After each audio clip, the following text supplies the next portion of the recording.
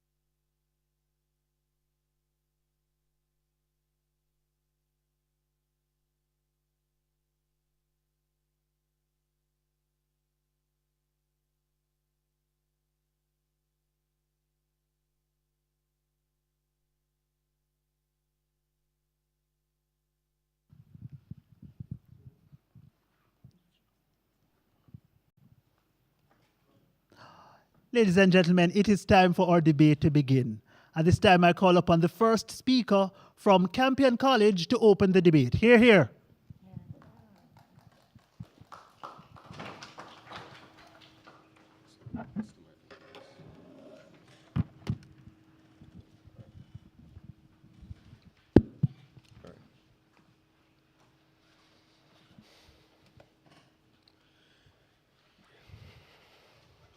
Adjudicators, fellow teammates, audience, and worthy opponents, a pleasant good morning to you all.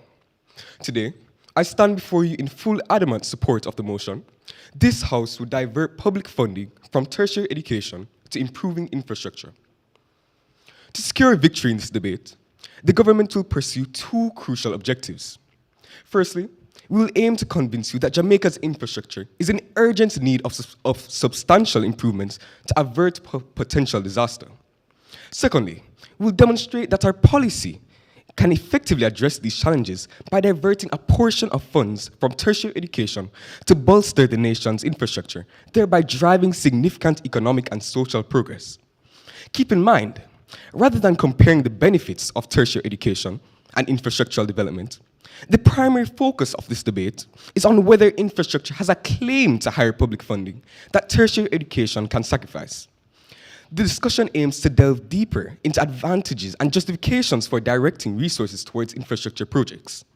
The opposition's responsibility, therefore, lies in dismantling either of these arguments.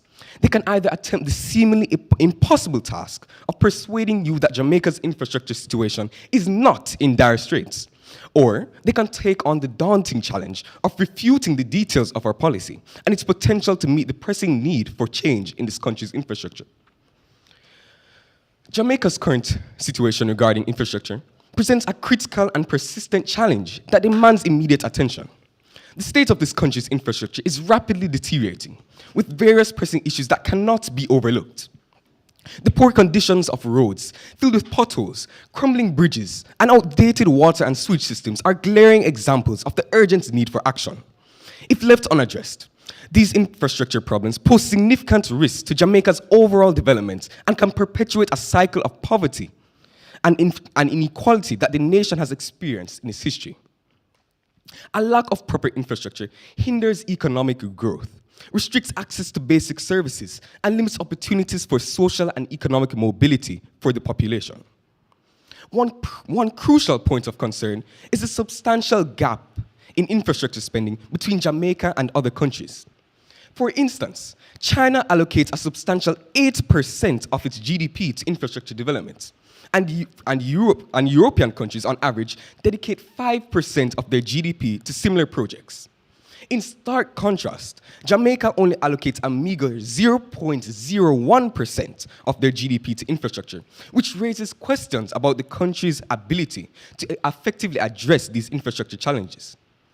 Addressing this gap and increasing infrastructure spending through the diversion of funds is crucial for fostering sustainable development, improving living standards, and positioning Jamaica competitively on the global stage. As such, this House would implement a policy redirecting a portion of public funds from tertiary education towards infrastructure projects. This strategic allocation of resources will allow us to effectively tackle the pressing issue at hand. The proposed policy seeks to methodically allocate resources to enhance these critical infrastructural elements by channeling funds from sectors that are considered outdated and not up to modern standard. We can concentrate on developing and upgrading the key infrastructure that will pave a way for a brighter and more prosperous future for all Jamaicans. Let me emphasize that this policy does not undermine the importance of tertiary education. On the contrary, it seeks to strike a careful balance between investment in education and infrastructure. Any concerns raised by the opposition about the implications of diverting funds from education will be addressed through meticulous planning and effective resource management. To minimize any negative impact on the education sector, the approach involves conducting comprehensive assessments to identify areas where funds can be reallocated without compromising its quality. Transparent financial decision-making and a collaborative effort among the government, educational institutions, and stakeholders will play a vital role in the innovative solutions that prioritize critical needs while maintaining educational standards. Rest assured, tertiary education will continue to receive substantial funding to cultivate a skilled and knowledgeable workforce for the nation's future. Nevertheless, by judiciously diverting a portion of resources to infrastructure development, we lay a solid foundation for a more robust and prosperous society. This strategic approach drives sustainable development and enhances the overall quality of life for all citizens. Additionally, when analyzing the utilization of funds in tertiary education and infrastructure, it becomes clear that the allocation of funds to infrastructure holds greater significance and yields more tangible effects. This is evidenced through the immediate and effective solutions it provides to critical issues faced by the country, such as improvement of roads leading to less congestion, leading to easier and faster commuting, as opposed to the relatively slower and sometimes non-existent impact of investing in tertiary education. Moreover, the entire country is expected to enjoy the benefits from an infrastructure budget that is only 2 times the size of tertiary subsidies that only benefit 32,000 people between the University of the West Indies and the University of Technology. The key to unlocking a multitude of benefits and growth opportunities for Jamaica lies in redirecting funds towards vital infrastructure sectors. By giving priority to infrastructure development, we can pave the path for a more prosperous and sustainable society. Enhanced transportation systems will play a pivotal role in reducing congestion and improving traffic flow, thereby leading to a reduction in pollution and greenhouse gas emissions. Our commitment to modern drainage systems will not only mitigate the impact of floods, but also safeguard our communities against the devastating effects of climate change. Moreover, access to reliable telecommunications infrastructure will bridge the digital divide, ensuring that even remote communities can actively participate in the global digital economy. This connectivity will open doors to essential services such as telemedicine and online education, empowering our citizens with greater opportunities and access to knowledge.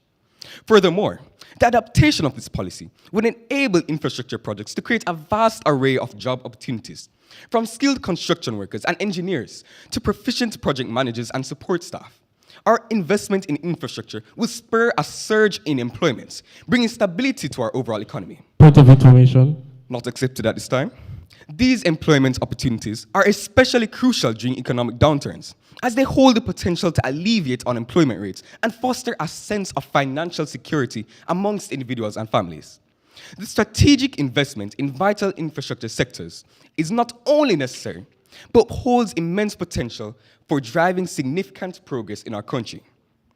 In conclusion, our policy cultivates a thriving society with adept workers and resilient growth. By investing in infrastructure, we address pressing needs, benefiting both urban and rural communities inclusively. Simultaneously, we maintain a strong commitment to education, empowering the workforce for sustainable development. The fusion of education and infrastructure drives research, bolstering our nation's advancement. This holistic approach promotes fairness, ensuring development reaches every corner of our country. Let us envision the transformative potential and work together to shape a brighter future for Jamaica. The proposition now momentarily pauses. Thank you very much for that speech. First proposition speaker representing Campion College. We now call upon the first speaker from the opposition side, Jamaica College. Let's make that.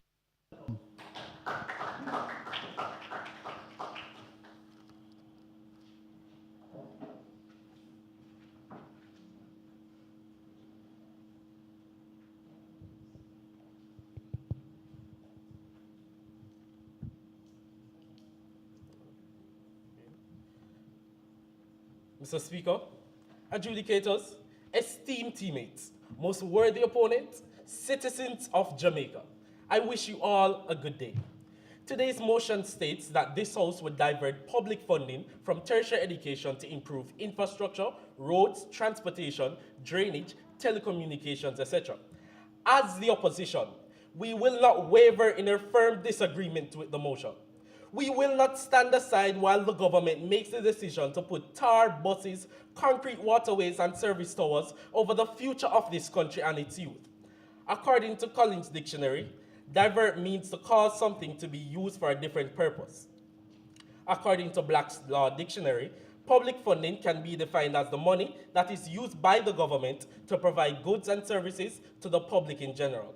According to the World Bank's website, tertiary education refers to all formal post-secondary education, including public and private universities, colleges, technical training institutes, and vocational schools. According to Cambridge University, infrastructure can be defined as the basic systems and services, such as transportation and power supply, that a country or organization uses in order to work effectively. Members of the government, I am appalled that this is what you're proposing. Let me state the position of the opposition clearly. We will not cause money or resources provided by the government for all post-secondary education, might I talk about, we're talking about UWI, UTech, HART, CMU, all of these places, to be used to improve the basic systems and services a country needs. Now, I'm sure the government will be slamming the point that these are the basic systems and services that we need.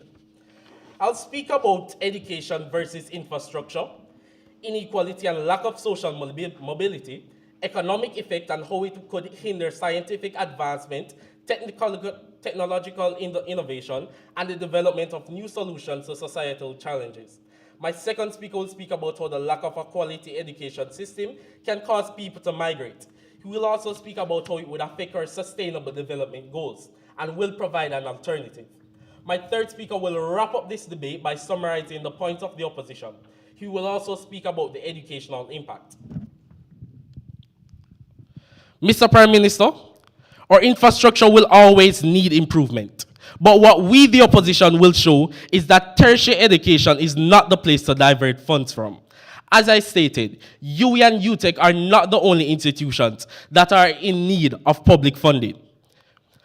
Let me show you that our infrastructure is already currently being improved, and we need not divert money and resources from tertiary education.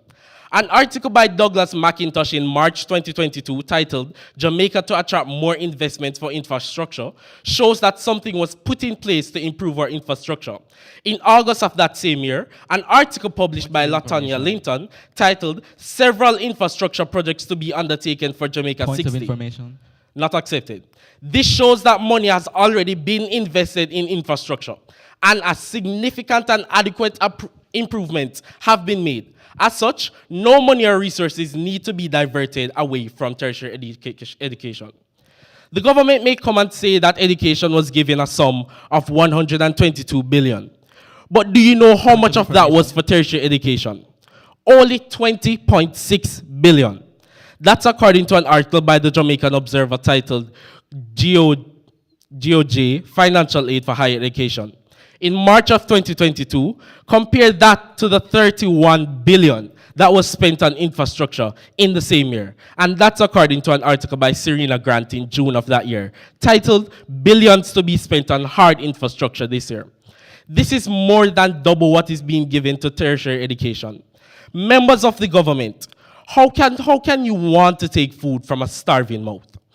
If the Jamaican economy is to become knowledge intensive, it will need to expand its pool of university graduates. If anything, therefore, government policy should be geared towards widening, not narrowing the pool of university graduates. By diverting money and resources away from tertiary education, a privately funded higher education system would risk marginalizing Jamaicans who come from modest background but have made it to university or college by dint in their talent and hard work. It could widen the gap between the rich and the poor, making it accepted. So you speak of the future of our youth, and you talk about the graduates from university. But what do you say of the World Bank study, which identifies that 85% of our graduates just emigrate? So we're losing all of that skilled labor because we can't retain people, because we don't have good quality of life here in Jamaica, which infrastructure could go towards improving. Well, apologies. Well, we do not have a quality education system in Jamaica, which is why our youths are migrating to other countries to find greener pastures. We don't have a system in place for our youths to matriculate into jobs. Right in Jamaica, as many of us know it, is links around the place. As a democratic country, each and every citizen deserves the ability to achieve higher education and climb the social ladder. Public funding to tertiary education allows for that. Allowing social equality and mobility is essential for creating a fair and just society that offers, not accepted, that offers opportunities for all individuals to improve their lives regardless of their background. Education is an investment into a nation's future. Skilled and educated individuals are more likely to contribute positively to the economy and society.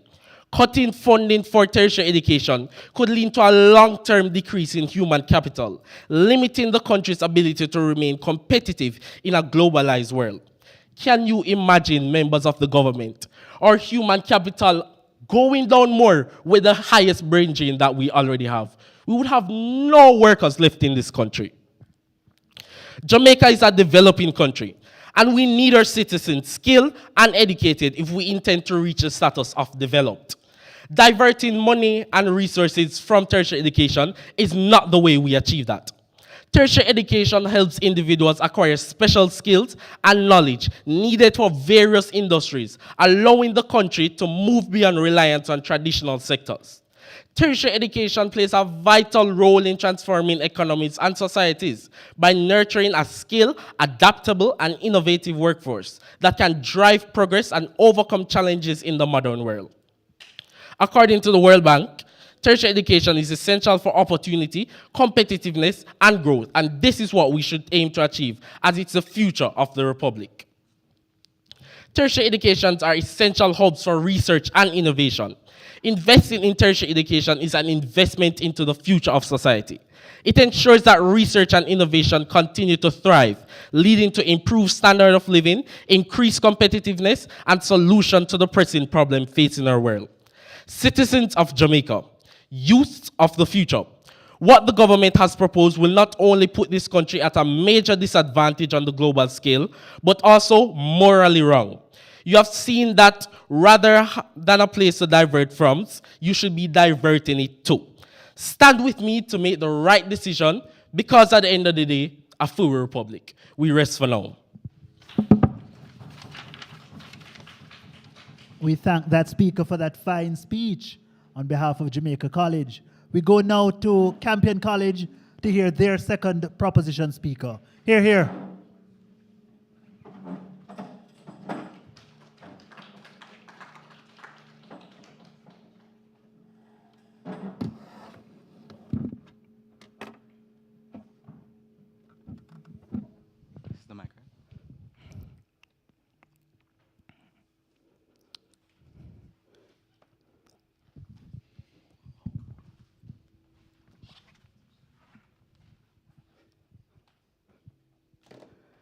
Ladies and gentlemen, I'm proud to return to extend the government's case in support of this motion.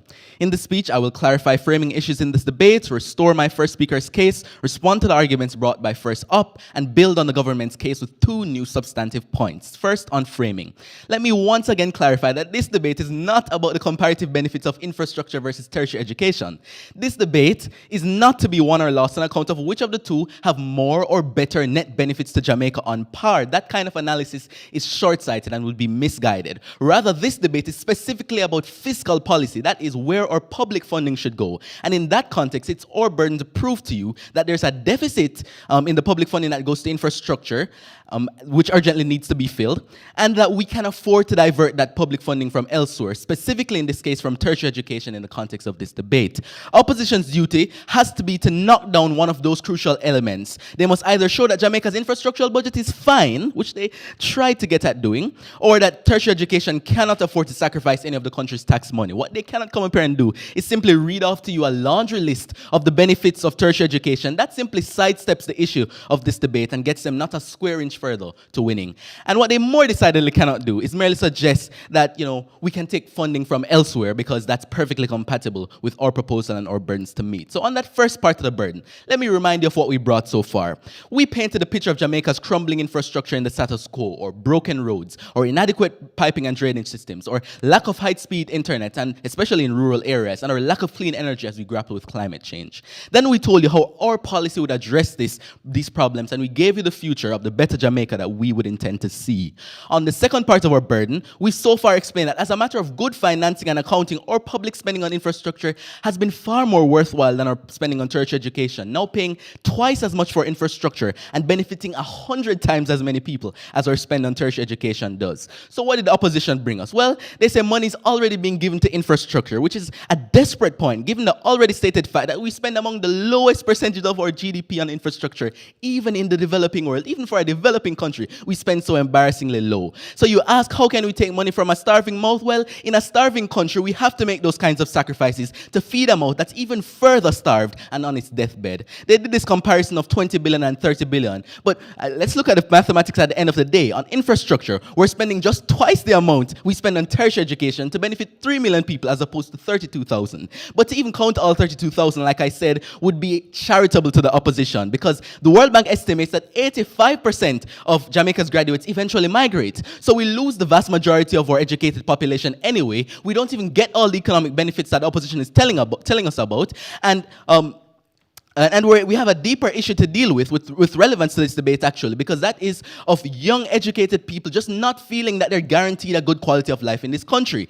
And infrastructure, as a matter of fact, would go a great way to solving that quality of life issue and retaining at least some of the massive tertiary educated immigrant population. So interestingly, our side of the house is pro-tertiary education. We just want to keep more people in the country than drive people out as obtains in status quo. Finally, onto my substantive arguments. Here, I'll offer you one unique justification for why infrastructure is more entitled to public funding than tertiary education, and one for why funding should be diverted from tertiary education. Not accepted yet. The first point is that infrastructure is more entitled to public funding than tertiary education because it fits more neatly into the category of public goods than tertiary education does. This requires some analysis of public goods and private goods. In economics, public goods refer to those that are non-excludable, which is to say no one can be denied them, they cannot be limited to only certain groups of people, and non-rivalrous, which is to say there is enough to benefit everyone from them. That is, the consumption of some does not deprive or diminish the supply for others.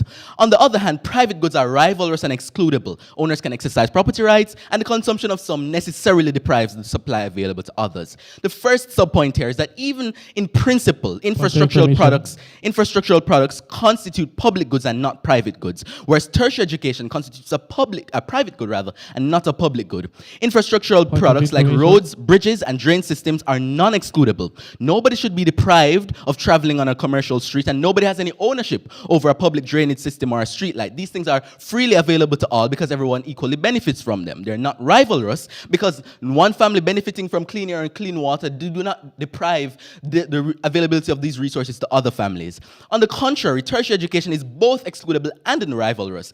That is, there's simply not enough for everybody. One person getting more limits the supply available to another person, and some kinds of people are necessarily excluded from getting access to tertiary education if they don't meet certain qualifications. But in a more practical sense, the distinction between the nature of these two goods is crucial because there is an inverse relationship between the government's interest in education. That is to say, as education level increases, the government's interest in education decreases. So everybody agrees that primary education should be mandatory and free for all, but no reasonable person would suggest that postgraduate education should be free and mandatory for all. This is consistent with the UN's own Declaration for Human Rights, which says at least elementary education should be guaranteed and free, while professional education, it says, should be made generally available. I'll take the point. You speak about saying that within your speech you said that you guys are pro-tertiary education, but now in your speech you're saying that tertiary education is not important and infrastructure is more important. Clearly, the opposition is missing the entire point. We never said that tertiary education is not important or that infrastructure is more important. Our own point. In fact, the point of this segment I'm getting into is that tertiary education is so important that it will benefit from private funding even much more than it benefits from public funding. And as a matter of fact, the point about the comparison is to say that infrastructure is so woeful, infrastructure is so badly funded that it would demand, even with all the importance of tertiary education, some kind of sacrifice from tertiary education when we compare and we measure up how much we're spending on both these things. So to move on to my second point, public funding should be diverted from tertiary education because tertiary education works better with private funding. The point here is that even if you reject my first substantive, even if tertiary education could be conceived of as a public good in principle, it simply functions better as a private good in practice. In contrast, infrastructure always functions better as a public good in practice. That is, than it does as a private good. Simply put, private funding makes tertiary education better, private funding makes infrastructure worse. Public funding makes infrastructure better, public funding makes private funding makes infrastructure worse. So even if there's no prima facie reason to prioritize public funding of infrastructure, there's an all things considered reason to do so. So let me tell you the things to consider. First, with public funding of tertiary education, there's less efficiency due to the limited flexibility to meet changing global demands and budget constrictions from the government. Second, with public funding of tertiary education, there's less accountability and transparency due to the presence of bureaucratic and political influences from political actors.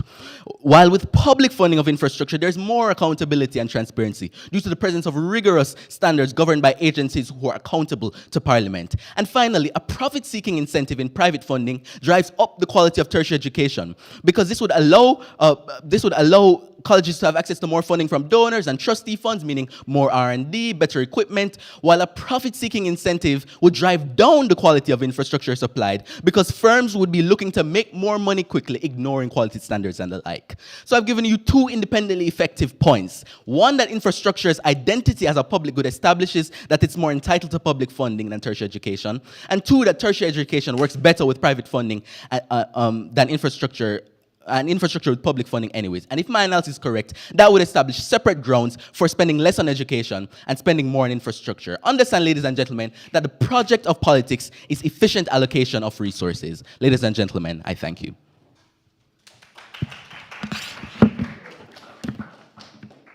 Thank you very much for that fine speech, second proposition speaker.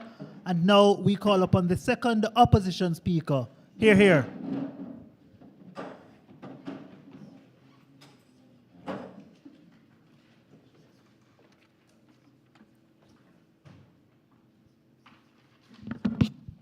Magic.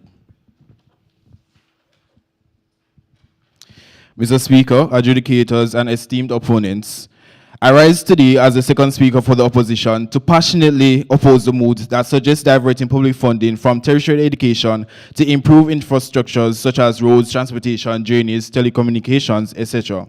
in Jamaica. Ladies and gentlemen, and my opponents, we do not deny the importance of developing our infrastructure, or as our proposition side suggested, that we believe that the infrastructure system is quote-unquote fine. Over the years, residents have been complaining about the bad roads in their communities. Montego Bay to Chilawani Road, taxi drivers strike over bad roads last month. In Jamaica Gleaner article entitled Neglected Infrastructure Hurting Mobile, published March 4, 2023, the Montego Bay Chamber of Commerce and Industry, MBCCI, says it is disappointed with the government's lack of urgency in completing important infrastructure.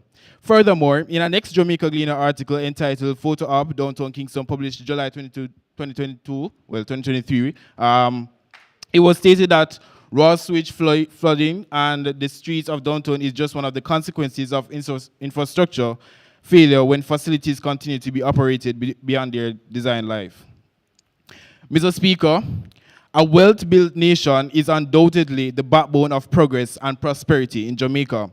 However, we firmly believe that investing in tertiary education is equally, if not more, crucial for Jamaica's long-term growth and development. Imagine a Jamaica with shiny new roads, modern transportation system, efficient drainage, and high-tech telecommunication system. It illustrates a vision of progress and something we yearn for as citizens. But what good is a developed infrastructure if our citizens lack the advanced knowledge, skills, and critical thinking necessary to utilize and maintain it? Tertiary education is the key to unlocking the potential of our people. It empowers them to, not accepted at this point. It empowers them to innovate, to be creative, and to become skilled professionals in the various fields. When we invest in tertiary education, we create a pool of talent that contributes to the improvement and maintenance of our infrastructure in a sustainable manner. Essentially, an investment in tertiary education is an investment in Jamaica and our infrastructures. Let me give you an example to illustrate this point further. If we divert funds away from tertiary education and neglect development of skilled engineers, architects, and urban planners, my opponents, who will be responsible for designing and constructing our infrastructure? Who will ensure that these projects are built to the highest standards, meeting the needs of our communities, and are able to withstand the test of time? It is crucial to consider, not accepted at this point, it is crucial to consider the ripple effects of diminishing public funding for tertiary education. The lack of investment in our universities and colleges could lead to brain drain, where talented individuals seek opportunities abroad due to a dearth of prospects at home, not because of infrastructural reasons. We risk losing our best minds to other countries that do recognize the value of investing in education, leaving us bereft, not accepted, of the human capital needed for sustainable growth and development. To further drive this point home, consider countries like that prioritize education, like Finland, for instance, is renowned for its robust education system. By investing in education, Finland has developed highly skilled workforce that drives innovation, economic growth, and societal well-being. It is crucial to emphasize the significance of quality education as a fundamental component of our sustainable development goals. As we strive to achieve the sustainable development in Jamaica, quality education must be at the forefront of our effort. Investing in tertiary education is not just an expenditure. It is an investment in future stability, prosperity of our nation. Quality education is explicitly recognized as a key enabler to achieving several of United Nations Sustainable Development Goals, the SDGs.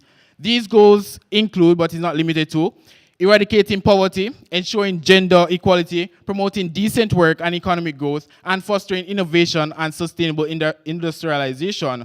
By investing in tertiary education, we align our nation efforts with the global agenda for sustainable development. Point of information?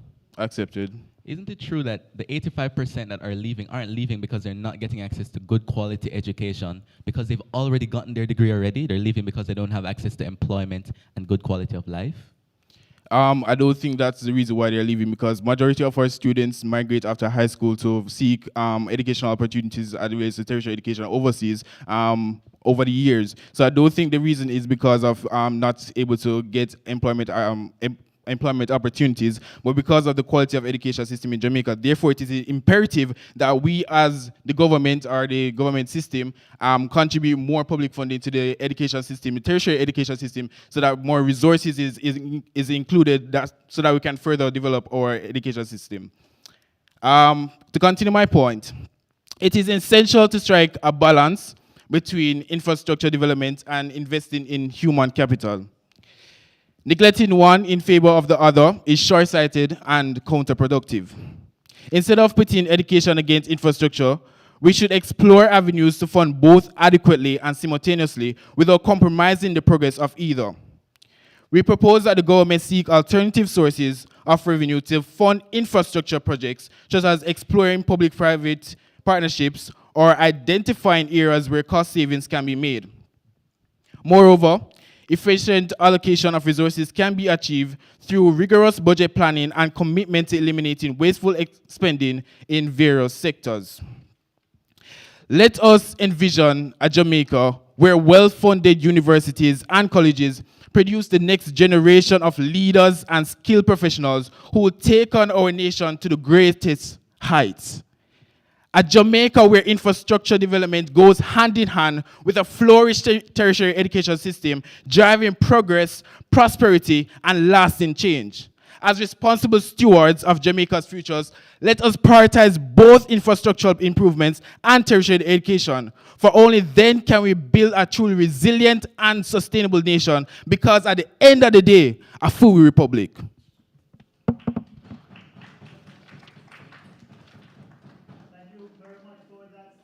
We go once again to the proposition side, Campion College, to hear from their third speaker. Hear, hear.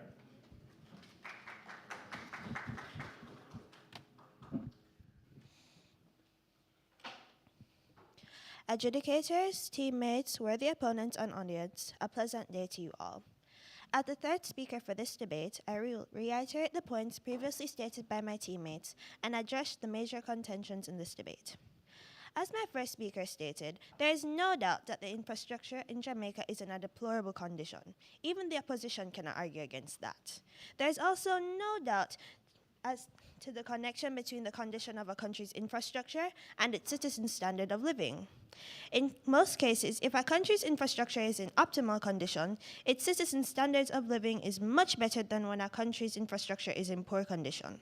A diversion of a portion of public funds from tertiary education to the improvement of infrastructure will result in a better quality of life for Jamaican citizens. This funding will be used to improve the infrastructure of the country that people live in, hence serving them and giving them a better standard of life. The opposition may argue that we are focusing more on the structure of buildings, roads, and drainage more than people's lives and ambitions. However, this claim is entirely false. Bad roads filled with potholes lead to car accidents, injuries, and sometimes death. Improper drainage leads to flooding, loss of property, and can also lead to deadly waterborne diseases such as cholera. These incidents are all effects of bad infrastructure and affect people of Jamaica every single year.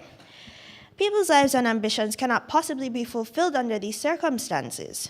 Hence, in initiating these improvements with a portion of the aforementioned public funds, we seek to better the quality of life of the citizens of Jamaica. Tertiary education is an opportunity taken up by at least 40,000 people in Jamaica.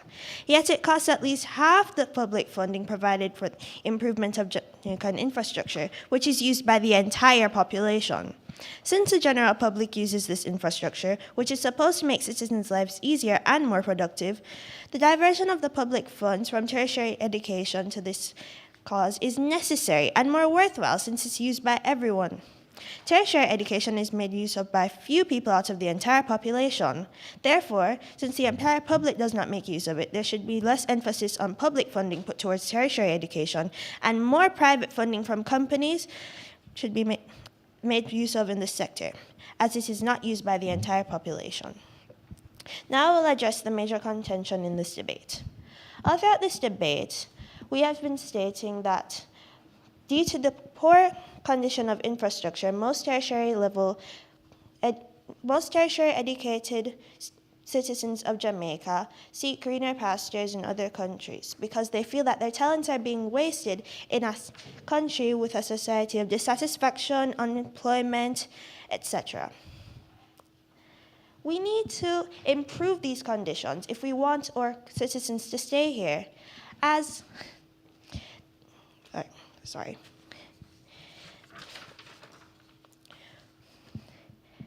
college graduates feel that their talents are being wasted in this society of dissatisfaction and unemployment.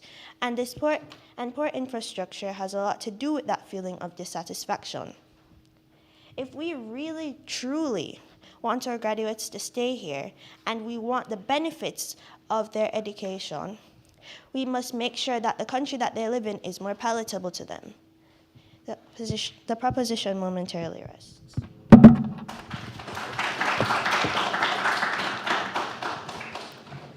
We thank the third speaker from the proposition side.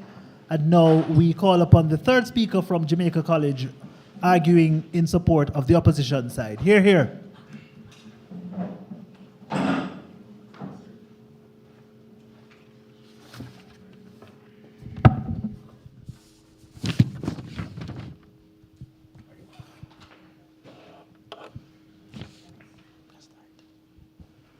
Good day, Mr. and Madam Speaker, judges, my ecstatic teammates and worthy opponents. Our motion states this House would divert public funding from tertiary education to improving infrastructure, transportation, drainage, and telecommunication.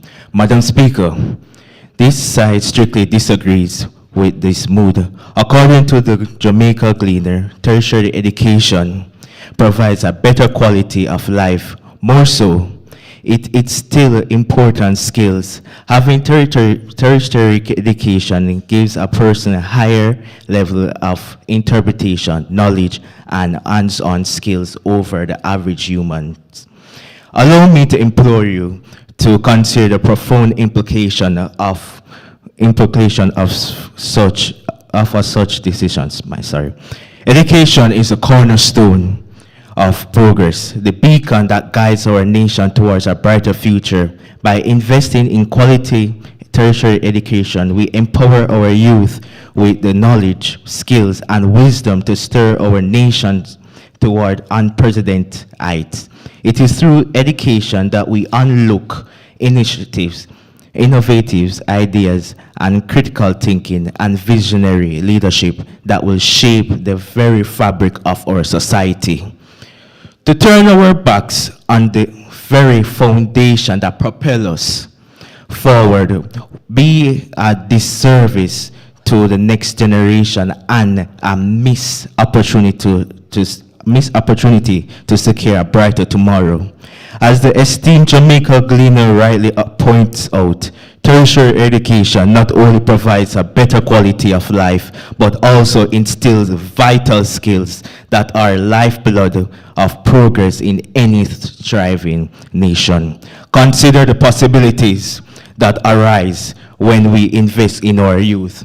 Imagine a future where our graduates excel in their respective fields, contributing to groundbreaking research, innovative technologies, and sustainable development. Our education system must not only keep pace with the changing times, but also propel us to be the forefront of global advancement. Our nation is on the course of greatness. It is the duty of each of Point of information? not right now. It is the duty of each one of us to ensure that our young minds are nurtured and empowered to lead us there. Neglecting education in favor of other sectors would be a grave mistake that compromise the very essence of our potential. With our youth being able to gain education from quality institutions, then our country will over time become very well developed and able to produce more funds to go towards infrastructure, telecommunication, transportation, drainage. To address the clashes, the proposition claims that Jamaica urgently needs better infrastructure. To address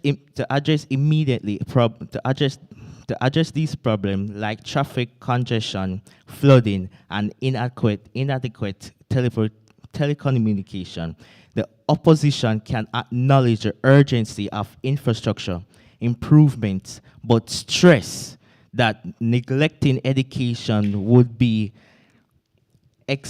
exacerbated social issues in a long run. It's important to tackle infrastructure challenges while concurrently investing in education to address root cause and future needs.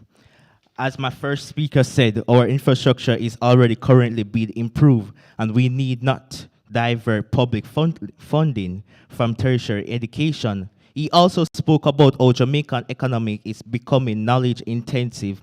It will need to expand its pool of university graduates. He also said that allowing social equality and mobility is essential for creating a fair and just society, offers opportunity for all individuals to improve their lives regardless of their background. He finished off by emphasizing how important tertiary institutions are for important research. As my second speaker speaks about how the lack of quality education system can cause people to migrate, he will also speak about how it affects sustainable development goals and provide alternative. Thank you. We thank you very much for that fine speech. The third speaker there from Jamaica College, opposition. Ladies and gentlemen, we're now going to pause for 1 minute to allow the debaters to gather their thoughts, make the finishing touches to their reply speeches. At the end of the 1 minute, we'll begin with the reply speech from the opposition team, followed by that from the proposition. Your 1 minute begins now.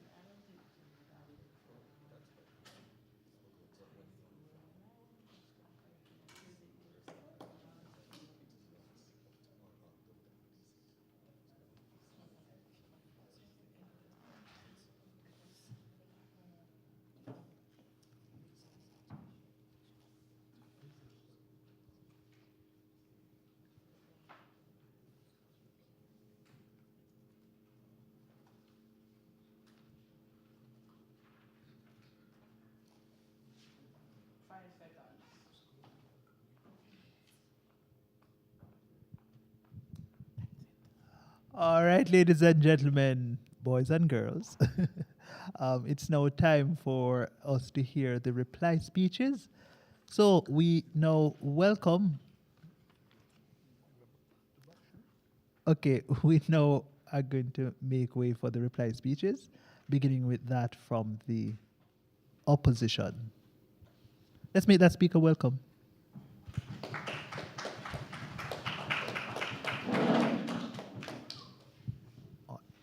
Just hold a minute, please.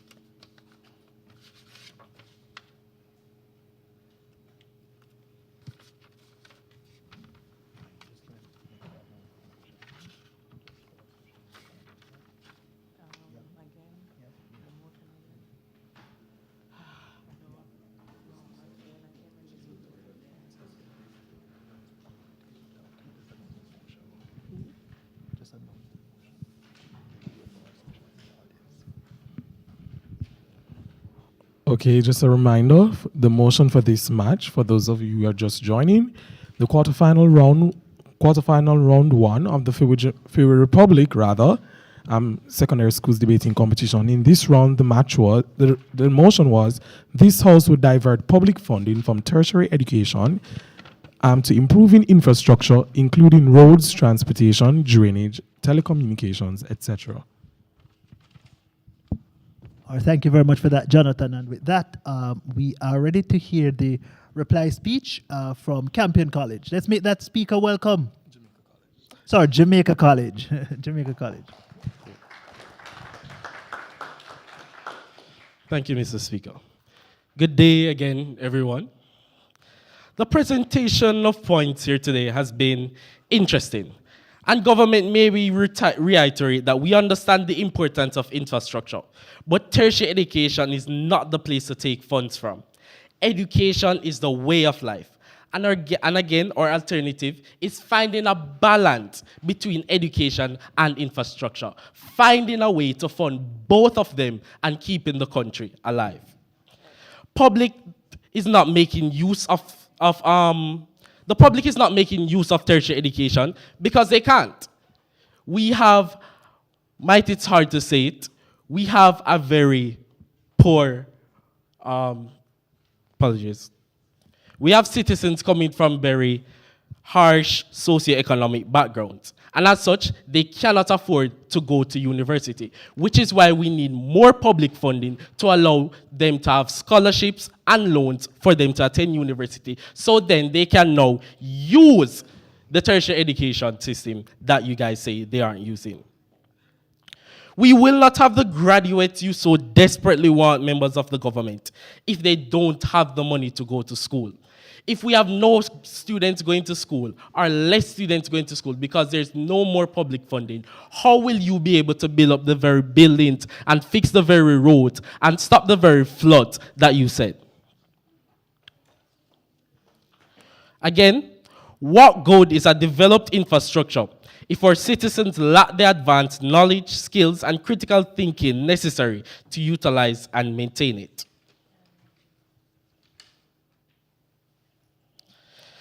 Again, the proposition claimed that Jamaica urgently needs better infrastructure to address immediate problems. But the opposition cannot acknowledge the urgency and improvements that need to be made. But we need to stress that neglecting education would exacerbate social issues in the long run. It is important to tackle infrastructure challenge while currently investing in education to address root causes and future needs. The opposition rests. Thank you very much for delivering that reply speech on behalf of the opposition side, Jamaica College. Ladies and gentlemen, we make welcome now the reply speaker from Campion College representing the proposition team. Hear, hear.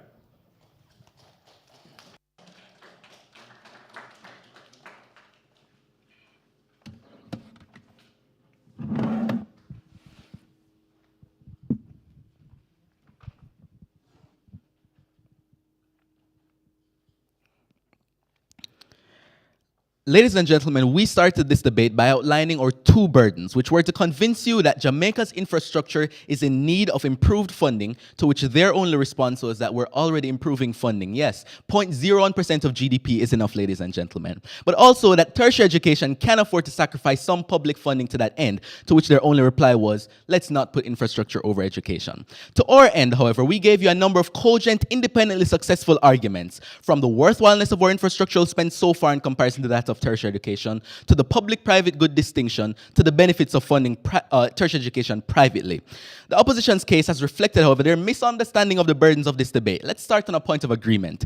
Both sides of this debate agree that we need to strike a careful balance between funding education and funding infrastructure. The only problem is that only our side actually does this. In no way is the status quo carefully striking any balance. We're spending only twice as much for infrastructure that benefits 100 times as many people. They say we can't put the infrastructure above education, but this misunderstands the point of the debate. Again, we're not arguing comparative benefits, we're arguing what better needs our public funding now. But also, we gave you a detailed policy that takes only from those parts of the tertiary sector that are being underutilized and strikes, like we said, that careful balance between caring for the needs of both sectors. They say that there are lots of economic benefits to obtain from tertiary education, but we gave two responses. We say we don't even get to realize those economic benefits because most of our college-educated citizens migrate, to which their response was, well, that's because of the problem of our education system, even despite the fact that these are people who already got their education. But more importantly, economic benefits aren't unique to opposition side. Our first speech was riddled with economic benefits, but recall the point of this debate. Again, it's not just comparative benefits. It's what works better with public funding or private funding.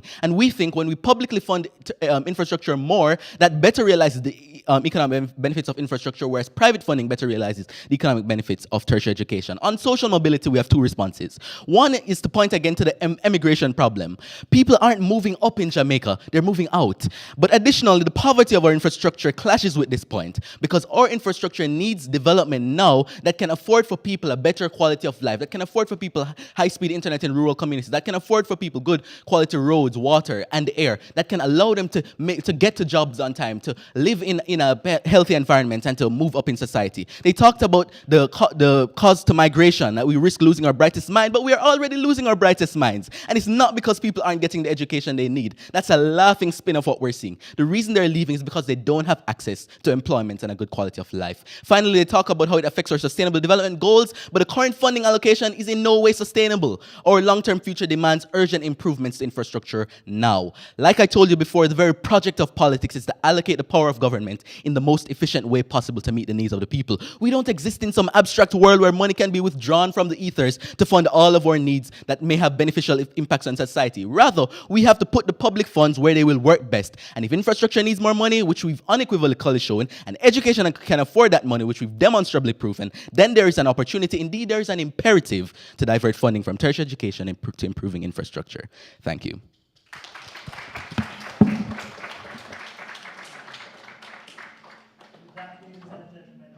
Has come to an end, but don't go anywhere, because as the judges, we have some thinking to do as it relates to the arguments that we've heard. We'll do that, we'll deliberate, and we'll come back shortly with the results. Thank you.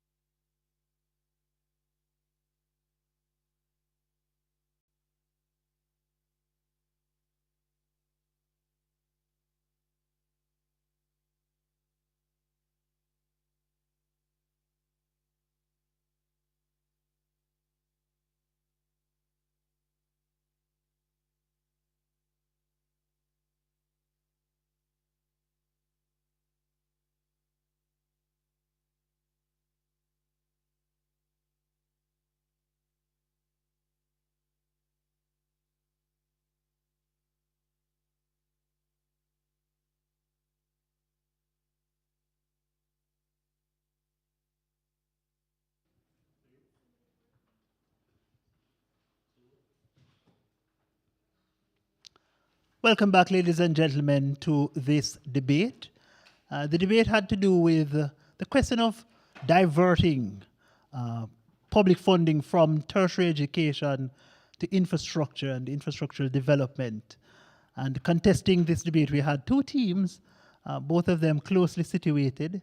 The team from Campion College proposed, the team from opposition opposed, the team from Jamaica College rather, opposed. We got some very illuminating ideas coming out of this debate. I'll start by levying a little bit of a critique. We felt that as the judges, that a lot of the argumentation did not find itself situated appropriately within the Jamaican context. So we got a lot of theoretical information as to whether we should value education more because of the positive outcomes of an educated society. We got that largely from Jamaica College. And we got ideas surrounding, the benefits of infrastructural development.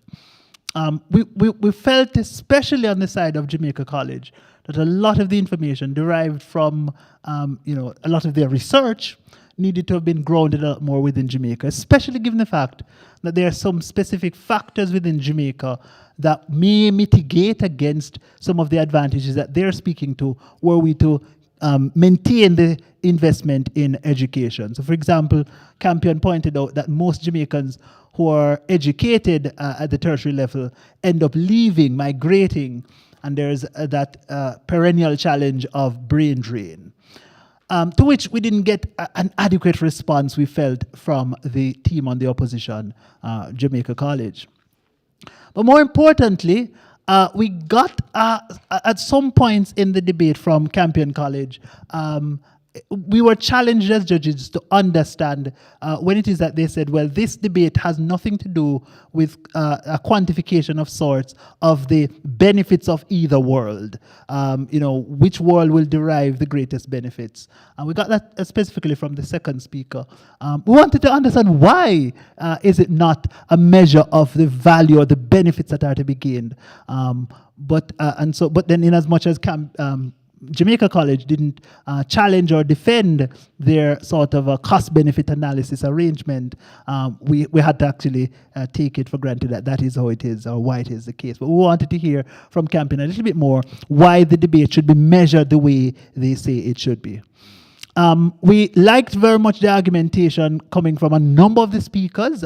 Certainly the first speaker from Jamaica College pointed clearly to some inherent benefits that are to be had were we to invest more in tertiary education, albeit a lot of it's structured in a very broad theoretical framework. When we heard examples from the Scandinavian countries, we wanted to hear again, why is it that this is actually the case in Jamaica? And we have no doubt that there are benefits to be had, if it is that we divert or keep funding within the tertiary sector of Jamaica.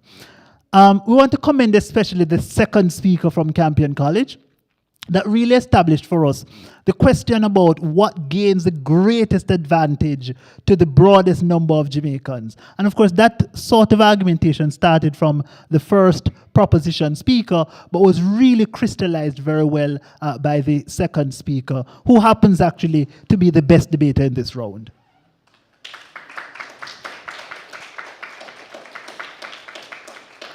One of the things I want to commend him on is his capacity to take fairly complex ideas and explain it in a way such that we, the judges who assume the role of blank slates, can really understand and see how it works. We felt that the grounding, the explanation of the theory was really good, albeit we needed to hear a little bit more contextualization within the Jamaican context. So, for example, speak to us about a number of infrastructural projects that have quantifiably led to some really significant impacts, so we can measure it and weigh it against the investments in education. We thought that, again, a really exciting debate, loved the contestation of ideas, would have liked to hear a lot more engagement in terms of points of rebuttal, and rebuttals, and upfront responses, refutations almost from Jamaica College. We felt that a number of times the speeches just began with what the script it would inform the speaker to say. We wanted to hear some stepping away from the script and engaging with the ideas that would have been presented by the opposing side. We got that quite well from the second speaker from Campion College, but not many other speakers did that sort of a refutation at the beginning of their speech. And so, ladies and gentlemen, after all of that is said and done, it's now time for the results, the announcement of the team that advances and the team who gets another chance to do it better next time around in round 2. The scores in this match, 128 versus 200 versus 100 and sorry, my bad. So 200, scratch that. 228 versus 247. 228 versus 247. And the team securing the larger, more significant number, 247, Campion College. Congratulations.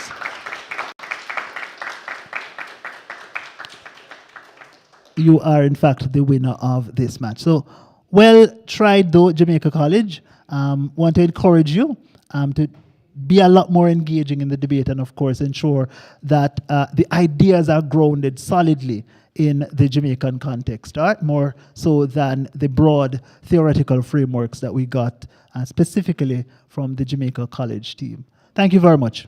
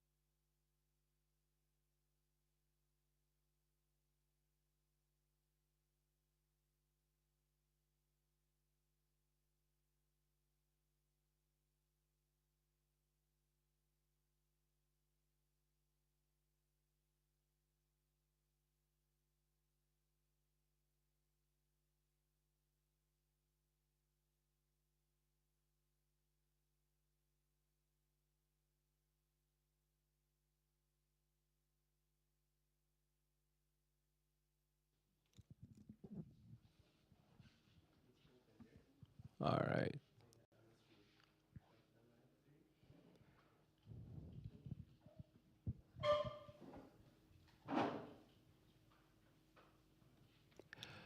Ladies and gentlemen, you are not suffering from deja vu.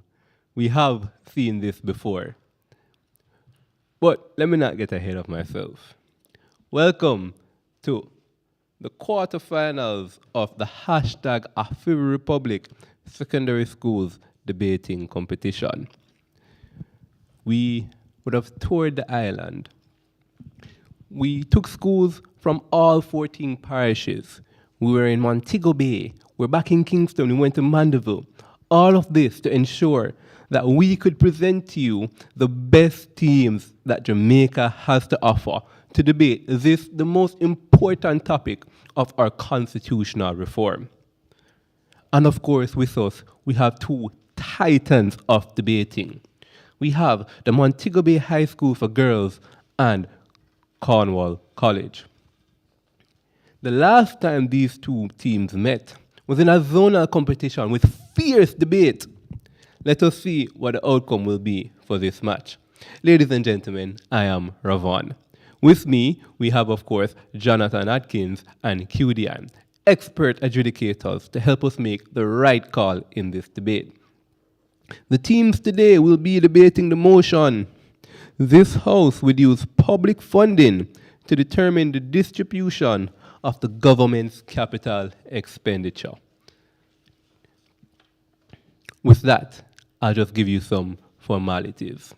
The first speech will last for 8 minutes, the second speech for 7, the third speech for 5, and the final reply speech will last for 3 minutes.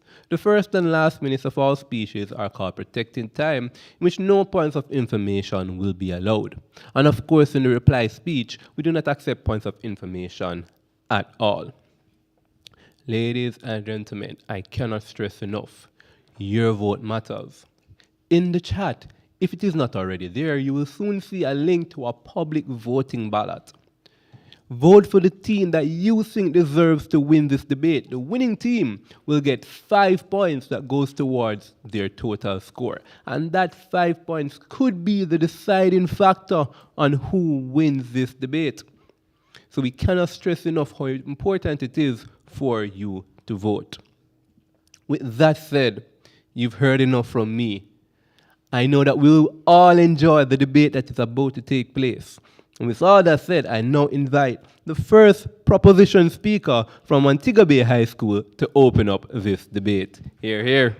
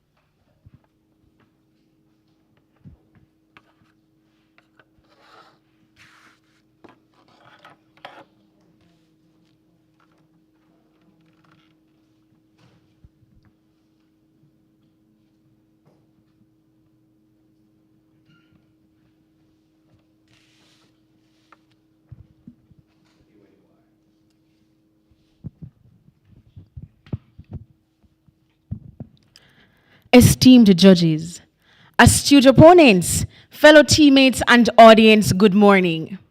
The proposition stands resolute in defending the stance that this House would use public voting to determine the distribution of the government's capital expenditure. Now, what exactly is capital expenditure and public voting? Capital expenditure refers to spending that creates long-term assets in the economy. Public voting, on the other hand, is defined as the formal process of citizens accepting or rejecting a political proposition by voting. Ladies and gentlemen, it is absolutely ludicrous that the opposition would suggest that the Jamaican people should not have a voice in determining where their tax dollars will be allocated. capital expenditure is funded primarily through tax dollars, and as such, the population must be adequately notified and sufficiently included in the decisions relating not only to their finances, but their long-term investments on a whole. This, Mr. Speaker, will encourage and foster transparency and accountability. The affirmative side, therefore, introduces to you our policy, I Fund Democracy, where, for the genesis of the fiscal year beginning April 1st annually, the Jamaican population will engage in public voting. The opposition will of course strike by questioning the purpose of this, when we have already elected competent individuals to the task of preparing our capital expenditure. They will also come to question the expertise of the Jamaican people. But adjudicators, allow me to clarify the misleading information my contenders will insist. I Fund Democracy will mandate that the Ministry of Finance and parliamentarians will persist in their normal drafting of the distribution of capital expenditure. However, by a month prior to the ending of the financial period, the public's vote will be the determining factor of which policies proposed by the government will receive priority. This, therefore, eradicates the point my opposers will posit in regards to the questions of competence, as well as the functions of the government in I Fund Democracy, as it stabilizes these concerns. This leads me to establish my point in delineating the inefficiency of the current system and its perpetual failure to the hardworking people of Jamaica. The opposition presupposes that we should continue in this unsustainable approach, which immortalizes the scheme of unaccountability and secrecy. A case in point that constructively reinforces my stance is the notorious devastation, the FinSac debacle in the 1990s. This period marked the crash of the Jamaican economy, with the Observer reporting over 44,000 Jamaicans losing all their savings, increased alarming rates of suicide, and complete loss of tangible assets, along with large-scale indebtedness. This was not caused by a natural disaster. No, not even because of a pandemic, judges.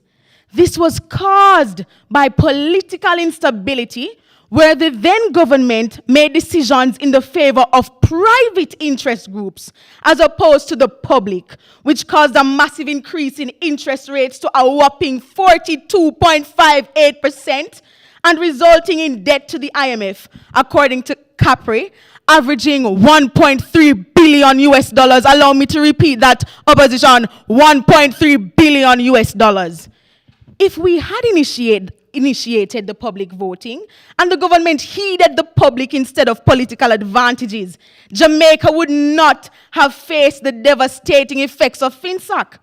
Take, for example, as well, the infamous Run With It speech by then Finance Minister Dr. Omar Davis after the 2002 election, who admitted to making financial decisions of over millions of dollars to ensure that his party's chances of re-election was not hurt.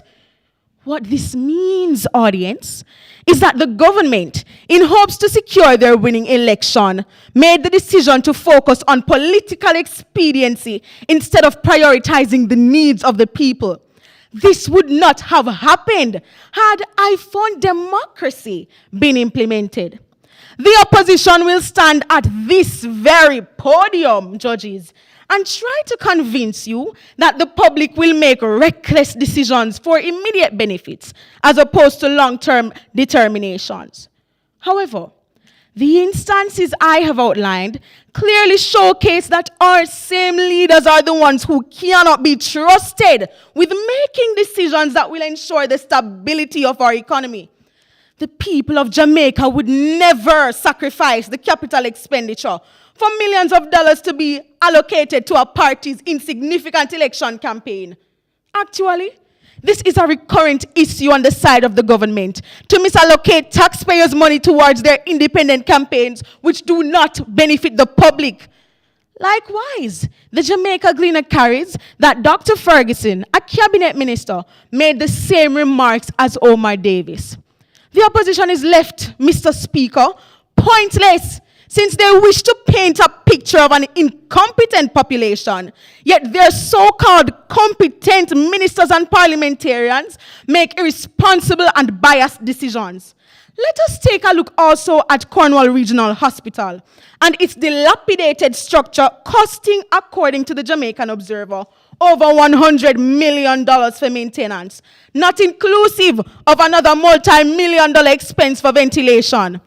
The government's decision to renovate it and deny a new hospital denied has formulated a ricochet in decreasing the efficiency of the Ministry of Health, leading to a record amount of deaths, which led also to a strain on the Ministry of Finance and a large-scale burden to the taxpaying citizens of Jamaica.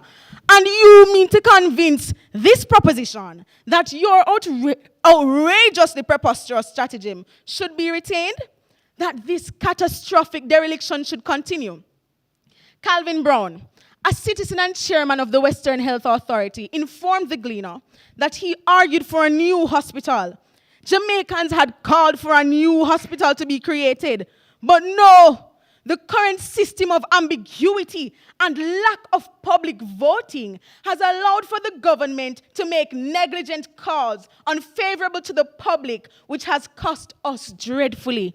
Had I-fund democracy been implemented, Jamaica would not have suffered from such laxity of our leaders. The opposition will also wish to convince us, Mr. Speaker, that corruption would take place in our policy, wherein votes will be bought and easily influenced by political parties. But I must remind you that private industries provide immense financial investment into political parties. In fact, the Gleaner shows where $300 million was donated to political parties in the year 2020. It is quite frankly ignorant of the opposition to believe that these benefactions are not heavily influential in advancing policies in the corporate world's private interest, with the public having no way to tell. Were we to implement I-fund democracy, we would be able to hold our leaders accountable and ensure transparency, competent decisions, and a decreased opportunity for corruption. The proposition reaffirms, therefore, that this House would use public voting to determine the distribution of the government's capital expenditure. I thank you. Please place your X beside Montego Bay High for public voting.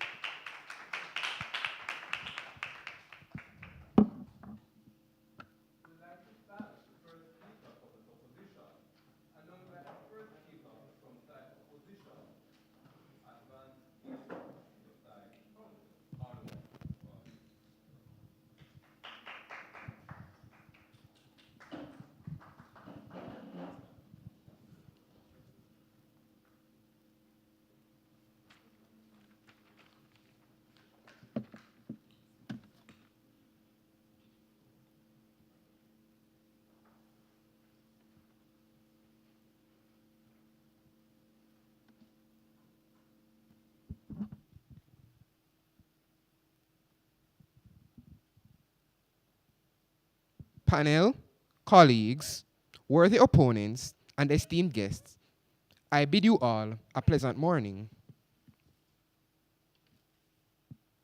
While safeguarding democracy is essential, we are not arguing that persons will not have a voice in the distribution of capital expenditure.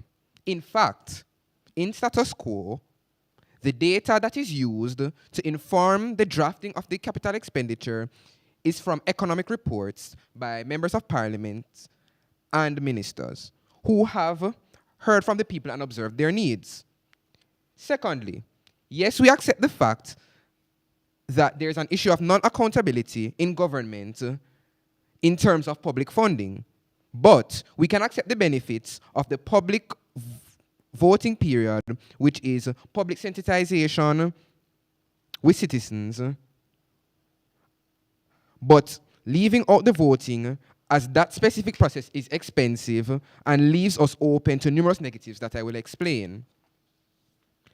Private interests, as will be explained in the speech of my second speaker, are able to influence the capital expenditure also in the public voting system, if not worse. Now, what is the main problem with the proposed model? They state that the model will allow persons to vote on what the government will prioritize, but is that what a democratic voting process is? Why won't we see what the people want and change the budget to accommodate them? I ought to stress the fact that the process of public voting for capital expenditure is an expensive and impractical one, laden with numerous inherent negatives. To win this debate, proposition must try to convince you that they can feasibly execute the yearly task with benefits that outweigh the negatives of the status quo. In contrast, opposition will win by dismantling the proposition's model and highlighting the exacerbated harm that comes with it. I will speak about the logistics of creating the budget, approving it, and the roadblocks that the Senate presents in this ordeal. My second speaker will also touch on the inherent challenges in organizing the elections, and my third speaker will summarize our arguments and clashes that may arise. Firstly, business standard defines capital expenditure, or CAPEX for short, as spending to create long-term assets in our economy. An example is money spent on building infrastructure such as roads, railways, and ports. Unlike government's current expenditures, they are productive investments to generate long-term benefits. Meanwhile, current expenditure is for operations or routine activities such as personnel and office equipment. Current and capital expenditure both make up the government's budget, but essentially, we are here to debate on whether or not the country should be allowed to vote on the government's capital expenditure. Having said that, my first point is there are complex economic principles and regulations that must be adhered to in respect to drafting the CAPEX that the people simply do not understand and cannot satisfactorily be sensitized in regards to. Firstly, to have an accurate representation of the people, the voting process... Point of information? Not accepted at this time. The voting process must be island-wide, similar to a general election or a referendum. Additionally, there must be a rigorous public sensitization period to educate the citizenry on the complex economic principles and politics involved in the drafting of the CAPEX such that they can make smart decisions. We know it is a complex process because the regular drafting of the budget includes some of the nation's brightest economists and analysts. Even the Minister of Finance is well versed in this field. It is unlikely that the government will be able to source the necessary financial experts to supplement this public campaign. The qualified officials who have the public speaking and engagement skills, the requisite knowledge of parliamentary procedures, and the financial expertise ought to be focused on the actual drafting of the CAPEX. Furthermore, these officials must also be impartial, being that most people have no financial background. The dissemination of this information is crucial to establish a firm understanding of the weight of what is being voted on by the people. It is imperative that this information is unbiased. Not accepted at this time.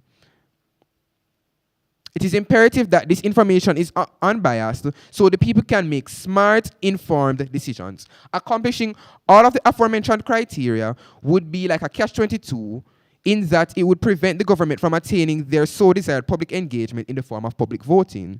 The regular process of creating the CAPEX is already on a time crunch, having to fit a process that would usually take nearly a year to complete in a matter of months.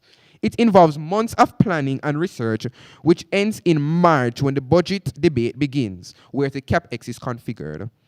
In addition to being heard in both houses of parliament, there are special presentations from the Minister of Finance and other ministers on the spending in their respective ministries, as well as the appointment of a standing finance committee to study the budget before the Appropriation Act to approve the use of the budget is finally passed.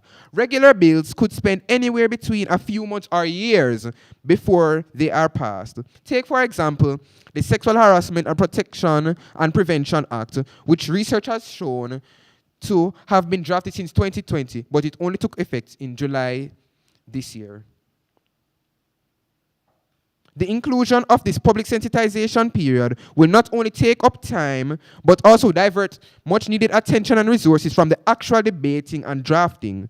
Using another example, in the form of the public sensitization period for the upcoming referendum in Jamaica's transition to a republic, which has been a task ongoing for the CRC, the Constitutional Reform Committee, and the Ministry of the Legal and Constitutional Affairs, informally and formally for over a year.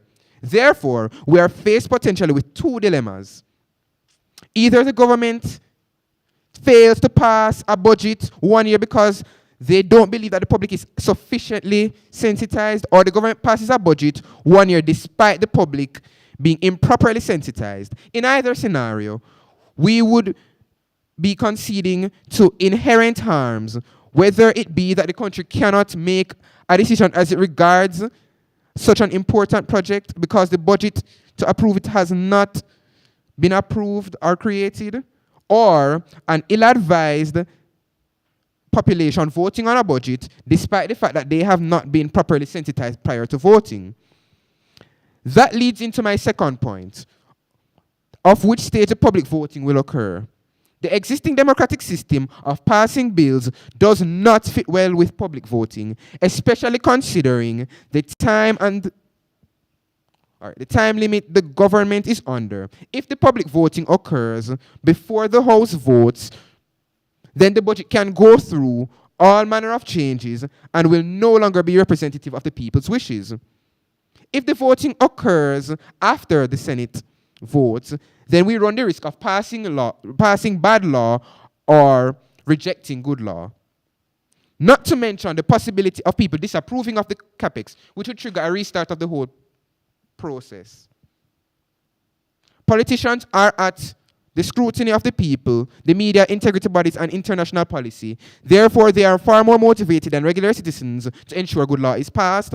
Moreover, whereas citizens may vote selfishly or inadvertently of the people against their best practice, politicians being both representatives of the people and public servants. I rest my case.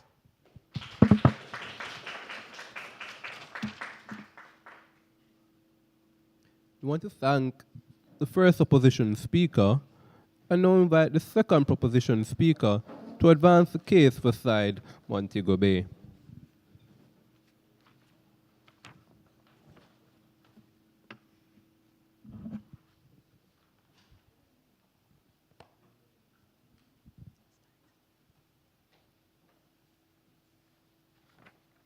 Excellent adjudicators, esteemed yet undermined members of the opposition, and my valued audience, I extend my warm greetings today. Before I proceed with you to a significant revelation made by the proponents of the affirmative, I draw your attention to this essential fact. This fiscal year, the government has earmarked substantial sums of money, which has totaled to $1,052 trillion for overall expenditures. $75.4 billion from this expenditure is being utilized for the government capital expenditure itself.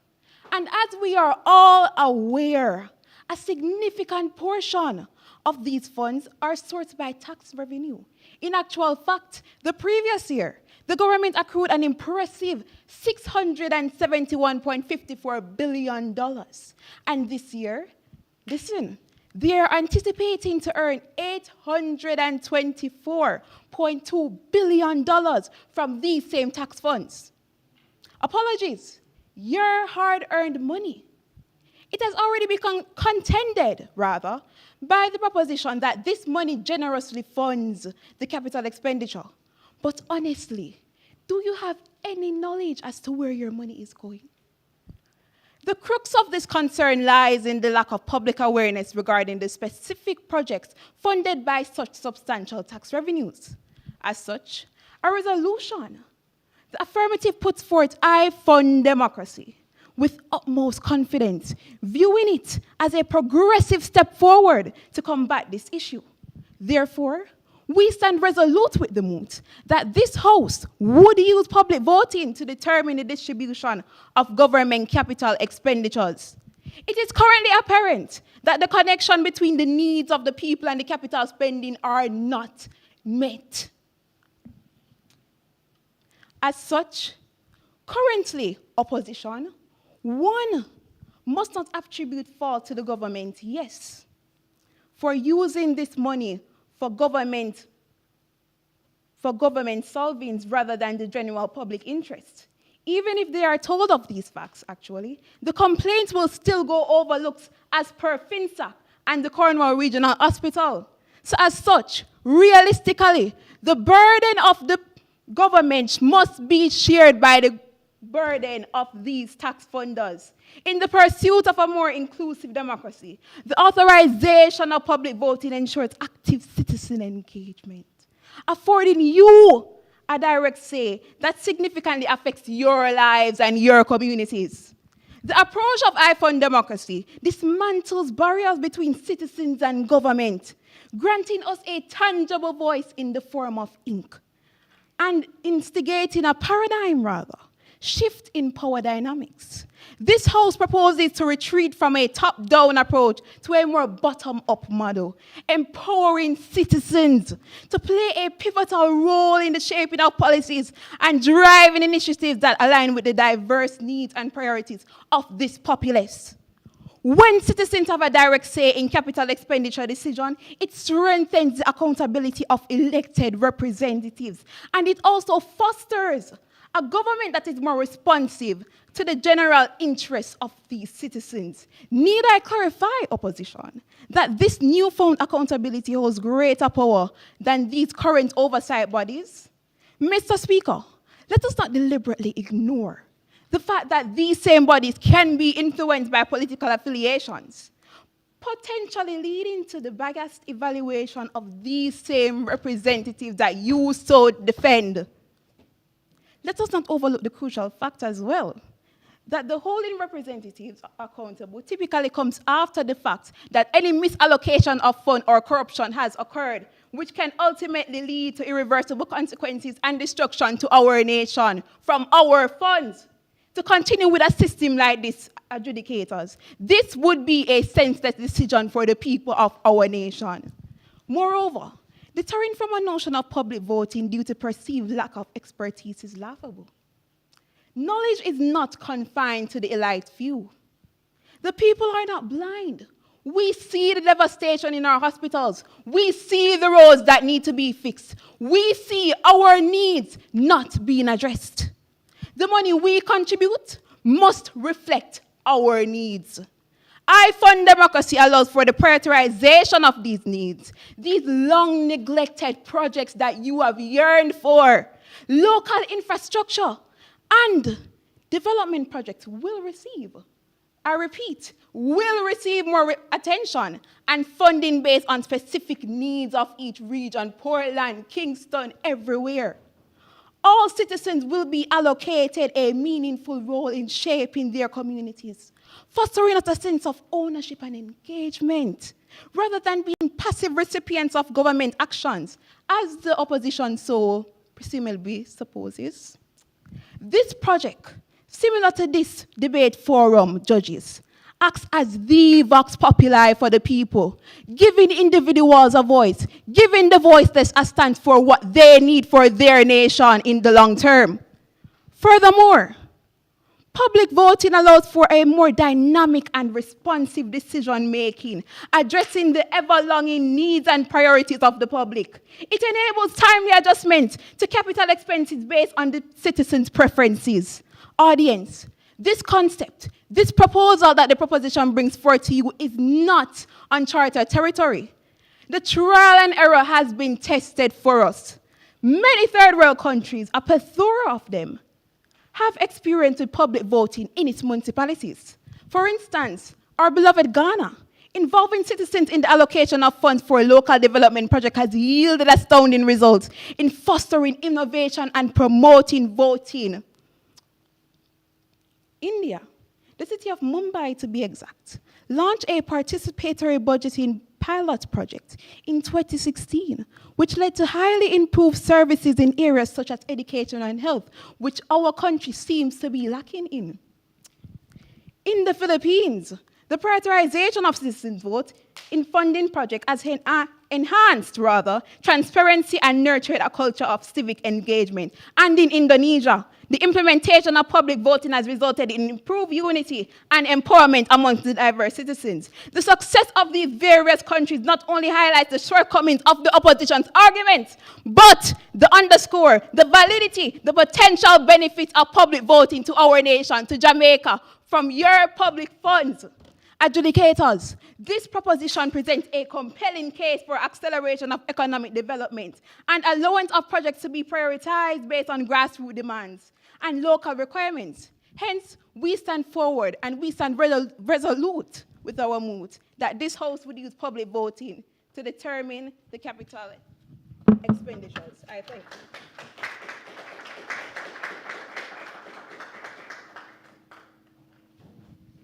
And with that, we invite the second speaker from side opposition to extend their case for the team, Cornwall College.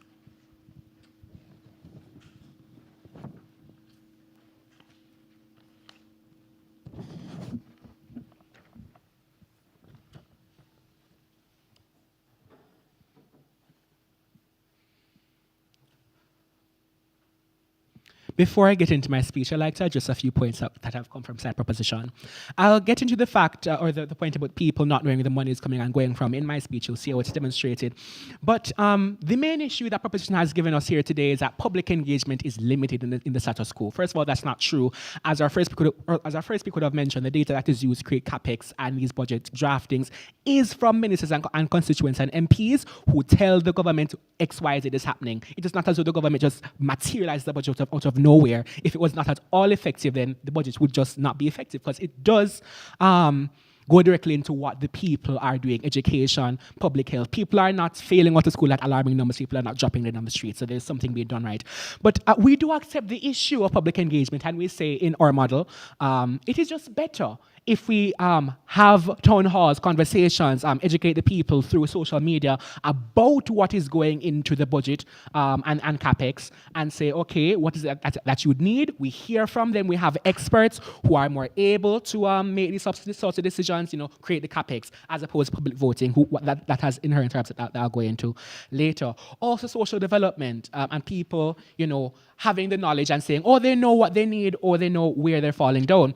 They may know what a person in a certain parish might know what a person in a certain parish needs, but to sacrifice social development and economic growth for democracy is sometimes problematic. We see, for example, tourism, where the government knows that if they invest in the tourism industry broadly, that may be concentrated in the parishes of Trelawney or Westmoreland, as opposed to Exeter distributing the money. That is better for the government, or for the government and the people, than every single parish crying for developments in their single parishes, not understanding the national need for growth. But I'll go into my speech. It seems that proposition is rather misguided. As such, one is inclined to strongly oppose the motion. The motion. My first point is that the fact that orchestrating elections yearly is time-consuming and expensive. In the government's model, the government would be required every single year to plan and execute a successful election on the budget that would most likely favor a general election. The cost of paying staff, securing venues, printing ballots, campaigning, etc., is far too great to practically justify hosting elections of this magnitude annually. A recent Jamaica Observer article states that the Electoral Office of Jamaica has revealed that over $1 billion will be required to hold local government elections. Bear in mind that this is just for local government elections. Imagine the amount the ECJ would quote to organize a budget election within the magnitude scale of a general election. As it regards campaigning, another Observer article tells us that $300 million in donations were given to the People's National Party and the Jamaica Labour Party before the upcoming general election in 2020. And for general elections, political parties typically start campaigning the year before. So imagine the time and the resources that political parties would be investing in this modern era to prepare themselves for budget elections. And we must know that there can be no public elections in any country without lobbyists and politicians and political parties being involved. That's simply naive. Not only are the annual general elections cumbersome upon themselves, but once every 4 years, the budget election would severely affect the planning, execution, and funding of the general election. So we might come to 1 year where we're sacrificing having MPs and senators in the House for our representative budget. Effectively, the government will be placing us in a rather particular situation for either having an economically balanced country or a democratic and free nation every 4 years. When push comes to shove, one hopes that this panel will agree that safeguarding the principles of our democracy undoubtedly trumps having any benefits that may arise from having a budget that is publicly voted on. Also, the nausea of the public sensitization period that we said that we kind of define as having necessarily happened to precede a public voting period is so deep and time-consuming that the lower class would not have the time to consume it, or the middle and upper class will have the time to consume it, and vote on bills that may directly advantage them. Imagine a woman making minimum wage as a housekeeper. More than likely, she will not be able to attend these public forums and town halls at which sensitizations would take place, rendering her disadvantaged as she would miss out on key information. The persons that make up the middle and upper classes would have the upper hand as it relates to the public sensitization period, given that they would have the time in their schedules to be more active participants of the same. As such, they'll be more likely to vote as they will have a much greater understanding of the budget in comparison to persons of a lower socioeconomic class. There'll be a natural bias towards upper and middle class, as opposed to lower class in the division of CAPEX funds. Thus, the CAPEX funds would not be representative of all the people, as not all Jamaican citizens would have been duly sensitized. This can lead to disenfranchisement of lower classes and the widening of the already large wealth gap. Right? But even if we grant the proposition, the fact that the lower classes will vote for what they believe in, we will also harken back to the fact that they don't have a proper understanding of economic principles, and if they are ill-advised, they'll just vote in an ill-advised way, believing that the effects that they want to come true will come true with the way they're voting. Thirdly, external interests such as large corporations and lobbying groups will force people to vote against their best interest. A lobbyist is someone who uses the media and other forces to influence persons to make certain decisions. Any lobbyist group has enough influence to sway the Jamaican people in a particular direction to serve their own agenda. And we see examples of this, obviously, of course, when the Proud Boys stormed the Capitol during in 2021, obviously, disseminating certain information, making people believe a certain thing, and then having a certain effect on them. Take, for example, a group of banks needs financial bailouts, and thereafter they lobby by utilizing the media, by writing newspaper articles, visiting the homes of people, hosting public forums, relating television programs, etc., to manipulate the citizens into voting for selfish private interests. We even see examples of this happening in the status quo, where lobbyists and politicians campaign and encourage citizens to vote for officials who claim to support the people's interests, but actually bolster profitable industries controlled by foreign interests such as tourism and mining.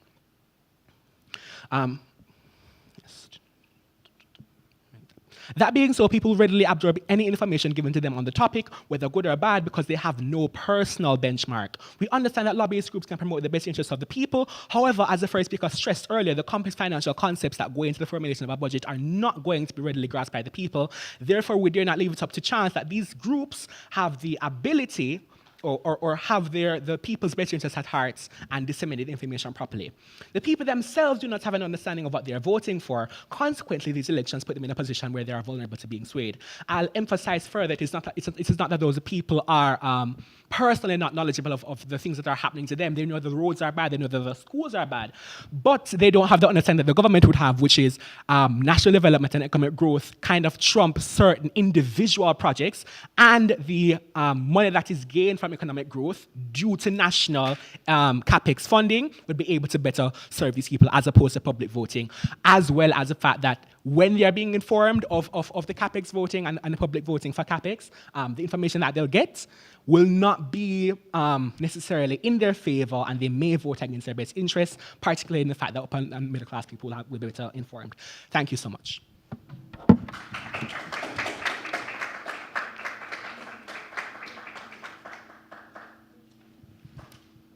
I want to thank the second opposition speaker and now invite the third proposition speaker to close out the substantive part of the debate for side Montego Bay.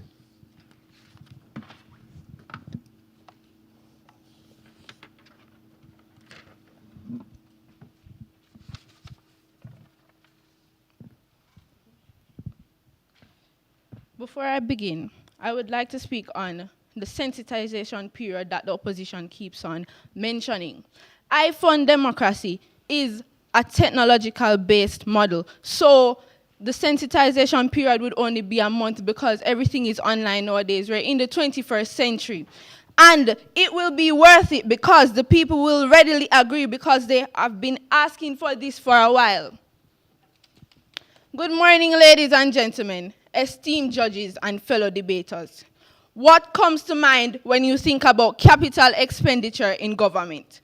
Do you think of misallocation of funds, cost overruns and delays, lack of accountability, the burden on future generation, or just the pure corruption that exists in this system? You have heard from my teammates on I fund democracy, the model. Now, the opposition may ask, what is the reason for doing this? We have entrusted the government Point of information. Not at this time.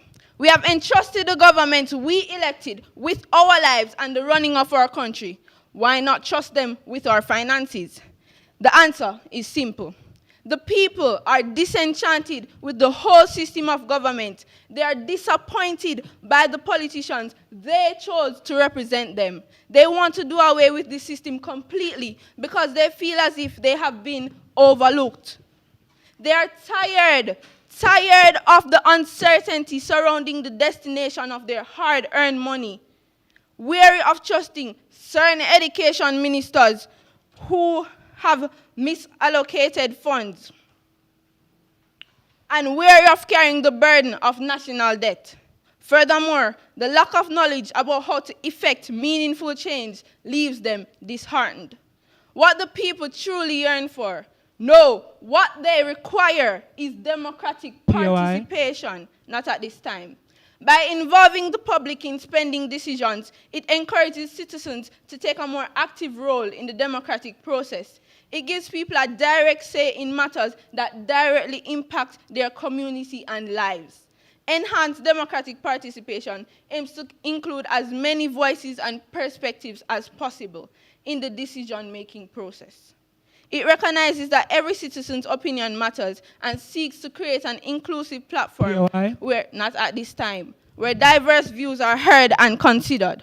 The opposition may attempt to disseminate falsehoods. Nevertheless, evidence substantiates that our system holds potential to succeed, and democratic participation offers viable solutions to the aforementioned issues. Take Switzerland, for example. This country has a long tradition of direct democracy, and its citizens have the right to vote on various issues, including capital expenditure projects. Through referendums and initiatives, Swiss citizens can influence budgetary decisions at different levels of government. Switzerland is currently the richest country in the world, with a the fourth richest country in the world, with a gross domestic product of 801 billion. The citizens not only have a system of transparency and accountability, but they also have a greater trust in their government because of the partnership and discussion that takes place.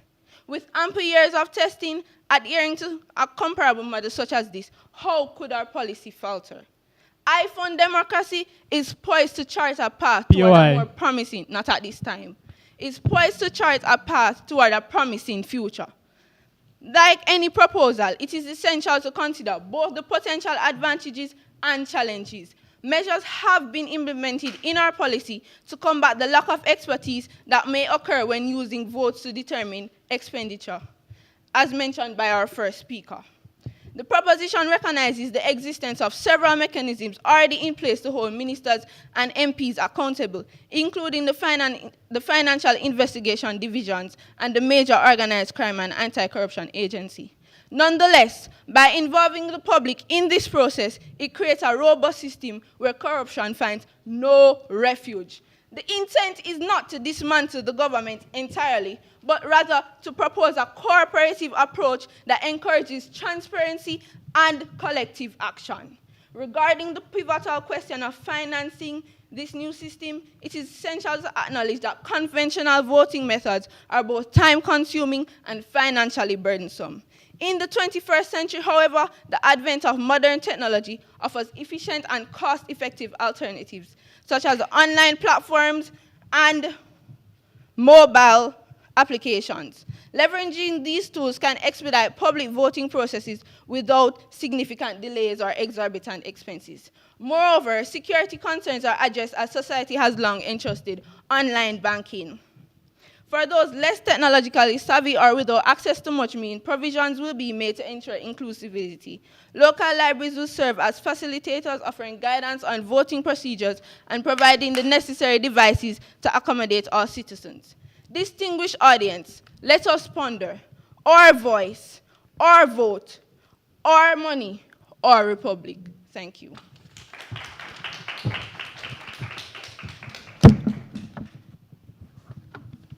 At this time, we'll pause for 1 minute for the oh, my sincerest apologies. We now invite the third speaker of the opposition.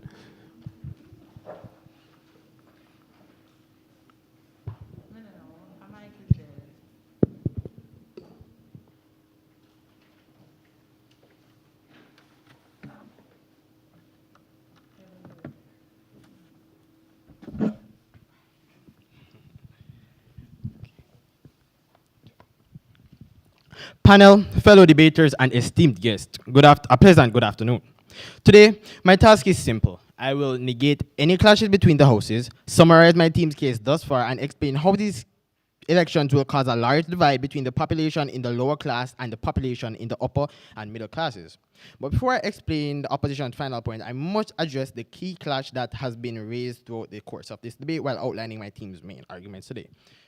So, the key clash question is, where is accountability stronger? Now, proposition tries to claim that the people hold themselves accountable by voting for what they want, but this runs the risk of bad law being passed while the MPs are paid to ponder on these debates for long periods and they have the ability to seek counsel with their pay.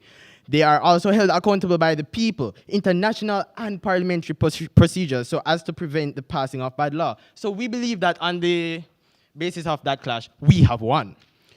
Moreover, seeing that they have only attempted to fix their model in the third speech now, we must address it. First of all, how will the elderly and those without devices, how will they be heard? Now, they claim that there will be they'll put in technological procedures to properly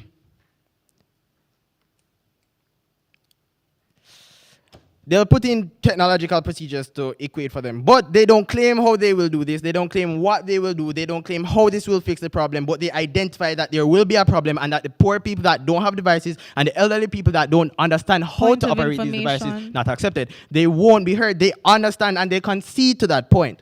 Now, not only this, but why do we focus on examples that don't use your exact model? Nor are the countries they reference nearly as undeveloped as Jamaica, but we have a speech, so I'll begin to get into it. Now, no matter what this debate turns on, allowing the general public to vote on the government's capital expenditure will by and large reap negative impacts, and my team substantially prove the impacts that we are accepting. My first speaker mentioned the complex economic principles and regulations that the public simply can't be adequately sensitized on in such a short period of time, being 1 month. And he also explained how lengthy the process of creating the country's budget is already without taking into consideration the time it would take to sensitize the people, set up for elections, carry out the elections, and then count these ballots. And then he ended by explaining how the Senate may serve as a roadblock for the passing of what the people want. Now, my second speaker would have advanced our case with 3 other substantive points, explaining how orchestrating an election yearly would be too time-consuming and expensive. Not only would the yearly election be too time-consuming, but the public sensitization period would be too deep for the lower class to have the time to digest. And furthermore, he explained how these votes won't reflect the people's opinions on what they want, but rather the opinions of large corporations or bodies that are to be directly advantaged by the passing of these budgets. Now, with my team's case summarized, it's time for me to bring it to a close and secure your ballot for the side opposition, with the final point of the cultural rift that will be created between the lower and middle class and middle and upper classes if 1 year one of the sides were to win. Now, in Proposition's ID world, we'll have a sensitization period where people will be informed before voting on the bills. My second speaker explained how the higher classes are able to afford time to understand the bills they will vote on, but the lower classes simply won't be able to afford the time to understand it. But let's say 1 year, the capital expenditure focuses mainly on investing in building more houses and fixing water problems in rural areas. But the higher classes already have housing and water. This will mean that less money will be invested into recreational activities, fixing urban roads, and all the other fancy things that the rich people want. Now, what does this mean? This means that the rich people will think that since they are using tax money to build the profitable places that the government uses to draw money for the capital expenditure, this means that their tax money is going to waste.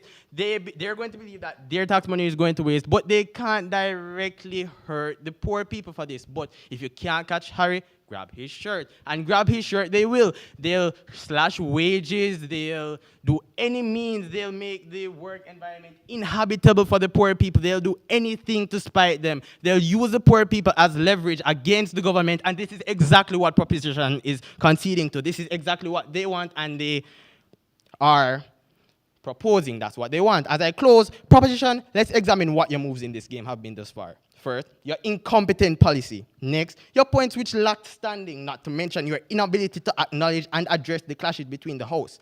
Panel, we believe that it is about good time the Proposition gives up. They tried to run, but they failed to hide. But since opposition is so nice, we'll brush it under the carpet of things that the Proposition failed to do in this debate. However, my reply speaker will explain how they also feel that fulfilling their burdens for this debate. And then after that, Proposition, it's your move. Thank you.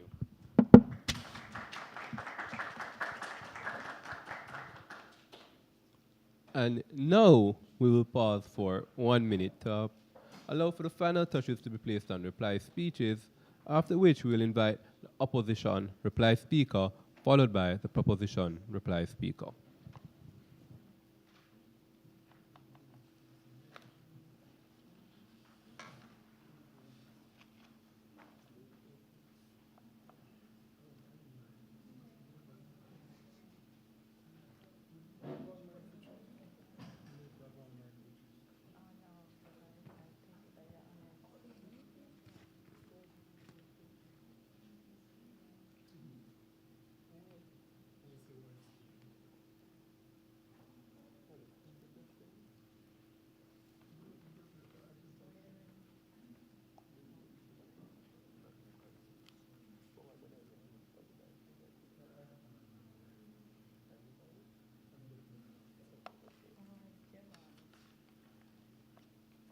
Seconds to go, guys. Grab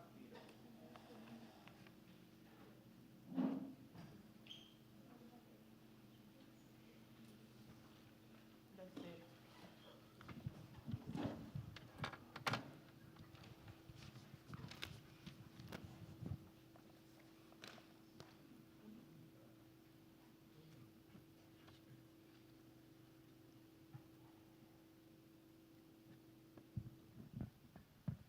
Though said proposition has been erudite and poised as opposed to the slightly messy side opposition, we have had better points. Now let's look at the burdens in this debate. Firstly, proposition had to prove that public voting is the most effective method of distributing CapEx. It simply is not, right? They tell us that people understand what it is that they need, and they do.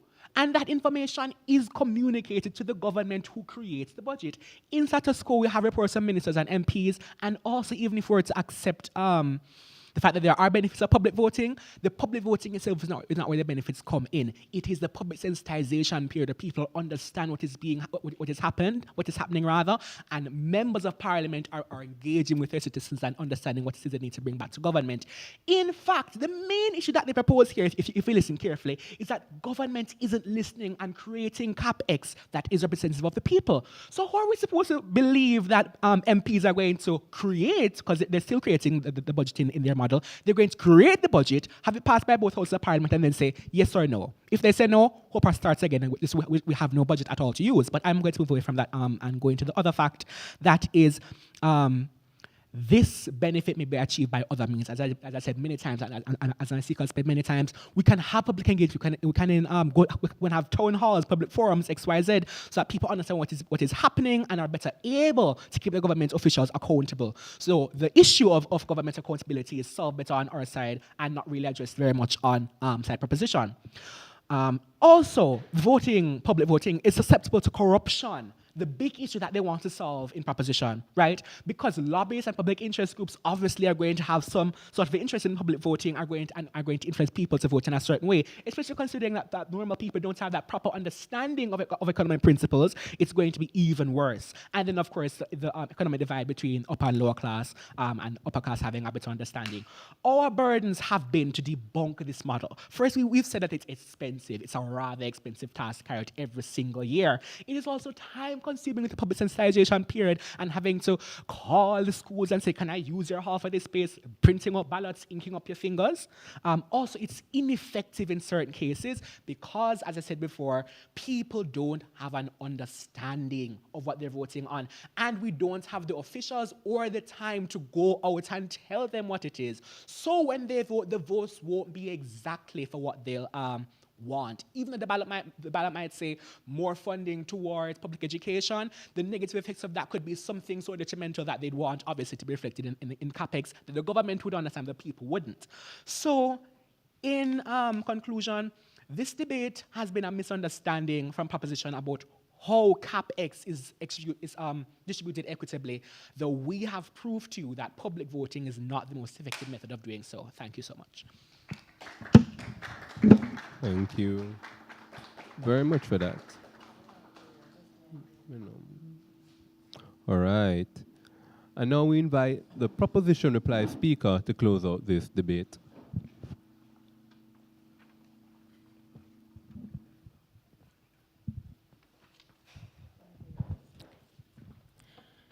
You have time to misappropriate $3 billion and not public voting?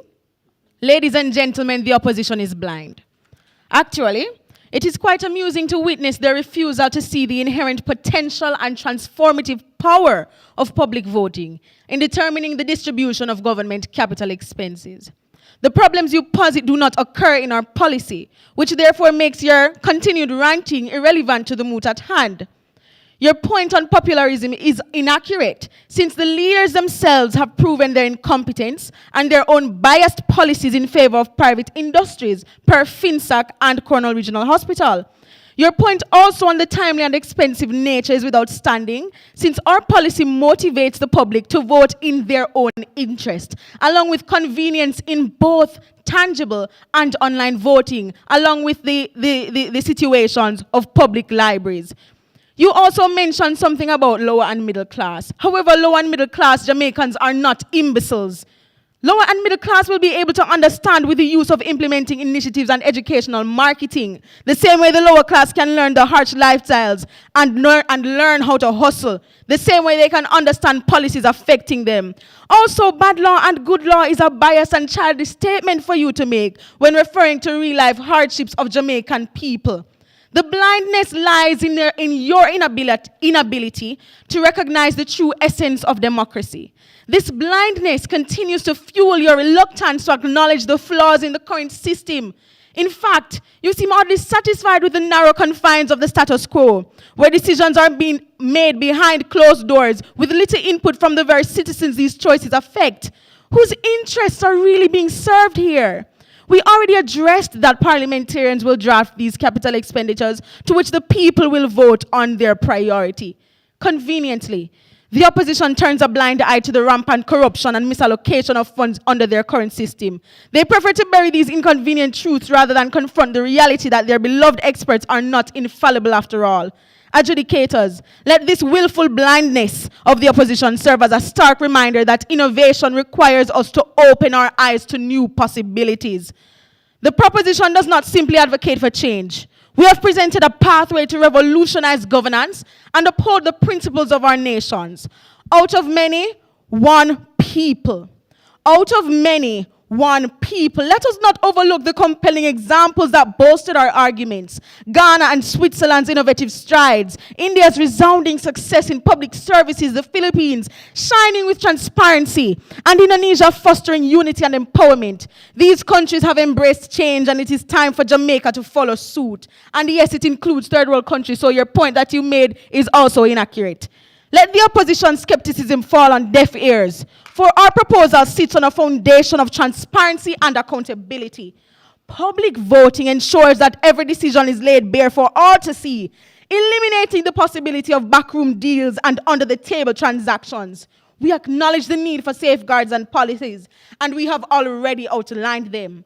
Esteemed adjudicators, as you weigh the merits of our proposition against the feeble arguments of the opposition, let there be no doubts in your mind. Our proposal is built on a solid bedrock of citizen participation, empowering us to shape our nation's future. We conclude our argument. I thank you.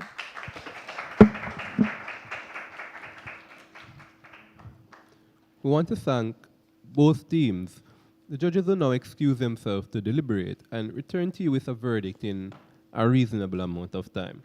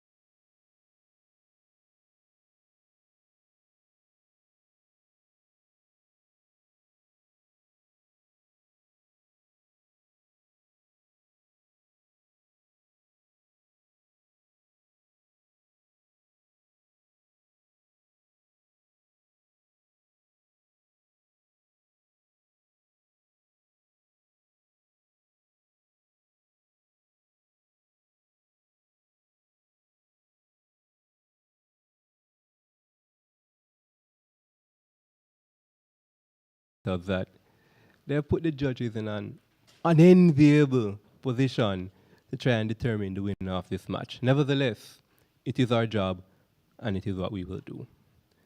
So, after an exciting debate, the judges realized that there were several contentious issues floating around in the debate. And after our analysis, this is the result of what we found. We had the issue of democracy coming out a lot in the debate. We heard from Montego Bay High School that, listen, we are the taxpayers, it is our money, and by right and by virtue, we should have some level of say in what happens to our tax dollars. They said that we get the greatest democracy when people are educated, understand what it is that they're voting for, and have the ability to vote for it in the first place. They told us that, in a sense, direct democracy is the best democracy that we can find. And we thought that was a convincing argument. We heard from the side opposition that in as much as we have democracy already, we elect our officials and they make the decisions for us on our behalf. And if they make decisions that we don't agree with, we have the power to vote them out, then we get a significant amount of democracy on that end. We also heard from them that we need individuals to be educated in what it is that they're voting on. So both sides definitely agreed that education is important.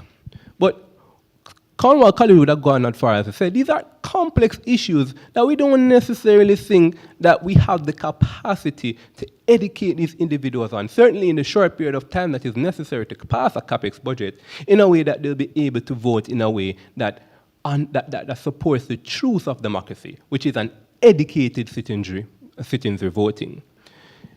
At the end of the debate, we saw that both teams had significant gains in the side of democracy. And so we could not use that as a determining factor as to who won this debate. We heard the argument of lobbying and corruption. We heard that in status quo, we have an uncomfortable amount of corruption and political lobbying that takes place in status quo when these private sector entities who have a particular agenda come and pay a politician to do something or grant a favor or whatever ingenious mechanisms they have to do these kind of lobbying without it actually passing the boundaries of being illegalities, of the boundaries of illegality. And we heard that this is bad. We heard that we don't want this.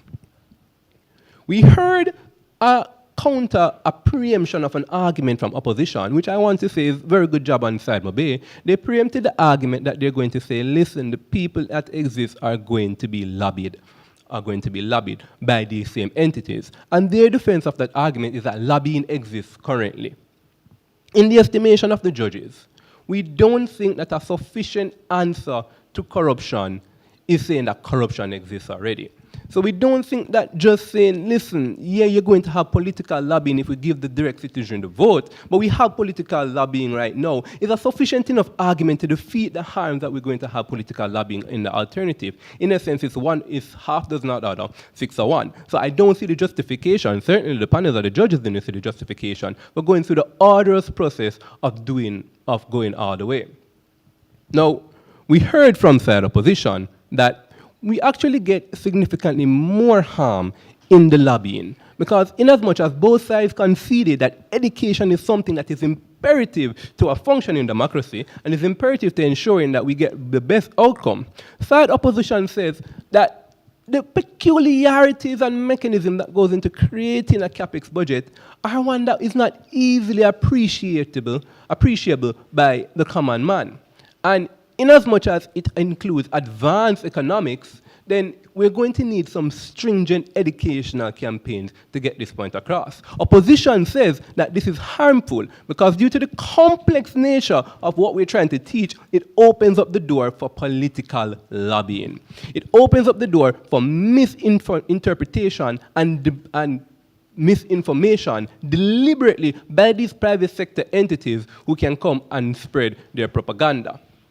We thought on the question of whether or not we could sufficiently educate our citizenry to make these proper decisions, we thought that the opposition would have won on that particular clash. Because in as much as we can educate our citizenry, certainly bolstered by the argument that they created, that they came with, that the lower to middle class individuals are simply focused on surviving.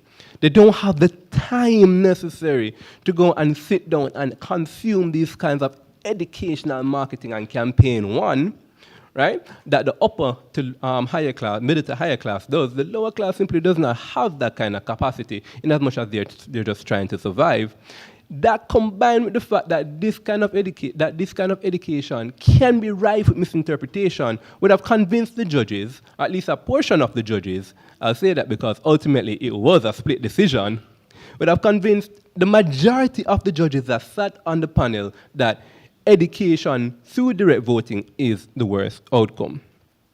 So, with all of that said, there are, of course, other beautiful arguments that came out in the debate, such as MONTEGO's idea that people simply don't trust politicians and we are unempathetic with the political system. We also heard from side CORNWALL that individuals who vote in a CAPEX budget will simply focus on what benefits their parish, their community, whereas the government has an appreciation for national growth and national development. But with all of that said, we could go on and on and on and on and on. The judges, by virtue of a split panel, would have given the win to Cornwall College.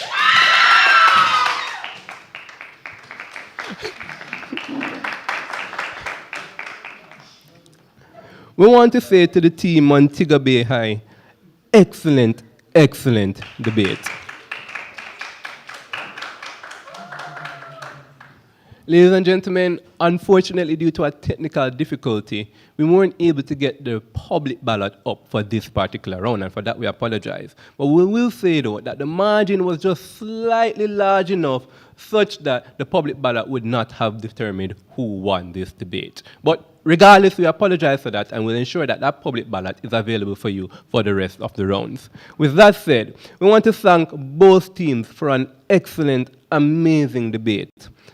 We ask you to shake the hands of what we consider to be your equals, because it is one match won and one match lost. Congratulations to both teams.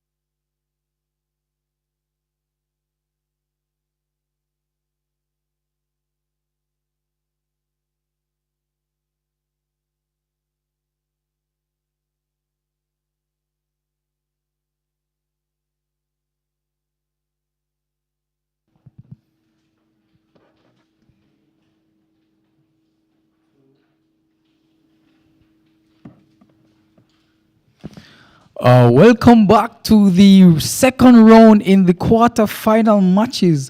And in this round, we'll be having in proposition the team from Cornwall College. And of course, in opposition, we have the equally formidable team of KNOX College.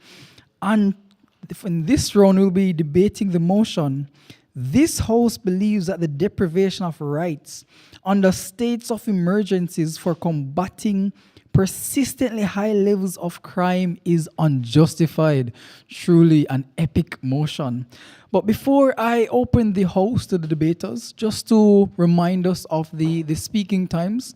So our first speakers will be speaking for 8 minutes, our second speakers for 7 minutes, and our third speakers for 5 minutes. After which we'll have a 1 minute pause where teams will be given a little time to present the finishing touches on their speeches, after which we'll hear from the team in opposition for their reply speeches of 3 minutes. The first and last minutes of each speech is protected time, meaning no points of information will be allowed. And then when teams hear the final 2 dings of the bell, it means that 15 seconds are remaining in their speech and they should conclude their speech. So without further ado, I hand over to the first proposition speaker to open the debate. Hear, hear.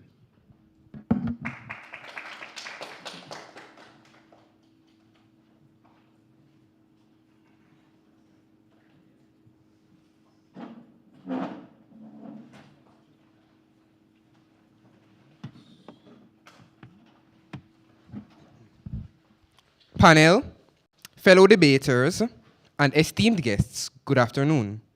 This House believes that the deprivation of human rights under the state of emergency for combating persistently high levels of crime is unjustified.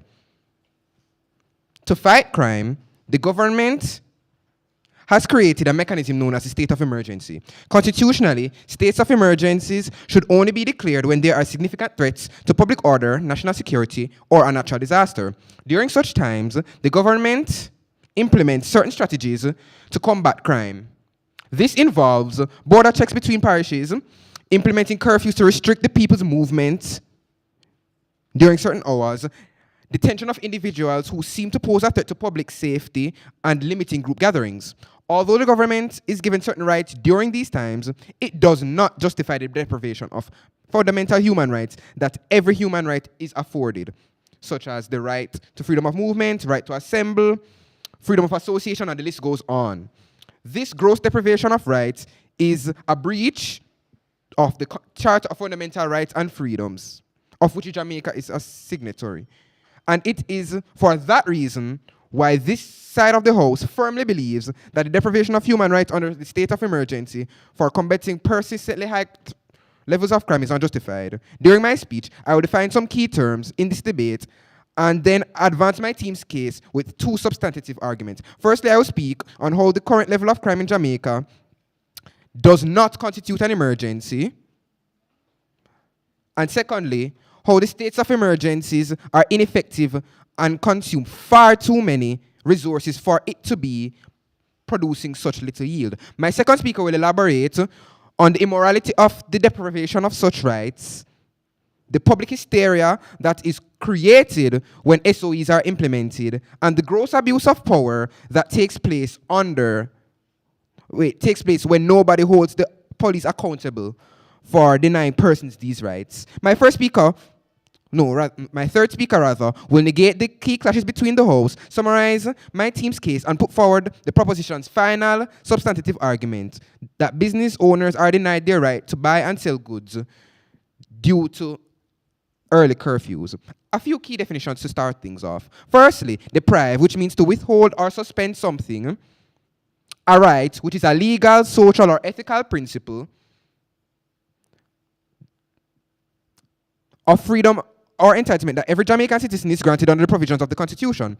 A state of emergency is any period during which there is in force a proclamation by the Governor General declaring that a period of public disaster exists. To combat means to strive against something or someone with the intent of killing or subduing.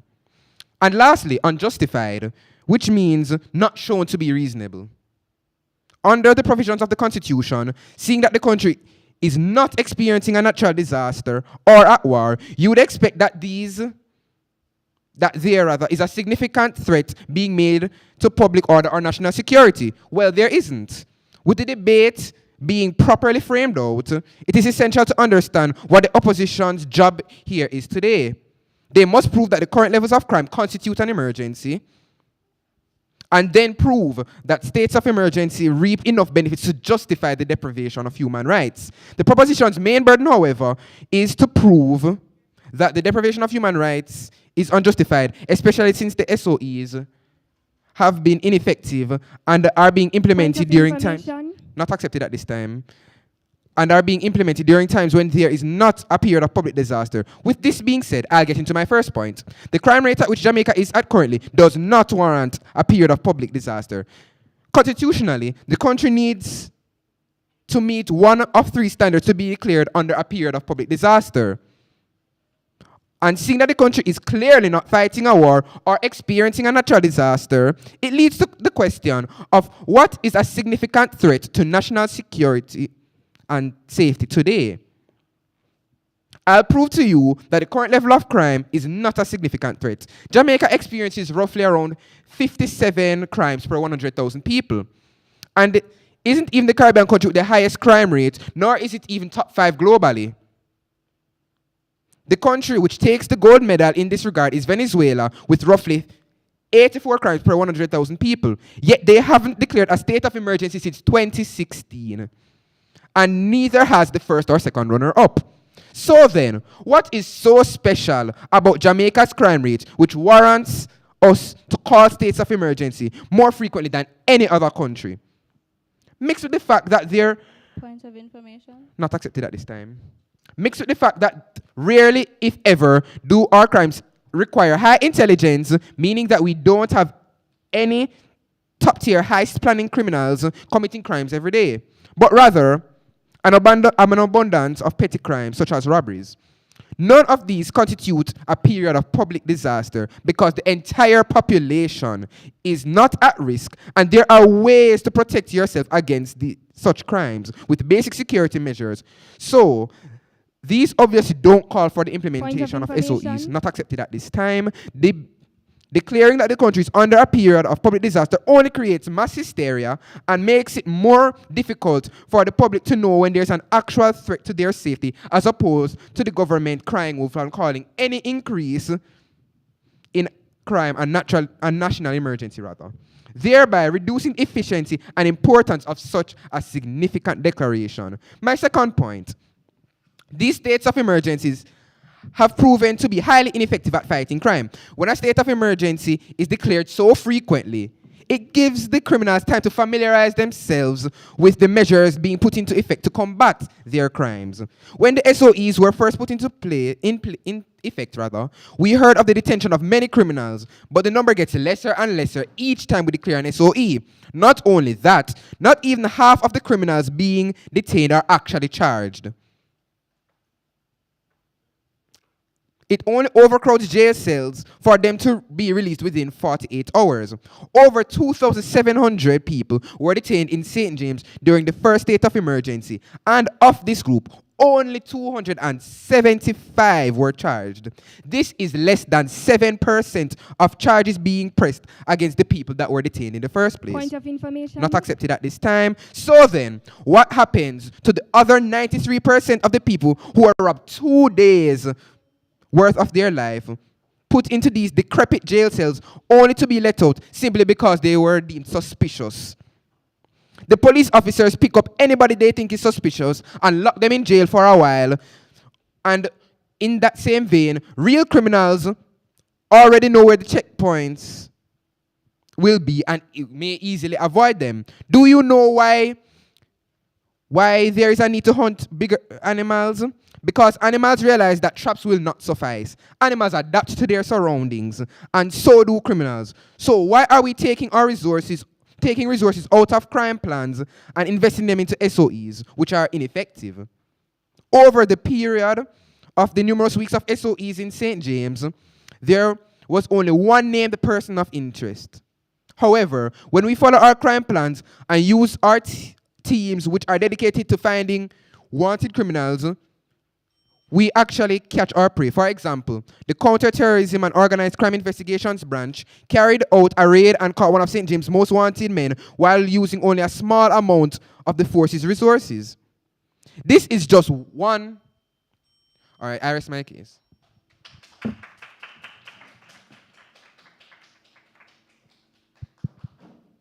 We thank the first proposition speaker for opening the debate. And now we welcome to the floor our first opposition speaker for presenting the case on side opposition. Hear, hear.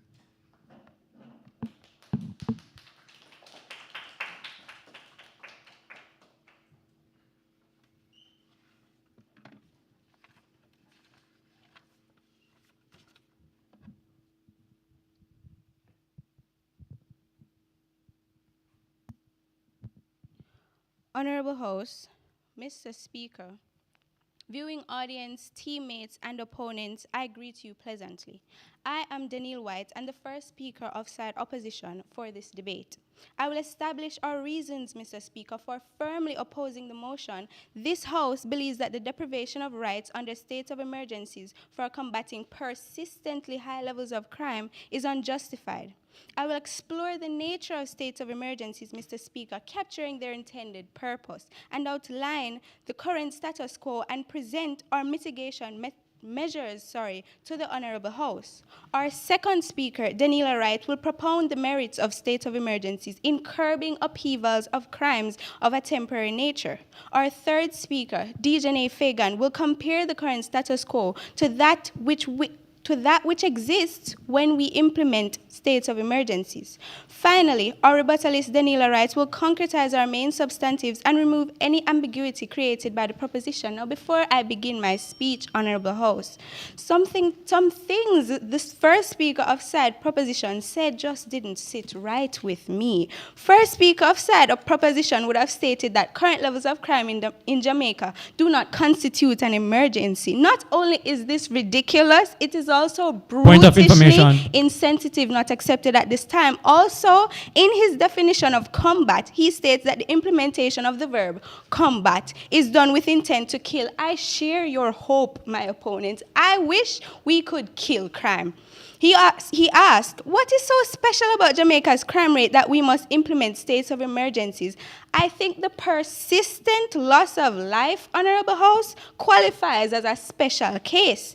I ask you, opposition, what basic, not accepted at this time, what basic security measures do you speak of? I don't know about you, but I'm not physically or mentally prepared to undergo the traumatic experience of attempting to fight for my life against an AK-47. I will accept your point of information now.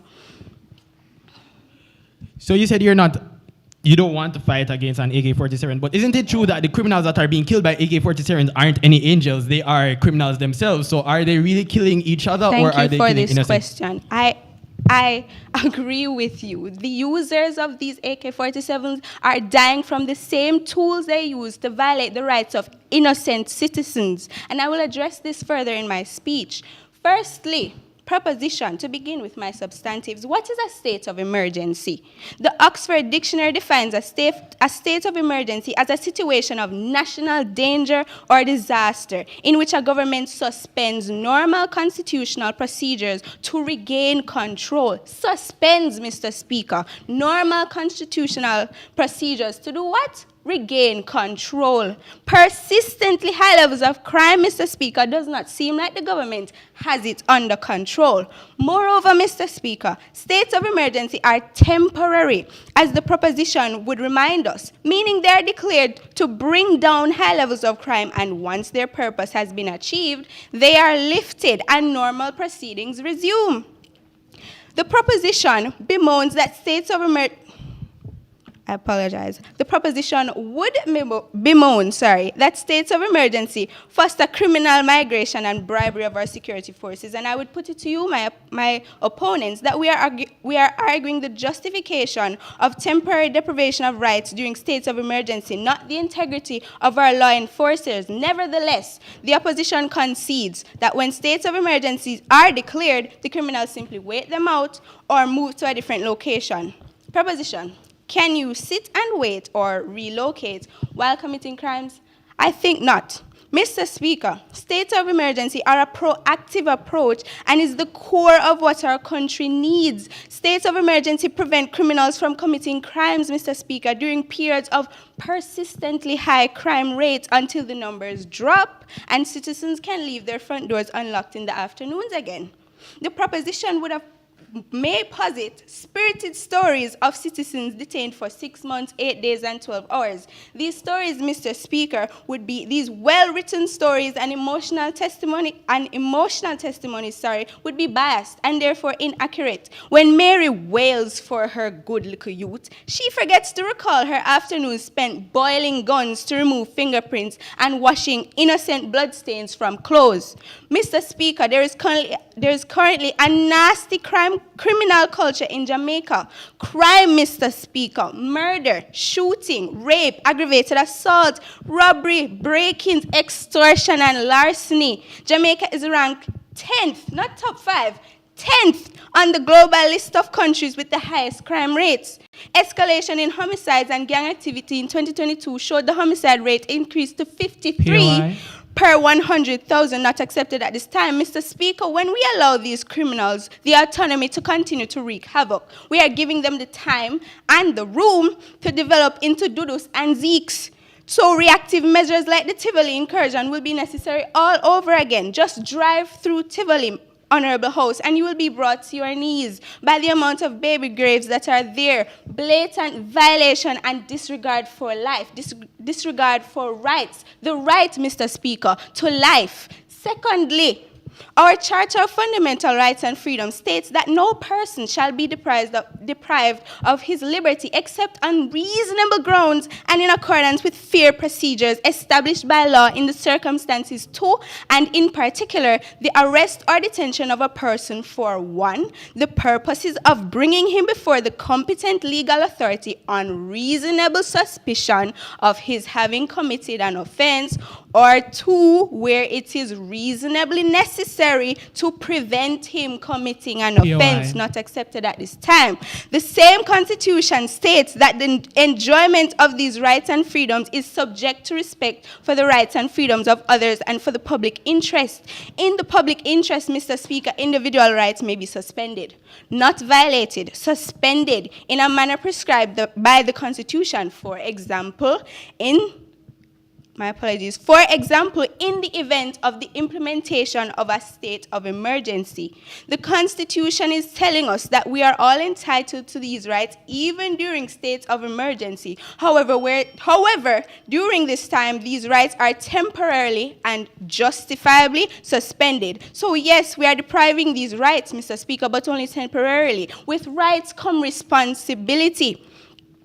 Additionally, the proposition would attempt to paint a hideous picture and slander our criminals and security forces in the name of justice. But I put it to you, Honorable House, that any attempt to extend the suspension or abrogation of any of the other fundamental rights of the individual that are guaranteed by the Charter based on the existence of a state of public emergency is clearly unconstitutional, illegal, and void. I implore you, proposition, in your feverish pursuit of constitutional reform, let us not obtusely disregard systems that are for our benefit. Mr. Speaker, we propound that we alleviate the flaws in the implementation of states of emergencies by making the following provisions: encouraging or mandating an adjustment to work hours so there is no retrenchment of workers due to curfews, enforcing work from home orders where applicable so that constituents do not have to venture out into danger, allowing delivery of food and other essential items during curfew hours so that some degree of normalcy is maintained, and mandating that enforcers wear body cams for accountability purpose while doing their SOE shifts, and spreading awareness so that any complaints of abuse of power are reported so that the judiciary sector can serve justice where necessary. With this, Mr. Speaker, the opposition pauses.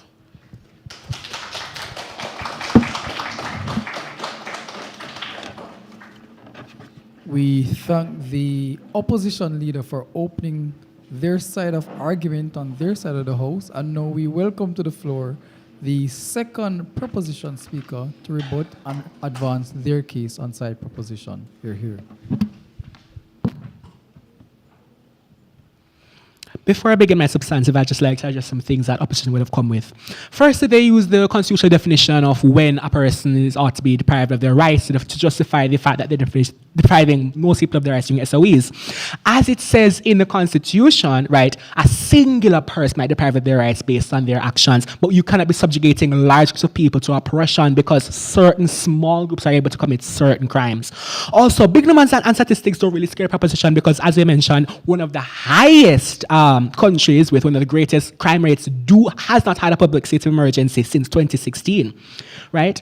And yes, we consider that these crimes are regrettable and these crimes are obviously gruesome and they happen considerably frequently, but it is not a case where the fundamentals and principles and hallmarks of democracy are being stalled, or that public businesses are unable to function, or that the country has come to a halt. No, it is just that there are unfortunate amounts of crimes that we have said there are other ways of addressing, such as the crime plans with MOCA, Operation Relentless, other ways of catching criminals using less resources. I mean, the SOEs are predictable. It actually is not as able in the original sense to combat crime. Also, it's a systemic issue that you're using a band-aid to fix, but I'll get to that later. Panel, at its heart, this debate is a moral one, but unethical. That leads into my first point, which is socially and morally, the violations of human rights are never justified. Point of information? Not accepted at this time. Although my first pick would have thoroughly debunked the idea that persistently high levels of crime constitute an emergency and the SOEs are effective at combating them, the deprivation of human rights in all circumstances is categorically reprehensible. Immanuel Kant was quoted as saying, an action can only be moral if, one, it is motivated by a sense of duty, and two, if its maxim may be rationally willed as a universal objective law. Whereas the deprivation of human rights in this debate may be motivated by a sense of duty, it cannot become commonplace or universal practice, as it would lead to the downfall of Jamaican society and is therefore immoral. The government is a body of representatives at the service of the people and should never be so empowered as to deprive its citizens deprive its citizens of divine rights, freedoms, and liberties. Yes, the government should be dynamic and have the safe harboring of peace and democracy as a major priority, but certainly not at the expense of the very principles that create that peaceful and democratic society. As my first speaker said, there are ways to protect your state of emergencies. Is one where the government is given extreme liberty. They don't have the same principles and accountability. They'll do anything they like. So in the same sense where a man might kill with an AK-47 when there's high crime, as a police officer might do the same thing, but unjustified because your rights have been removed from you. I'll move on. Of note also is a struggle of governments to return to normalcy after heavy military action, especially that which infringes on human rights. Even with the chaos of a genuine state of emergency around them, people will certainly feel uneasy about the oppressive treatment from the government. Of course, in our case, where there is no real immediate wide-scale reason for panic, there's a feeling of uneasiness and resentment that is also fostered. Also, before opposition gets a chance to say it, you cannot say that government will be fair and impartial and objective in an SOE where deprivation of human rights is taking place, because if they had that ability or they could do that, there would be no reason to deprive people of human rights. I'll not say that. I won't say that at the moment. So naturally in an SOE, there will be a state where the government is not as objective or as rational thinking as they would be, and they would do things that are necessarily reprehensible. There's a law case that states, I think it was MV Home Office, where the Minister of Home Office was sued after World War II because his decisions and his arresting were considered to be, not taken at the time, considered to be ill-advised. Naturally, a decline in public support for the government will follow, which is what will lead to the ultimate detrimental chaos. The issue is worse when you give police officers and government officials the unimpeachable power to do as they please. The risk of corruption and undue arrest not only skyrocket, but it leads to the development of dictatorship and military governments which could permanently occupy the country. One is reminded of the publicly supported revolutionary Castro ban in Cuba, which overthrew the corrupt Batista government, which led the country into poverty and suffering. Though their mission was originally honorable, the freedom that the officials were given to use violence to take power and stabilize the country led to the conversion of the state to communism. Observe military governments across the world, for example, Myanmar and Chad, where hunger and oppression are high, but where democracy and effective leadership is low. While we don't believe that Jamaican society will ever reach the extreme, we must acknowledge that the existing public distrust in the government due in part to this issue, partnering with undue deprivation of human rights, is a recipe for this disaster. I'll take a point very quickly. You were saying something about a minister being punished because of depriving some kind of right or something yes, like that. and thank you. That minister would have made an unfair decision, as we said before, and that sort of unfair decision making is something that's harbored in your side of the debate. The opposition must ask themselves if they are willing to sacrifice the foundations of Jamaican society to provide a temporary relief for the systemic issue of high crime rates in this country, which are often caused by social issues such as undereducation and old school traditions and values that have been morphed now into systems of violence. This leads into my second point, which is the fact that the establishment of SOEs and utilization of media to inflate these emergencies creates public hysteria, which is harmful to society. Finally, I don't want you to mischaracterize that proposition. We do recognize that the states of theft, murder, and other violent crime in Jamaica is regrettable, and immediate action might be taken, but a public emergency, both as it is defined in the Constitution and the general society, is an immediate and violent threat to democracy, or one that throws society into extreme chaos. And you must note as well that there have been several states of emergency throughout the years, even since 2016, and we've still had general elections to be able to maintain the core principles of our democracy. So there really is no great public threat at the moment, and people are still making money. Even the COVID-19 pandemic was much more immediate a threat to Jamaican society, more people were dying during that than during the regular status quo with theft. So, we don't have any time, but mass hysteria comes from the publication of these public emergencies in the television, the media, in the newspapers, right? As opposed to would have said, the gruesome murders that happened, which we agree are reprehensible and unfortunate, but aren't actually things that we're going to be necessarily worried about from day to day. We aren't worrying that somebody's going to come in here and hold us at gunpoint and risk our lives. But in states of emergencies, it has been proven, and the data has shown that people are being oppressed, they are being sent to jail, they are being removed their liberty and the right to assemble. And in fact, in most cases, their lives are being threatened, and their livelihoods, which we'll go into in third speaker speech. But panel are asked to consider the moral importance of this debate and the powers we are imbuing this government with if we roll over and accept the suppression. Side proposition rests for now.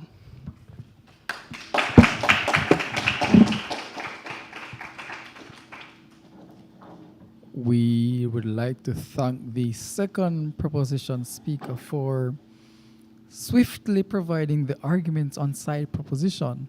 We'd now like to welcome the second speaker on side opposition to further advance their case in the debate. Hear, hear.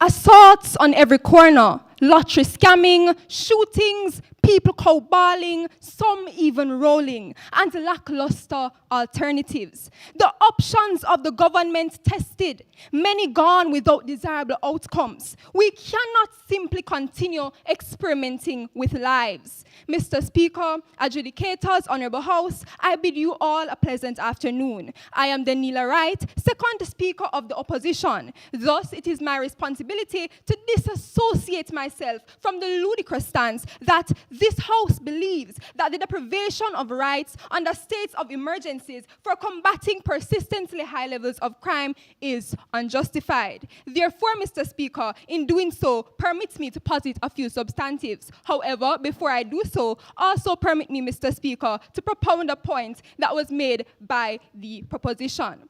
The proposition may argue, he argued, Mr. Speaker, that a system such as this is a band-aid and is not sustainable and is not forever.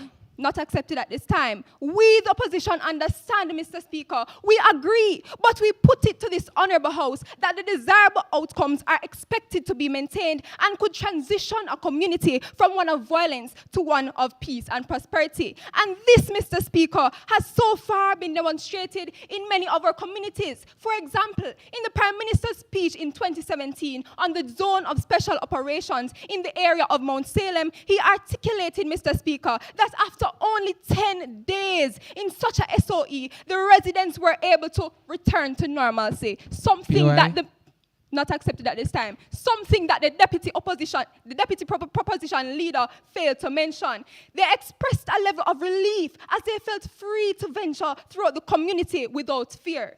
Mr. Speaker, it is made quite blatant that this mechanism has been working, and until we can see an alternative made by the proposition that can counter issues within the short term, we simply cannot desist from using our current strategy. Mr. Speaker, we commend the social programs. We commend the initiatives. However, they still have not worked as effectively as the SOE. And to attack the issue from the root, being, as the Prime Minister states, high unemployment, poor infrastructure, low incomes, among the myriad of other issues, would be too lengthy of a time to address a current persistent spike in crime. Whilst the social programs can continue, Mr. Speaker, we need an urgent fix. As the Deputy Opposition Leader would have said, a band-aid. We are living in a draconian time. Therefore, we need draconian measures. Moreover, Mr. Speaker, the proposition may argue that a temporary suspension of our rights is not necessary in order to combat the crime levels. May I remind this Honourable House, Mr. Speaker, that this policy functions as a last resort, especially with our homicide rate spiking to 52.9 per 100,000 inhabitants, according to Statista.com. We simply do not have the luxury of time. Crime is an issue that is to be attacked in the now. It was Adija Palmer who stated, emergency, we are suffering here. This is an emergency, Mr. Speaker. An emergency is not something that is planned, and an emergency requires certain changes, such as the deprivation of aspects of some of our rights. Permit me to propound an analogy, Mr. Speaker. Imagine a situation where an ambulance gets called to bring accepted. If the crime level is so extreme and so immediate, and it has been for a long time, why aren't we currently and constantly under an SOE? Why aren't we? Constantly under an SOE.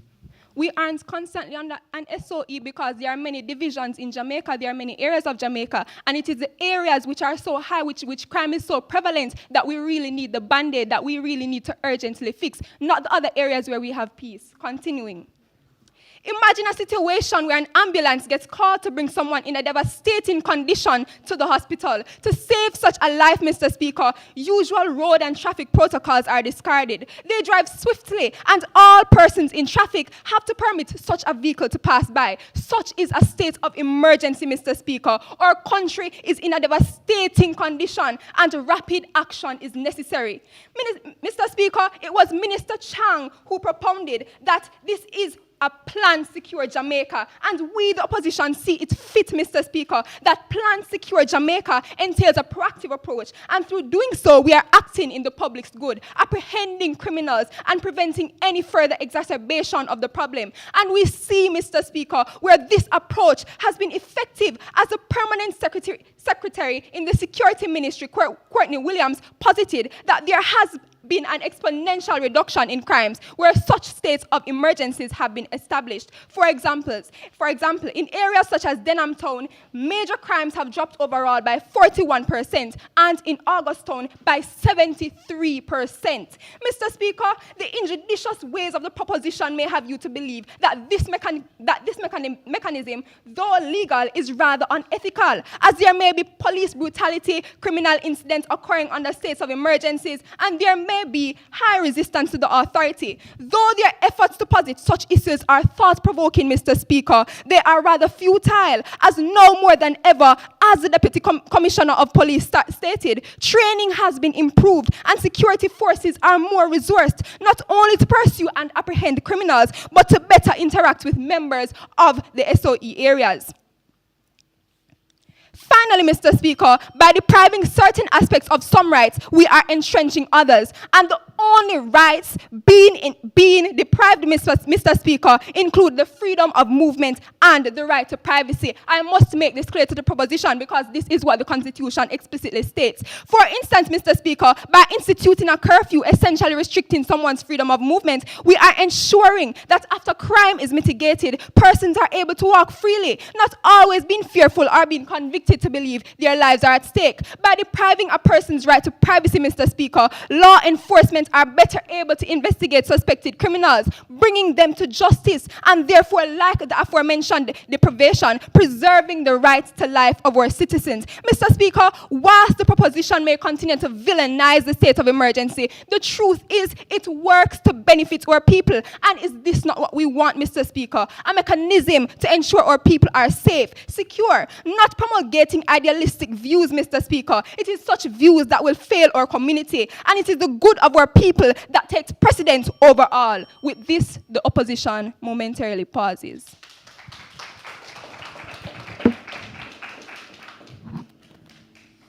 We thank the second opposition speaker for quite a spirited speech. And now we welcome the third proposition speaker to advance the case on side proposition. Hear, hear.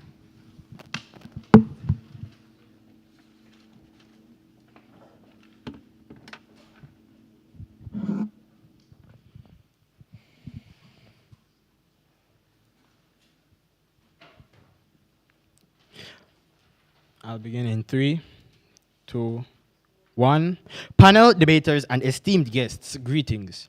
Today, as the third speaker, it is my task to negate the key clash in this debate and summarize my team's case up to this point while explaining that the implementation of the state of emergency has heavily disadvantaged business owners in this country. First, I'll rebut a few previous arguments and quash the clash between the hosts. So, first of all, a point that we realized was raised in the second speech was that the criminals are depriving populations of their rights. So they propose that we also deprive the entire population of their rights, because when we do it, we're so righteous to do it because we're justifying the entire population of their rights because we're so righteous and because the whole population should suffer because we cannot fix crime. The whole population has to be deprived of our rights because the government fails to fix crime. So we're suffering because of the government's failure. Some more points were that the crime plans work, like MOCA, Operation Relentless, and other ways of catching criminals using less resources. And the second speaker even just mentioned another crime plan that is being used, and she tried to compare it to the SOE, but it cannot be compared because this is a crime plan that the government follows to fight crime. SOEs are also predictable and will allow the criminals to plan, and they are also heavily unconstitutional, and that will bring me into the main clash of this debate. The main clash of this debate is not accepted at this point. The main clash of this debate is whether or not the current level of crime constitutes a public disaster. Now, and from proposition you heard, oh yes, it constitutes a public disaster because crime is bad, even though crime happens everywhere. They say crime is bad, that's a public disaster, even though we constitutionally refer to what is a public disaster, and we are not going through a state of we're not going through war, we're not going through natural disasters, and we are not experiencing a significant threat to public order or national safety, and not accepted at this point. And my first speaker already explained how that is. But why don't we focus on what should be the actual public disasters? Why don't we focus on what actually poses a threat to national security? And I believe that Greta Thunberg couldn't say it better. People are suffering, people are dying, entire ecosystems are collapsing, and we are in the middle of a mass extinction. Yet all we can talk about on side opposition's house is murder and fairy tales of a relatively safe Jamaica, and they claim that SOEs will make a relatively safe Jamaica, but they don't explain how it has made a relatively safe Jamaica. And then they also say that we're experimenting with crime plans, yet they conceded that not everywhere in Jamaica needs SOEs, but we temporarily bandage crime, and this is not an experiment, but crime plans that actually work and we constantly use them, that is an experiment. Side opposition, you need to get your case together, but I have a speech, so I will get into my points.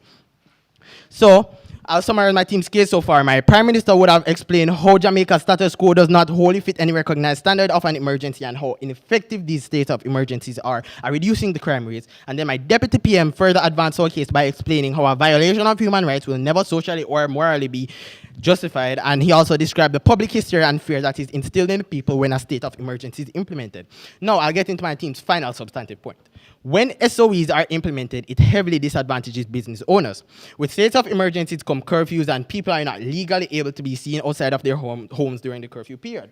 In recent states of emergency, we've seen these curfews beginning as early as 9 p.m., meaning that after 7 p.m., with the curfew beginning at 9 p.m., the business places are forced by the police to close at 8 p.m. or 7 p.m., even though this is the time when most people would be coming from work and most people would want to get whatever they're trying to get, and it just stalls business. Now, my question is, not a question really, but I'll continue. Arguably, these are arguably the most essential hours for operating in weekdays rather, when most consumers will be coming from work. Many business owners have expressed their dissatisfaction to the Jamaican Star, one saying, and I quote, "We don't need another state of emergency right now. The Prime Minister is calling too much of this, and they are creating serious negative impacts to our businesses. Seeing that most violent crimes making up a whopping 6% rather of crimes which occur happen at 12 midnight, would it not be more sensible to start curfews closer to that time?" And then second one up to times when crimes are committed is 12 midday with 5.8%. It then leads to the question of why are we restricting the conduction of business at such an early yet vital time? The business owners are not at all compensated by the government either, leading to businesses being at a loss, and this in turn leads to a failing economy in the country. Why would we allow our economy to fail for this? How is it reasonable to deprive the population of their rights because of the promise of a safer country, which we have not seen yet? We are willing to call this a public disaster, yet global warming is put on our back burner. As I close, the side of the opposition house is the stance of the side opposition house is rigid. We still firmly believe that the deprivation of rights under the states of emergency are unconstitutional and will never be justifiable. And with that, I rest.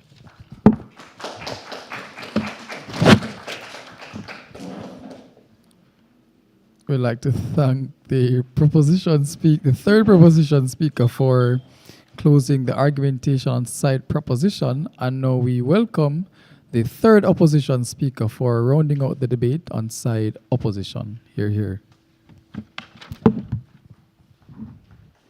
The Oxford Dictionary defines a state of emergency as a situation of national danger or disaster in which a government suspends normal constitutional procedures to regain control. Don't you think persistent loss of life counts as a disaster? What is this barefaced, trivial, frivolous view of rights? Yes, a singular person is referred to in our Constitution. For legal and objective purposes, of course, the Constitution cannot account for every Tom, Dick, and Harry walking the face of the earth. What sort of government affords its constituents freedom of right at the expense of lives? Mr. Speaker, the proposition is one such government. Honorable panel, proposition, audience, a pleasant afternoon. I am Dejani Fagan, the third opposition speaker. As such, I must re-emphasize our wholehearted rejection of the motion. This House believes that the deprivation of rights under states of emergencies for combating persistently high levels of crime is unjustified for the following reasons. Firstly, the opposition leader has explored the current status quo and presented a mechanism to mitigate the ills of SOEs. Secondly, the deputy opposition leader has propounded the merits of SOEs in curbing upheavals of crime of a temporary nature. Thirdly, I will compare the current status quo to that which results from SOEs. Honorable House, we live in a society that is dominated by a chronic criminal culture. Wherein 3-month-old babies in Augustown are being hit in the head by stray bullets. Wherein if as much as a dog walks on the streets of Tavern, Canterbury, flankers, them shoot it. And when the criminals are apprehended, one altar boy is priest, not accepted.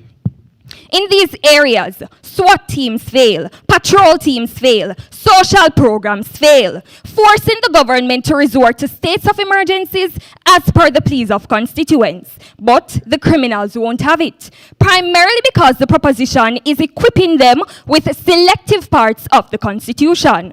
Proposition, staying indoors during the hour of peril protects lives, and allowing oneself to be searched proves innocence not accepted. So, if you're not going out to bust gun and fire shot, and you have nothing to hide, what qualms do you have with the suspension of these mustard seed of rights compared to the right to life? Honorable House, with our mechanism in place to mitigate the ills of SOEs, as a nation, we enjoy benefits such as, number one, a safe and secure environment. According to the JIS, residents and visitors in Montego Bay say the state of emergency has had a positive impact on their sense of safety. Where in this article has it been stated that there's any issue with the little curfews and searching here and there? And if you do your research, Kingstonians and Caledonians echo the sentiment. Number two, a decreased death rate. Prime Minister Andrew Holness told the Jamaica Observer that the implementation of the states of emergencies has caused the average daily murders to fall from 4.65 to 3.44 nationally. Essentially, there's an obvious downward trend in the daily murder rate for the entire Jamaica. Number three, economic development. Approximately 3.3 million tourists visited Jamaica in 2022, generating $3.7 billion in comparison to 2019. Additionally, there is a 33% increase in air tickets when summer 2023 and 2022 are compared, states Minister Bartlett. This is the reality of a crime-curbed society, as crime reduction is attractive to tourists. Now, tourists increase our foreign exchange reserves and investment opportunities, not to mention the revenues they provide to our niche markets and cottage industries. These monies can therefore be used to mitigate poverty, in turn alleviating crime, as citizens are less likely to indulge in criminal activity when their needs are catered for.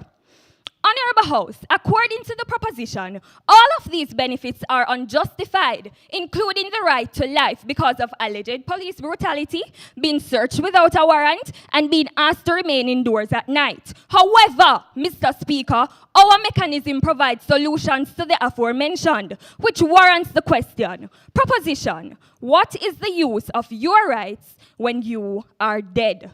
Leaving you to ponder, we momentarily pause.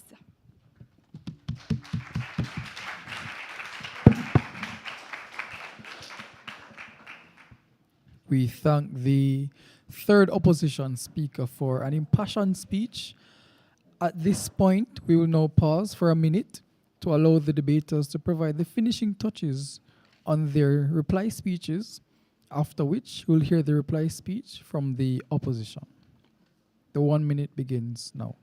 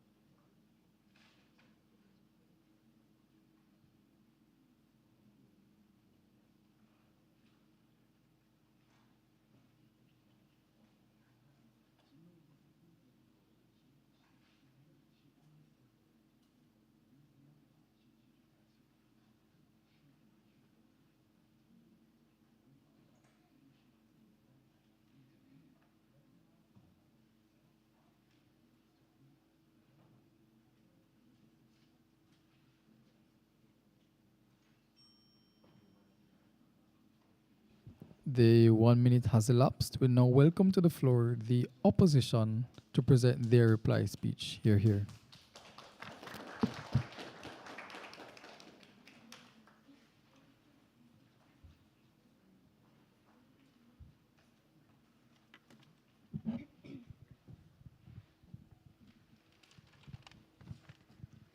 Greetings. Mr. Speaker, the opposition has explored the current status quo, presenting our mechanism to the proposition, and secondly, the deputy opposition leader has propounded the merits of SOEs in curbing upheavals of crime, and thirdly, the third speaker compared the current status quo to that which results from SOEs. Mr. Speaker, the first proposition speaker argued that we are depriving all the fundamental rights and freedoms of our people. However, Mr. Speaker, if the proposition read the Constitution, they would have recognized only certain aspects of our rights will be deprived, such as freedom of movement and privacy, in that we are restricted by curfews and are allowed to be searched upon reasonable grounds, Mr. Speaker, reasonable grounds. We not just take up anybody and fling them and haul them and tell them so we have searched them. It is upon reasonable grounds. Furthermore, Mr. Speaker, he states SOEs are ineffective and not even half of our criminals are detained and charged, and they simply pollute our jail cells just to be released 48 hours later.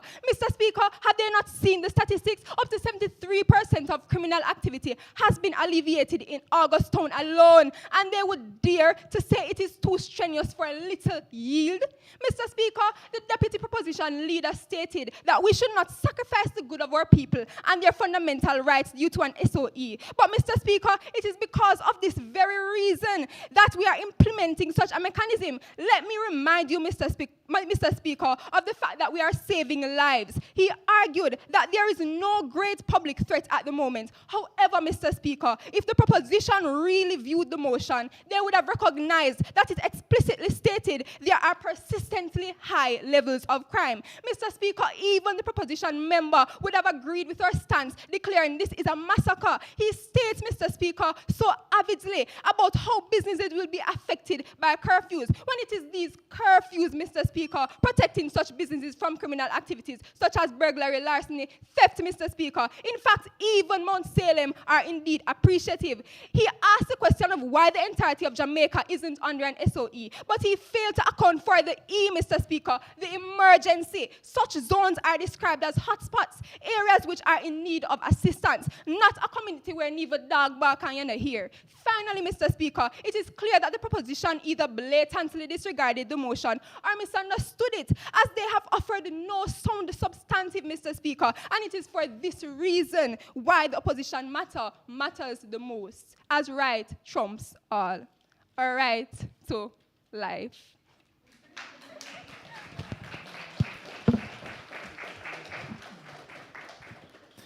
We'd like to thank the opposition for closing out their half of the debate. And now we welcome to the floor the proposition to close out this debate with their reply speech. Hear, hear.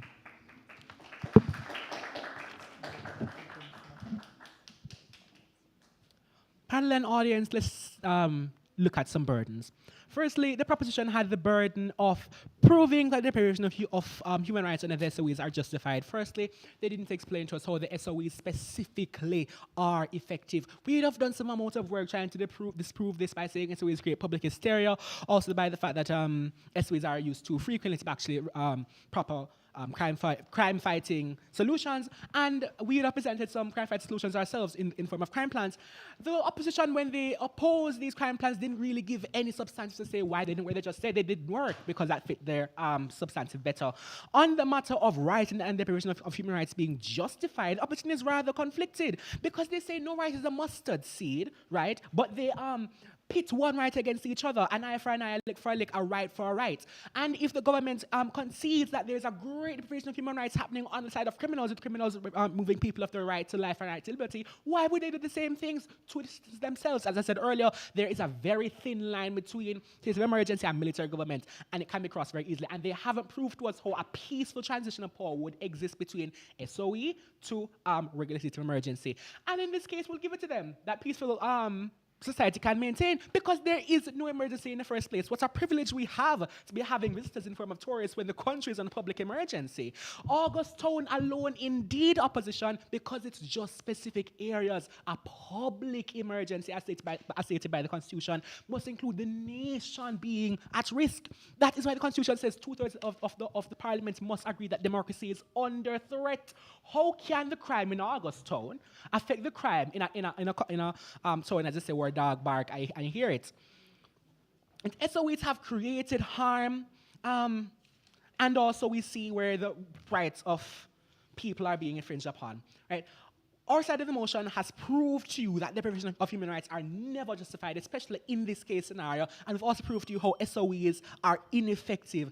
Therefore, Mr. Speaker, for these simple reasons, we have won this debate. Side proposition, that is, cast your ballots in favor of us, please. Thank you.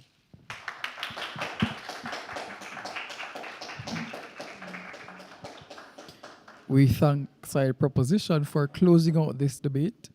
At this point, the judges will step away to dissect what would have happened in this debate, to return and decide who would have won this debate.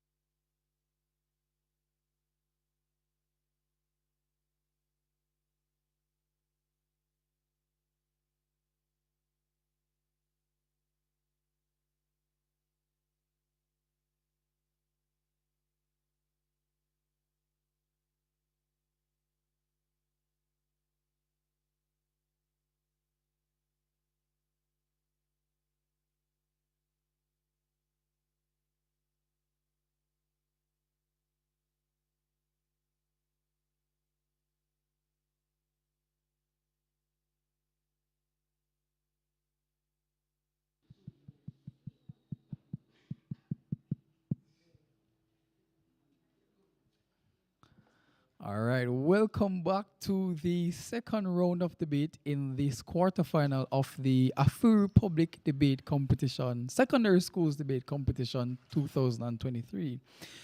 Now we had, in proposition we had Cornwall College, and in opposition we had Knox College. And of course they were debating the moot. This house believes that the deprivation of rights under states of emergencies for combating persistently high levels of crime is unjustifiable. Now, as the audience would have noted, the deliberation process took quite a while because we had an interesting debate on our hands. But so as to not take up too much more of your time, I'll just quickly give you a brief synopsis of the debate and then tell you who would have won this debate. So the major clash that we had in this debate was that of, is the current convention wherein we declare a state of emergency given the pervasiveness of the crime rate in Jamaica, is it justifiable or is it unjustifiable? Now we had the case from Cornwall and they came and they said, listen, it is absolutely just unjustifiable because if it is that you're going to have a country in which you have such high crime levels and you're going to allow essentially the good to suffer for the bad, then it cannot be so. But then opposition came and they said, listen, we're not so much permanently depriving persons of their right. We're just temporarily suspending these rights because we believe that the effectiveness and the efficacy of these SOEs are so much so that they create a sense of a peaceful and more and safer environment for the persons within these environments. And so we thought the debate hinged on the major clash of the effectiveness of these states of emergencies as opposed to how ineffective have been the other methods of crime, the crime fighting interventions. And we thought that in this debate, we heard from Knox College and they said, like, listen, this state of emergency is the absolute extreme measure that we will implement in an attempt to preserve or preserve the sanity of the citizens in our country because they're so bombarded by the pervasiveness of the crime levels in our country.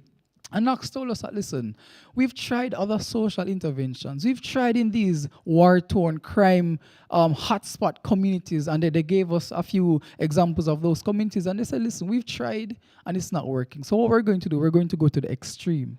Because they said that, listen, a draconian times essentially call for draconian measures. So they said that, listen, if it is, or if it means that we have to suspend temporarily the rights of some persons or a subsect of the population in order to preserve the future of these persons in these communities and the country at large, that is what we're going to do.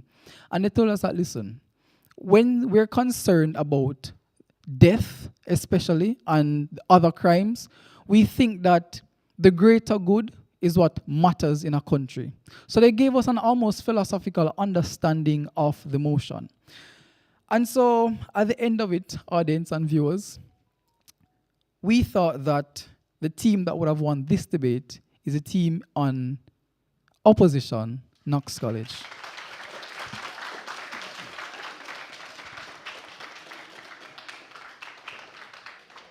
We did have a rather interesting spin because Cornwall College would have won the public vote.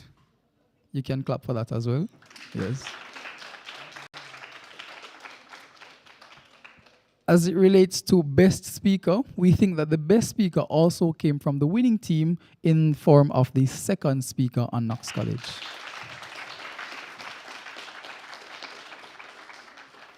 And with that, ladies and gentlemen, that concludes the second round, or this match at least, in the second round of the Afuri Public Secondary Schools Debate Competition. This is a quarter-final round. And just to remind teams, I know you're finished for the day, but don't leave because we'll be having the announcement. No? Right, so that's what I'm saying. We'll be having the announcement at the end of the debates today as to which teams would be advancing to the semifinals. So you definitely want to stay around for that. And that's where we'll leave it for now. And I have been Najani Stewart, and I was your chief adjudicator for this round. Thank you.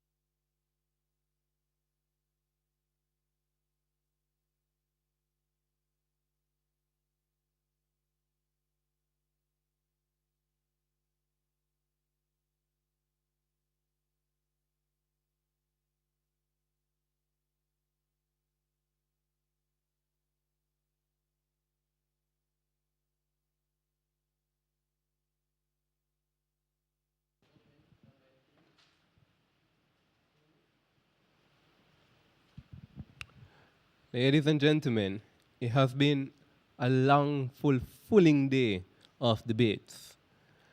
Herein is round 2B, the final round of matches in the quarterfinals of the hashtag A Free Republic Secondary Schools Debating Competition. With me, I have 6 talented debaters. We have the team RIOS High School in proposition and the team CAMPION College in opposition, and they will be debating the motion. This House would assign greater weight to the votes of younger people during the referendum for Jamaica's constitutional reform. Exciting, exciting motion. So, let's just get some housekeeping out of the way. As always, the first speaker gets 8 minutes, the second speaker gets 7 minutes, the third speaker 5, and the reply speaker speaks for 3 minutes. The first and last minutes of each speech is protected time wherein no points of information will be allowed. And of course, there's no points of information allowed in the reply speech.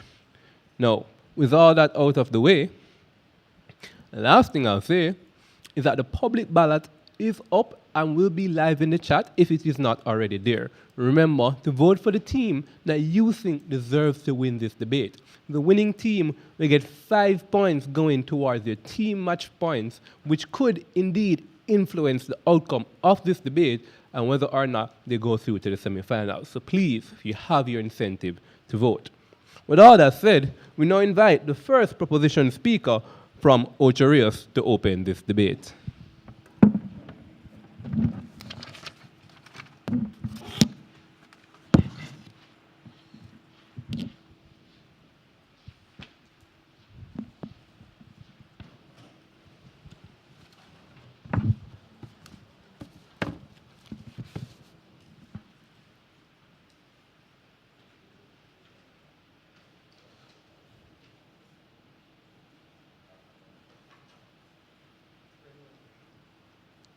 Mr. Chairman, honorable judges, my learned opponents, ladies and gentlemen, good afternoon. This House would assign greater weight to the votes of younger people during the referendum of Jamaica's constitutional reform. Currently, Jamaica is undergoing one of the most comprehensive and far-reaching constitutional reform in recent history. The last time we had such a comprehensive analysis and discussion about our constitution was in 1960, on the heels of Jamaica's independence from England in 1962. Since that time, constitution has served us well. It has been the vanguard of our human rights and development. We have now grown as a nation and has come to our senses, so to speak. We are on the road of becoming a republic nation, breaking completely with the umbilical cord from our former colonial masters. Because of this, in the very near future, we will embark on a referendum for a new constitution. In order to put this debate into context, I will use a few minutes to define some key terms and phrases. According to the Oxford Dictionary, referendum means a general vote by the electorate on a single political question that has been referred to them for a direct decision. In this case, that referendum will be about the new Jamaica Constitution. We, here on the government side, believe that for this upcoming referendum, greater weight should be assigned to the votes of younger people. What do we mean by this? We are saying that young people's votes in this referendum should be assigned more significance or influence comparing to older ones, and at the risk of sounding ageist, we will characterize young people as those from age 18 to 35. How would this be done? We would need an adjustment to our voting system to introduce age-based voting tiers. So we would divide tiers into different age groups or tiers, with each tier carrying a different weight in the final tally. For example, voters between 18 and 35 might have their votes weighted at 2 times the value of older voters' ballots. This way, young people's votes would have a greater impact on the outcome. Why do we make this proposal? I will now highlight 2 main reasons. One being, younger people will be the ones that will be affected mostly by this new constitution. And 2, young people are changing the dynamics of the world, and these new dynamics should be reflected in our new constitution. Young people represent the heartbeat of Jamaica's progress and innovation.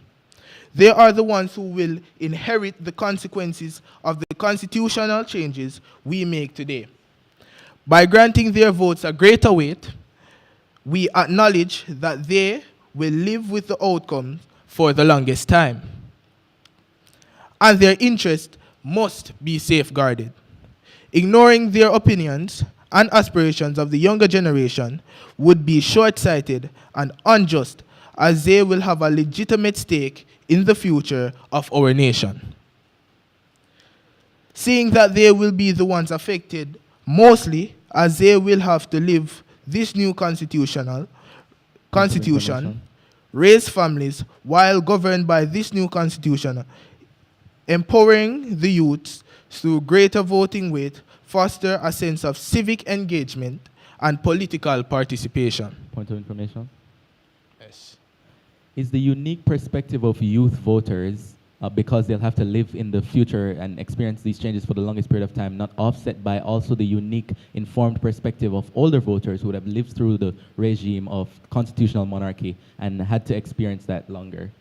No, but seeing that the younger generation would have to carry out, will have to live through this constitution for a longer period, that means that they would have to have a greater say. The elderly now, I wouldn't want to be ageist and say that they will pass on, but seeing the life expectancy that the younger will have to come up through this constitution.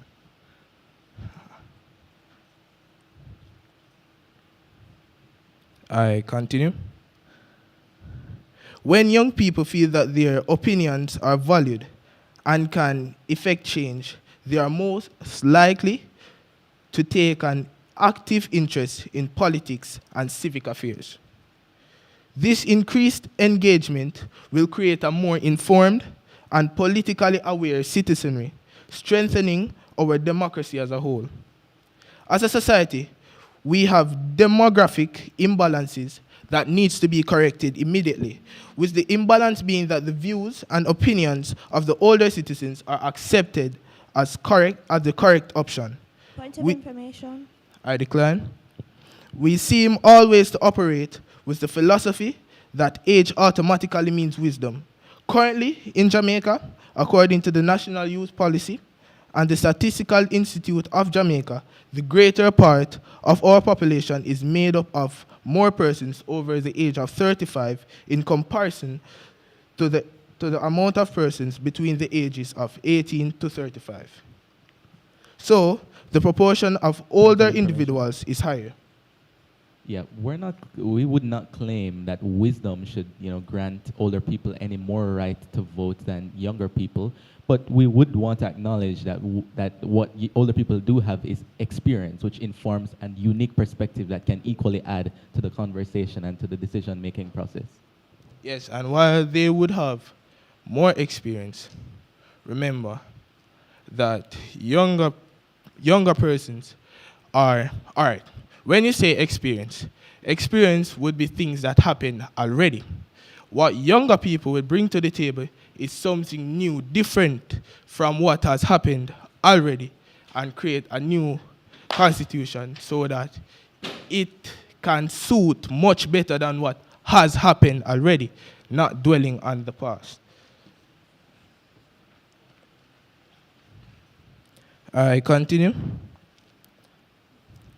So the proportion of older individuals is higher, and their voting preferences could dominate the outcome of this referendum, potentially neglecting the interest of the younger population. Assigning greater weight to young people's votes could serve as a way to balance this demographic disparity. Ladies and gentlemen, the new generation has different interests. Certain issues, such as climate change, education, and economic policies, are seen as having a more significant impact on younger individuals. By giving them greater weight in voting, it is believed that decisions will better reflect the interests and concerns of the youth. Moreover, young people often bring a fresh perspective and a keen sense of commitment to issues such as social justice, environmental sustainability, education, reform to the table. They are more likely to challenge the status quo and advocate for progressive changes that promote equality and inclusivity. All right. We thank the first proposition speaker for opening up that debate, and we invite the first opposition speaker to open up the debate for side opposition.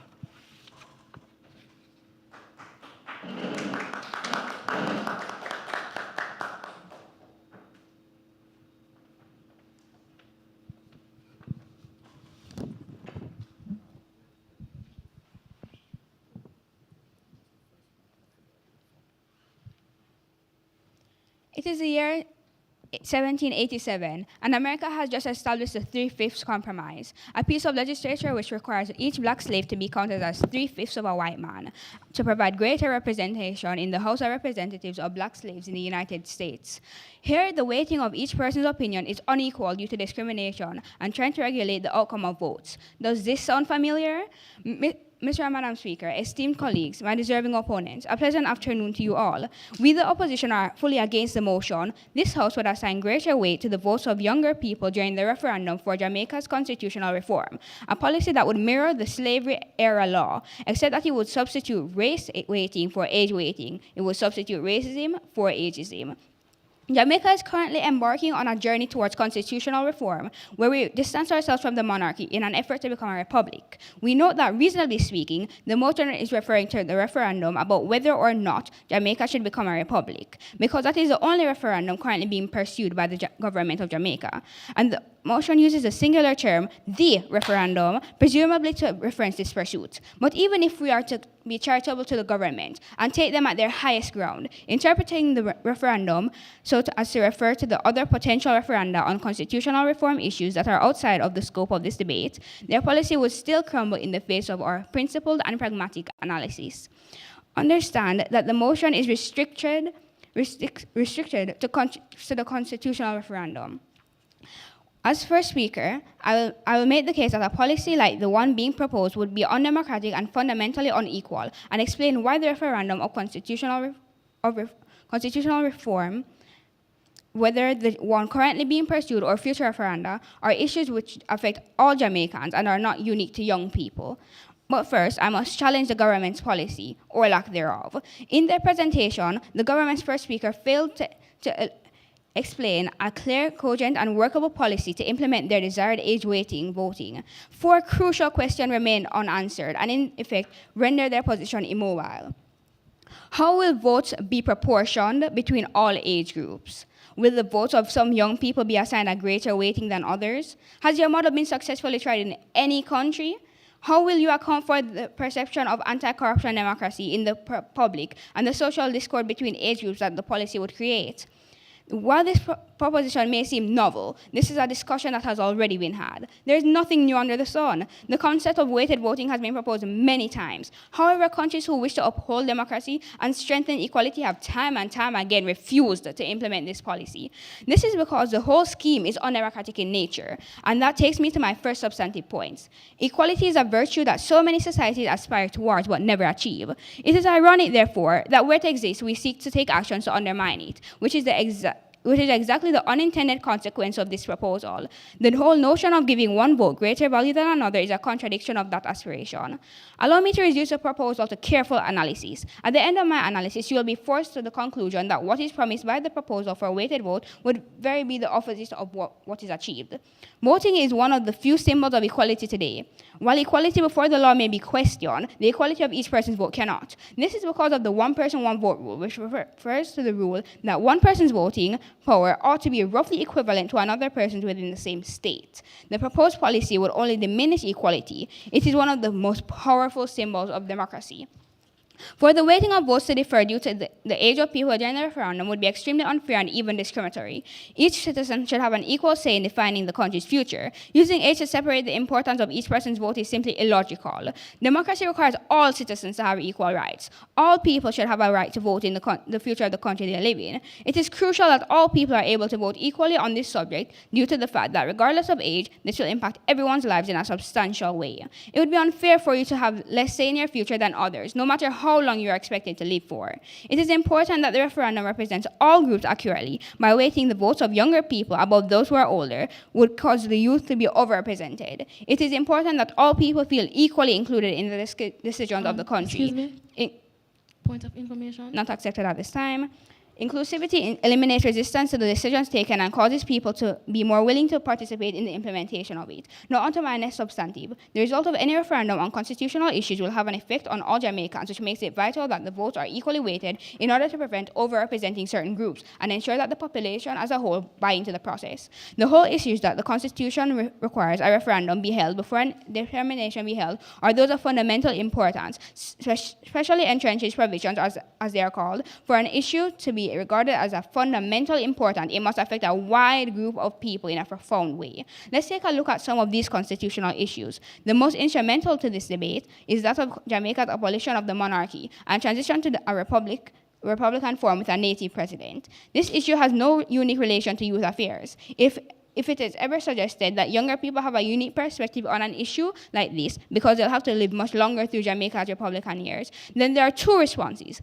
First, older people could equally claim, then have a uniquely informed perspective on the issue because they have lived much longer through Jamaica's monarchical years, offsetting this argument by symmetry. But further, if we were to take this argument to its logical conclusion, then every election would need to be reworked to become age-weighted to account for younger people having more life left, wherein they'll likely be affected by government policies over a longer period of time. But we recognize that this has absurd implications for our democratic process, and we should especially reject it in the sacred pursuit of our constitutional reform. We can move on to the other potential provisions that could come up for the referendum. Anything from the composition of Parliament to the lifetime of Parliament to the repatriation of the Constitution. None of these changes affect younger people in any unique way. So younger people couldn't possibly have a unique claim to having a greater say in these decisions. Importantly, the only claims younger people could possibly have to needing a greater say in the constitutional issues that impact them would come in the context of reforms to the Bill of Rights, which is not a specially entrenched provision that goes up for a referendum, but an ordinarily entrenched provision that just needs a supermajority of Parliament to pass. In that case, this policy does nothing to address youth involvement in shaping a new, more inclusive Bill of Rights that would only come through increased youth engagement with Parliament. So here we see that the government proposed policy has its intentions misaligned. It is both targeting a problem where that problem does not exist and at the same time failing to address the problem it targets.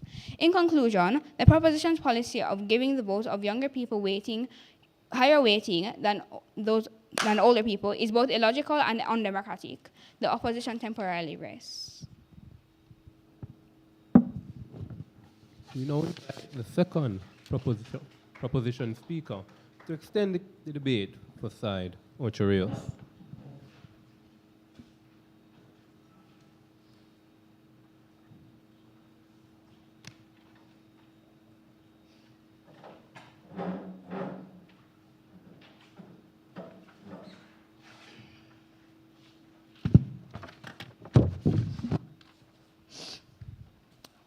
Honorable judges, opponents, fellow debaters, good afternoon. Before I start, the first speaker of the opposition said equality is something we never get to achieve. But I don't think she understands that giving youth a say is enforcing equality. Today I rise as the second speaker proposing the motion that this House should assign greater weight to the vote of younger people during the referendum for Jamaica's constitutional reform. I believe that the youth are important in politics.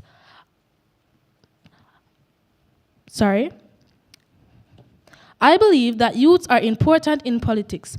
As such, the country needs their input. Giving young adults the important task of creating policies to benefit the country will give them a sense of responsibility, as well give them a chance to create policies as they are risk takers. When a person gets the responsibility, they feel like they are in control, thus put more effort in this because they do not want to fail. There are 3 elements of responsibility: the norms that determine accountability, freedom or free will to act as a rational agent, and results that can be either praiseworthy or blameworthy. The mere fact that youths will be held accountable for their actions or the votes for the referendum will motivate them to act right and put the country's needs ahead. They will not be limited or put in a box. Their decisions and opinion will be taken into consideration. And this will motivate them to do right by the country and themselves. The fact that when you are given the responsibility, the result can end in praise or blame. It will motivate the young adults to do good because they will not want to be blamed for this. Accepted? You claim that the youth, in having greater weight added to their votes, will result in better responsibility, but can we not encourage responsibility in civics lessons, seminars, debates like this one without being exclusive to older generations? Can you repeat? I wasn't quite hearing you. Oh, sorry. You claim that... All right. For example, when Honorable Bruce Golding was leaving politics, he gave the baton to the youngest member of parliament, Mr. Holness. Even though Mr. Holness lost the first election when he targeted the youths, they rallied around him. He presented opportunities for them, and since the responsibility was in their hand, they chose wisely and voted for the Labour Party. Young people should have a say in the constitutional reform, since they'll be the ones more likely to use these policies and principles as they are risk takers. Every citizen, regardless of age, has a right to participate in the electoral process. Us as young people have a unique perspective on the world, seeing that we are living in a more developed manner and learning in a more developed style. My opponents might say young people would bring some form of corruption and selfishness to the new constitutional reform. Young people are not a monolithic group and should not be stereotyped. We are young people from different genders, sexual orientations, religions, and social economic statuses. And it's important that their diverse perspectives are represented in the political process. The famous Albert Einstein would say that insanity is doing something over and over the same way and expect different results. The older generation is comfortable. As such, they will not try anything else. They believe that once something is working, it does not need to be changed. We as young people are curious and will experiment until it suits. Tell me, my opponents, how do you feel to know you aren't being heard and your opinions never make it through? Point of information. Declined. Young people have a variety of resources. They are a creative source. We are a dynamic source of innovations, and we have undoubtedly contributed throughout history. When young people take risks, they pair their assets with supportive resources and opportunities to interact with others. They make positive ideas that can contribute to our country and its welfare. We will have to pave a way later down the line. My opponents, when you go against this motion, you try to give us unnecessary reasons on why we shouldn't have a say or have a voice. Youth bring reform, social reform, and improvement in society. We cannot do without the youth of a country. Many people believe that youth are the future of tomorrow. However, we are leaders of today. And our unique experiences and different origins will help shape our political attitudes. Therefore, it is imperative we learn more about politics and get more involved to channel our energies for positive changes, thus becoming vanguards for the promotion and protection of democracy. Our opponents might say, why should youth participate in politics and what benefits they get from this participation? Well, involving young people in politics leads to civic engagement that goes far beyond political commitment, as it involves serving the community through the participation in health, education, and charitable work. The inclusion of young people in political activities makes them more responsible, and because they are risk takers, it enhances their creativity. The inclusion of youth in political activities is not only beneficial short-term, but also provides the basic for strong political engagement in the future. With this, I say, let us use our voices. After all, we are the future, and our job is to renew, refresh, and maintain society.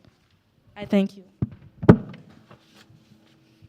We thank the second proposition speaker, and now invite the second opposition speaker to extend the debate for side Campion College.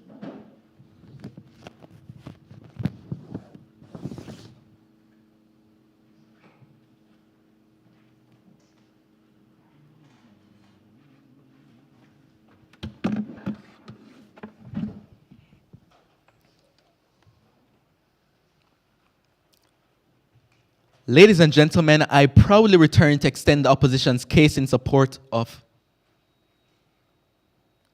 in rejecting this motion. In this speech, I will clarify framing issues in this debate, restore the first speaker's case, respond to the new arguments brought by the government so far, and to build on the opposition's case with two new substantive points. First, on framing. For one, let me once again clarify that this debate demands that the government give us good justification for age-weighted voting such that can sufficiently attenuate the major harms that we're suggesting to you will come from this policy. All we have to do is pose a sufficient challenge to the quality of their justifications or erect harms that sufficiently overwhelm those justifications.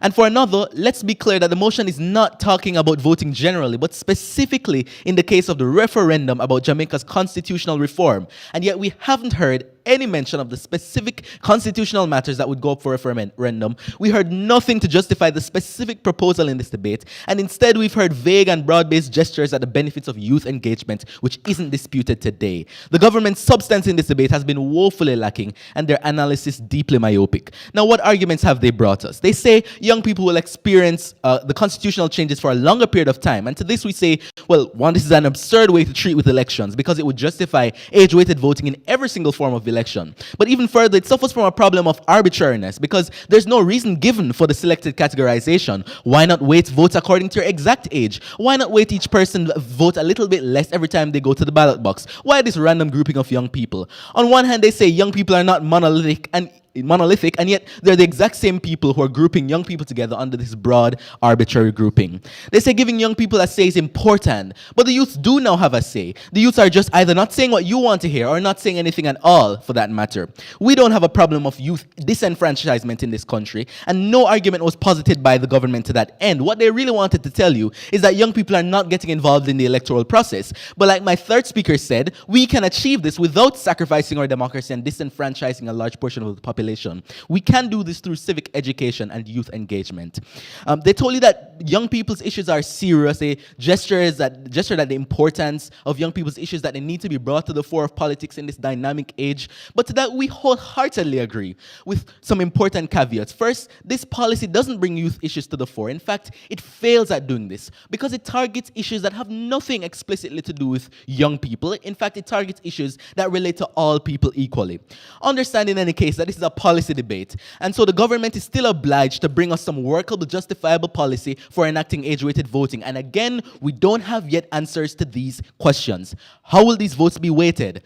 All you've said is that it's possible that young people may get 2 times as many votes. That's not specific. We need specific policy. Will some young people's votes be assigned a greater weight than others? Has your model ever been successfully tried anywhere in the world? And how will you account for the perception of anti-democracy and the social discord that it would create between age groups? Let me remind you of what my first speaker brought. We've explained the threat of democracy and good governance that would come from such a pursuit, as is laid before the House today. We explained the historical importance of the principle of equality of the vote and the dangerous implications of damaging it. And more relevantly to this debate, we told you why this proposal makes no sense in the context of constitutional reform, given that none of the constitutional reform issues up for referendum uniquely relate to the issues of younger people. Now, they may object that this is in itself a problem, but the way to solve this is not to give younger people higher weighted votes At the point of deciding on those issues, if those issues are not uniquely youth issues, the way to solve this is to bring youth issues to the fore through education and engagement, like we said.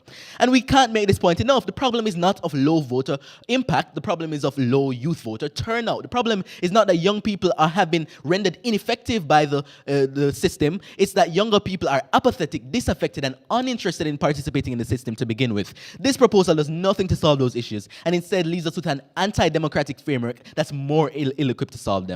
So Emily gave you two principal dangers of pursuing this motion. Let me give you three pragmatic dangers of pursuing this motion. Danger one: reweighting votes in favor of younger people would constitute dangerous tampering with the constitutional amendment process. The first thing to understand here is that the Constitution already establishes a process for referenda on constitutional reform. The specific constitutional reform issue is that of Jamaica's upcoming transition to becoming a republic. And for that, we go to subsection 3D2 of the Constitution, which says that just a simple majority of electors must agree to that amendment. So what the government's policy would seek to do is to upend that section of the Constitution to incorporate some weighting framework for such a constitutional amendment. But the disastrous implication would be that there would be grounds and precedent for applying this age-weighted framework to other potential constitutional amendments and indeed to other laws. If we allow ourselves to break with this laid-down constitutional process and set such a potentially consequential precedent, then there has to be a better justification given than the justification being presented to this House today. Realize that this process for amending specially entrenched provisions of the Constitution of Jamaica is itself a specially entrenched provision of the Constitution of Jamaica, so that the process for the referendum, which is currently established, is itself as important to us as the very things that the referendum would be deciding on. So we cannot then allow this process to be tampered with on willy-nilly grounds. But continuing, reweighting votes in favor of younger people would make them susceptible to political manipulation. It's basic politics that groups with higher or more concentrated voting power will be targeted by special interest groups or political parties trying to influence the outcomes in their favor. Well, guess what? Age-weighted voting would give younger people higher or more concentrated voting power, and you can bet that massive swaths of this youth population will be poached for backdoor agreements, in addition to the anti-democratic focus of convincing the youth electorate at the expense of the concerns and interests of the older population that this policy would create. This is especially problematic given that this House agrees that younger people are already less educated about and engaged with the politics of our day, so they will become far more susceptible to vote-buying schemes. And then our final danger is that reweighting votes in favor of younger people would increase political tension and social discord. A broad sense of social cohesion is instrumental to the maintenance of a stable society. The strength of our democracy, the stability of our economy, the welfare of our society, all depend on unity among a broad and vast majority of the country who share common goals and work together to achieve them. This policy would erode that social cohesion that exists between age groups in a way that's potentially disastrous for our country. Let's paint you the picture of the government's world, one in which age-weighted voting is implemented. First, the lead up to the passing and implementation of this would be rife with political backlash, both in the political directorate and on the ground among people who are especially disenfranchised by this discriminatory law. Inevitably, this preferential treatment will, with respect to issues that are fundamental to the structure of Jamaica's political legal system, will become a topic of dispute. And in the same way that race-based politics became a core dispute between political parties in the young adult years of independent Jamaica, this new chasm created between young and old Jamaicans would become a landing zone for political rivalry. Let us, as we embark on constitutional reform, recognize that the thing to do is not to whimsically break with processes, it's not to create opportunities for power-hungry politicians, it's not to create further divisions among our people. We demand a better proposal than has been given to us. I thank you. We thank the second opposition speaker and invite the third opposition speaker to close out the substantive parts of her debate for Team OCHI RIOS.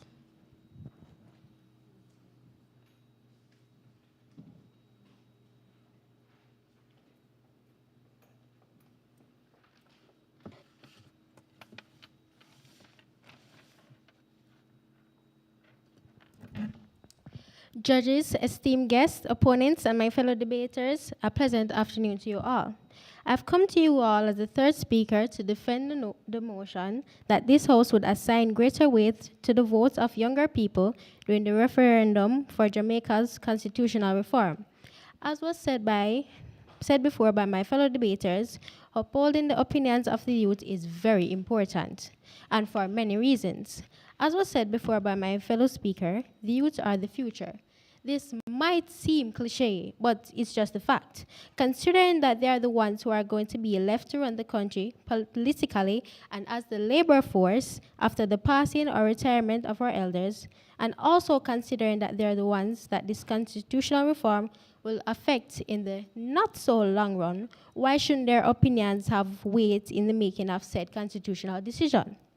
My opponents, if there was a very important decision to be made that would affect your well-being, wouldn't you want to give your 2 cents on said decision?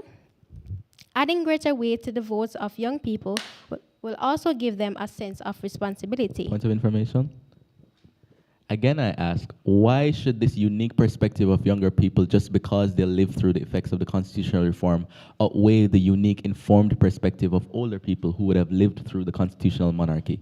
As was said before by my first speaker, the older persons, as in persons over 35, make up most of Jamaica's population. So adding weight to the votes of younger people wouldn't be listening the opinions of the older generation, and we'd still be taking in consideration the votes of the older persons. So this would be some way equalizing it.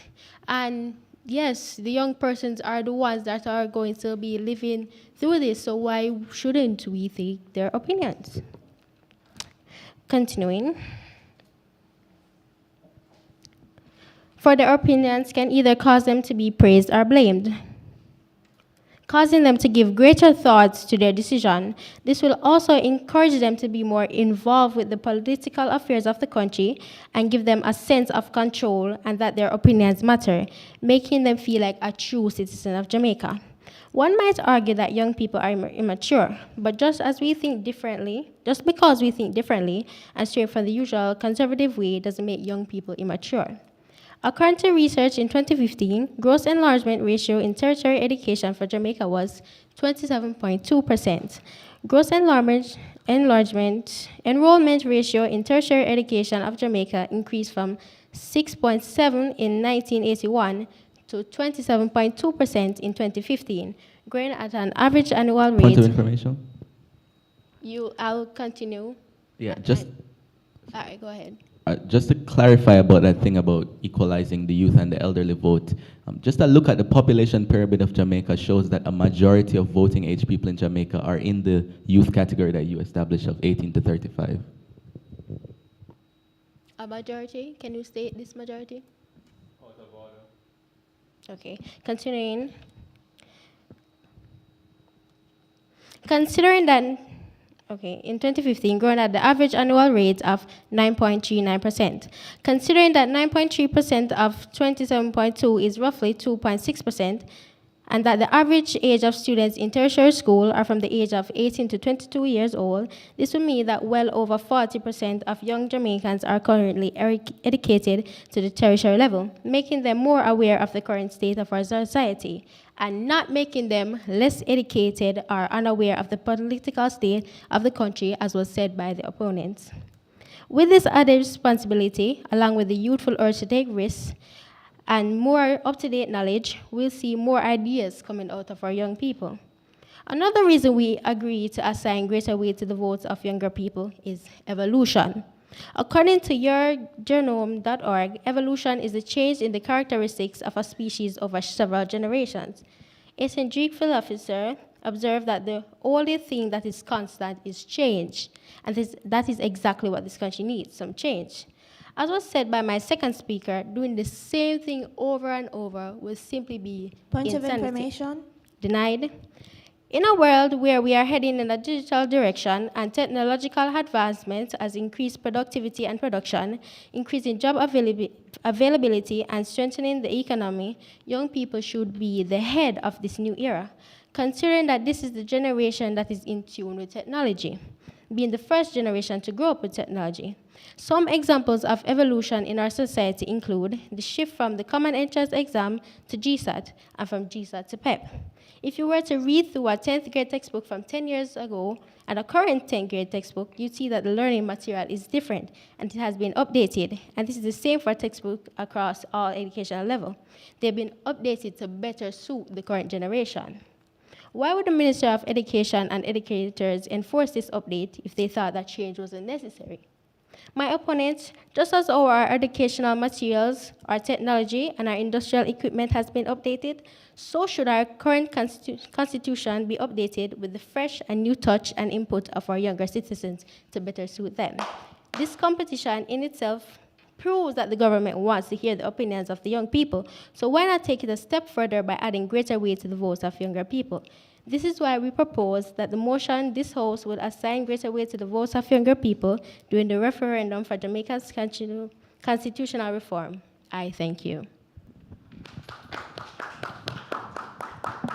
All right. And now we invite the third opposition speaker to close out the substantive part of the debate for Team Campion College.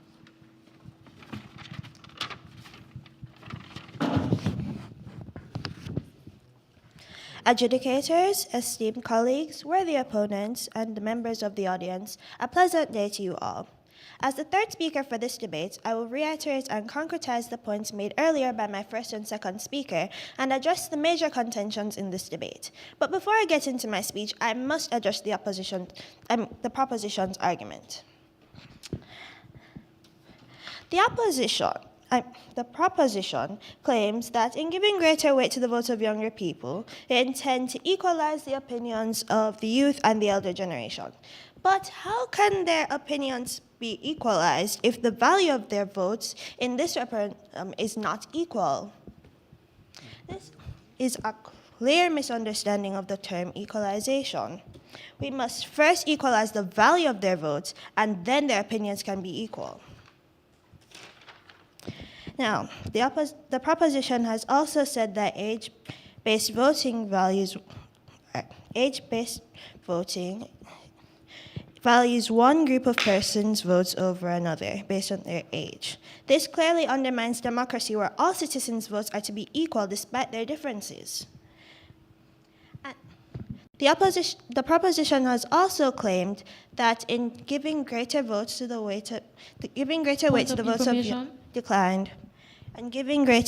votes of young people, they intend to increase awareness and education in the political sector of young people.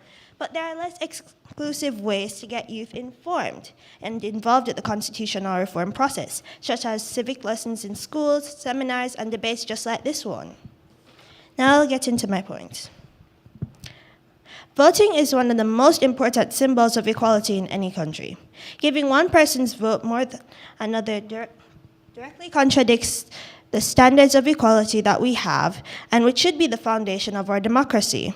Implementing this system of assigning greater weight to the votes of younger people in this referendum undermines the basic principles of democracy. Every citizen, regardless of age, should have an equal say in shaping their country's future.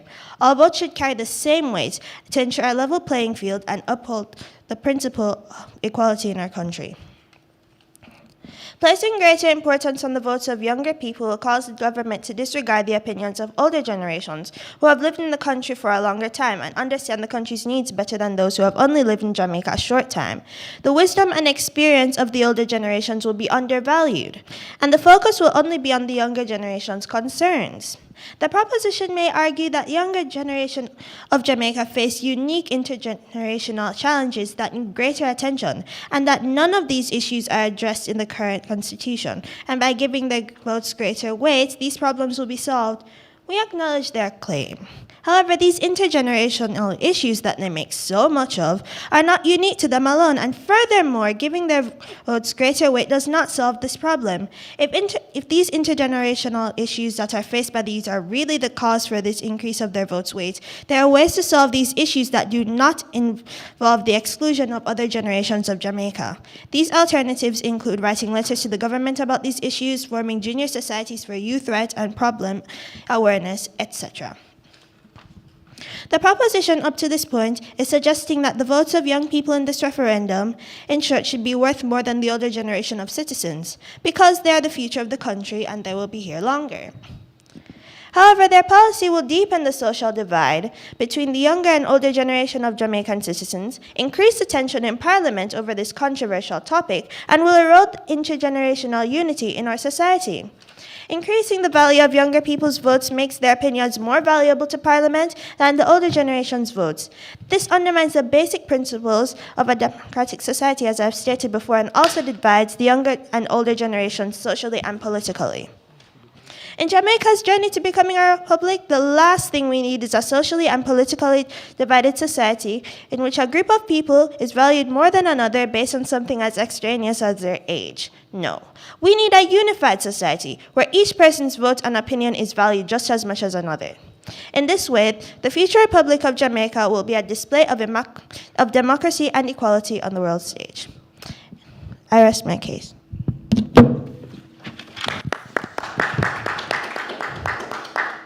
Thank you for that. We will now take a 1-minute break to allow the final touches to be placed on these sure to be compelling reply speeches, after which we'll invite the opposition reply speaker.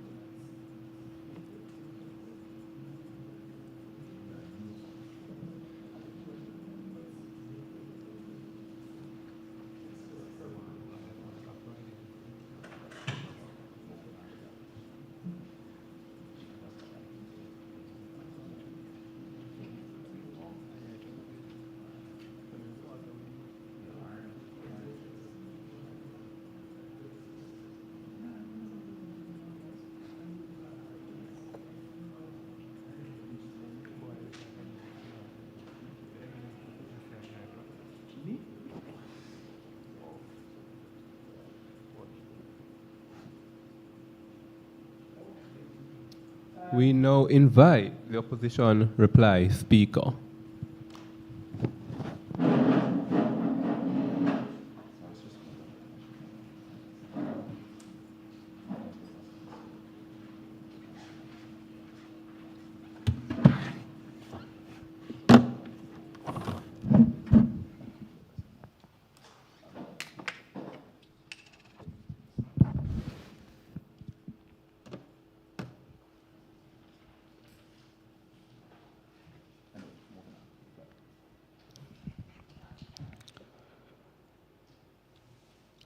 Ladies and gentlemen, I return to dissect the clashes of this debate and explain why Team Campion won. We told you from the start that the government's burden would have been to give us a good justification for age-weighted voting that can sufficiently attenuate the major harms that we're suggesting would come to you from such a policy, and to specifically refer to the issues of constitutional reform that would justify giving youths a greater say.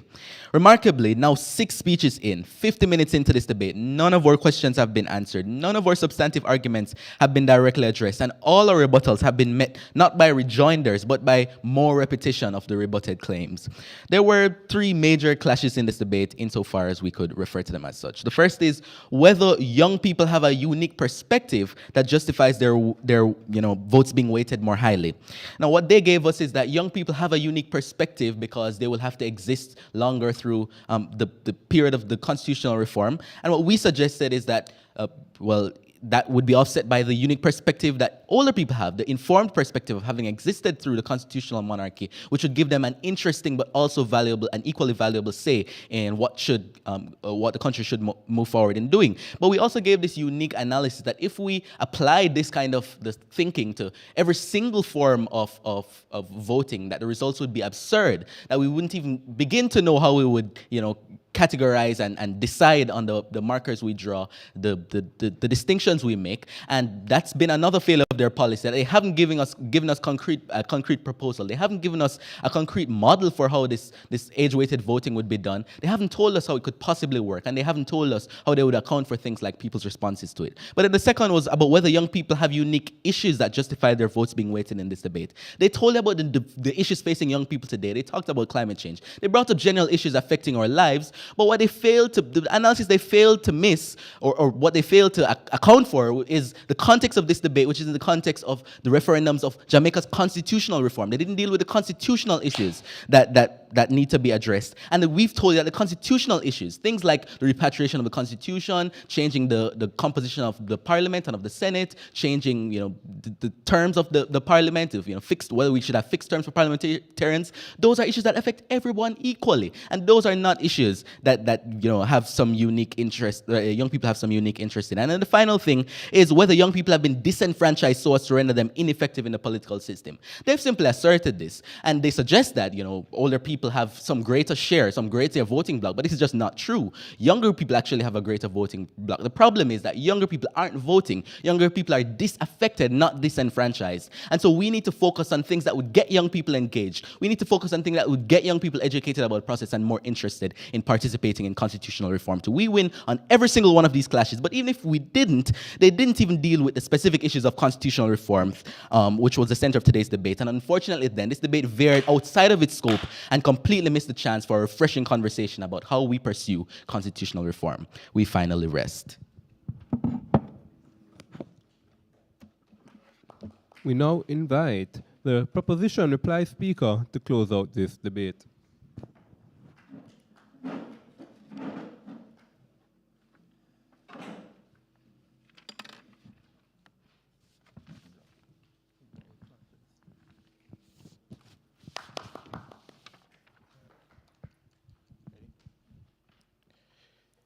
Chairman, judges, learned opponents, and gentlemen, I am here to reply to the views and the points given to us from the opposition.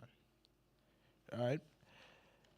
So first, I have to speak on where they would have said that,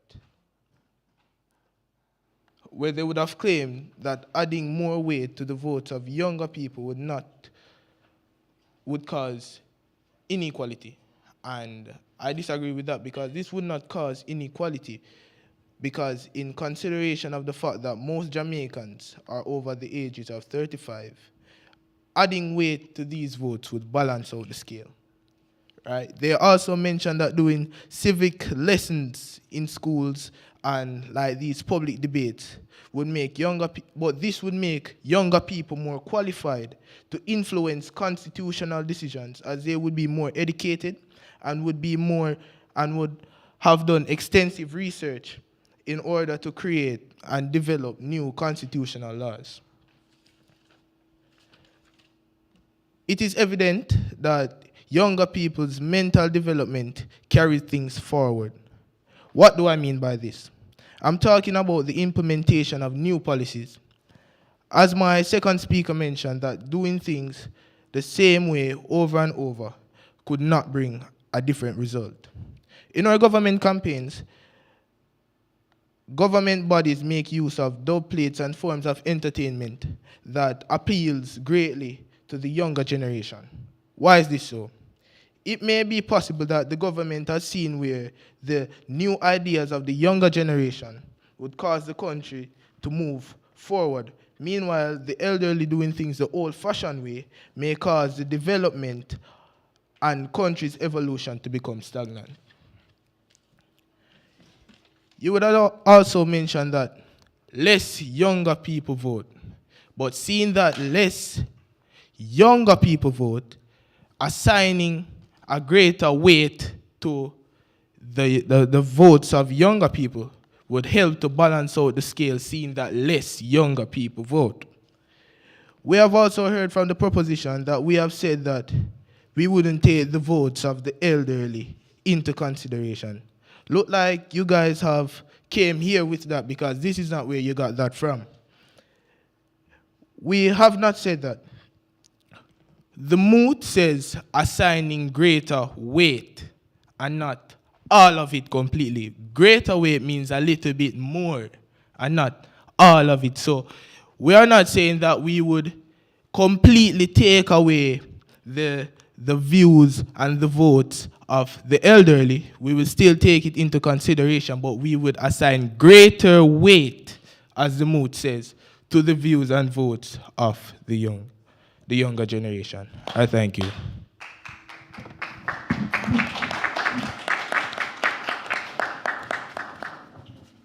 We want to thank both teams for this lovely debate. The judges will now excuse themselves to deliberate.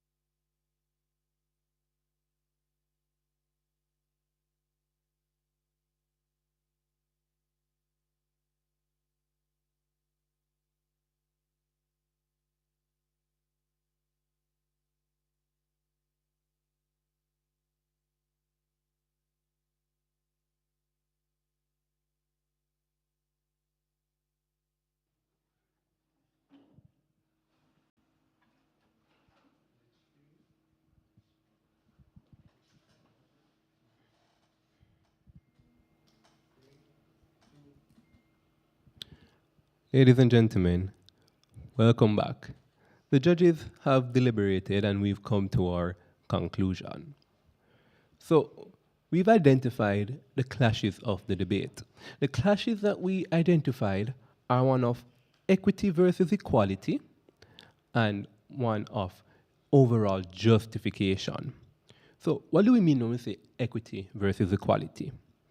So equity is a word that we're going to use to summarize the case brought by side proposition. Side proposition told us that inasmuch as the youth in Jamaica represent the minority of the population, inasmuch as we see that there's a low voter turnout amongst the youth, inasmuch as we see a general sense of apathy and disregard towards the electoral process for the youth, then there's a necessity for us to create some sort of a mechanism to not only encourage the youth to participate in their rights to vote, but also to ensure that the youth that we do get turnout, voices matter, and they're not outweighed, generally speaking, by the rule of the majority. The majority described by, of course, side proposition as being the older individuals of society.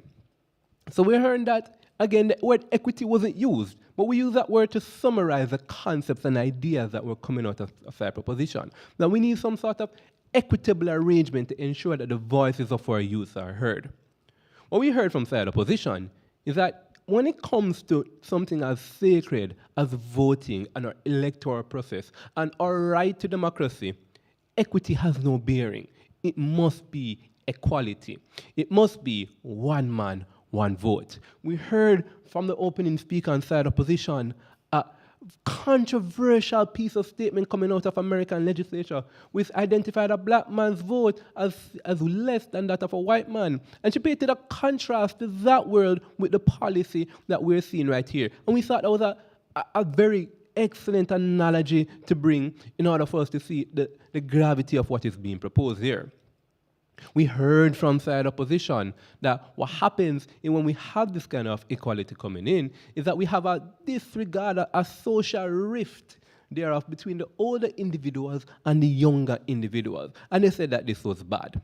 When we weighed the arguments, we saw that the idea of equity versus equality saw that equality would have won out in this particular debate, which would have been the argument presented by side opposition. Moving on, we're thinking about the justification. Opposition came to us and said, rightfully so, that if it is that you're going to advocate for, again, the word was never used, but the idea of equity, right? Providing a greater weight to the votes of younger people in some sort of equitable arrangement in pursuit of equity, then there must be some significant justification for that kind of thing. They brought up lines of the Constitution which exist currently to show that it is one man, one vote. And they demanded some serious justification as to why we should not uphold this Constitution. Opposition gave that justification in some ways. Proposition gave that justification in some ways, my apologies. Proposition said that we need this particular thing because the people who are younger simply are not voting. The individuals who are younger are those who will be faced with the consequences of whatever decision comes out of this particular referendum. And so their voice matters most. Opposition would have heard that and said that is not a good enough reason for us to undertake this kind of upheaval to our democratic system. They said that we can get these benefits out of other modalities, town halls, debates like what we're engaging right now. Inasmuch as proposition did not say these measures exist, but these measures are woefully insufficient in tackling the cause of the types of problems that we are faced with, that we need. Inasmuch as proposition they said, yeah, we appreciate that all of that exists, but inasmuch as they exist already in status quo and are not yielding the kinds of results that we want right now, then we need to take greater measures. We never got that kind of justification from proposition. So again, on the question of whether or not it is justified to do this particular thing, we would have thought that opposition would have won on that grounds. So, in totality, when we weighed all the arguments, we would have given the debate to the winners, Campion College.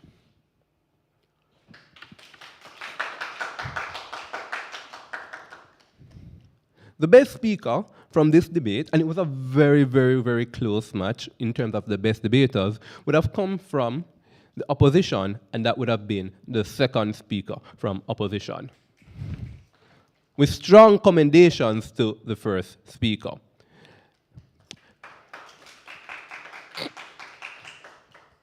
Ladies and gentlemen, with that said, we conclude the quarterfinals of the #AfriRepublic debating series. Congratulations to all teams who have made it this far.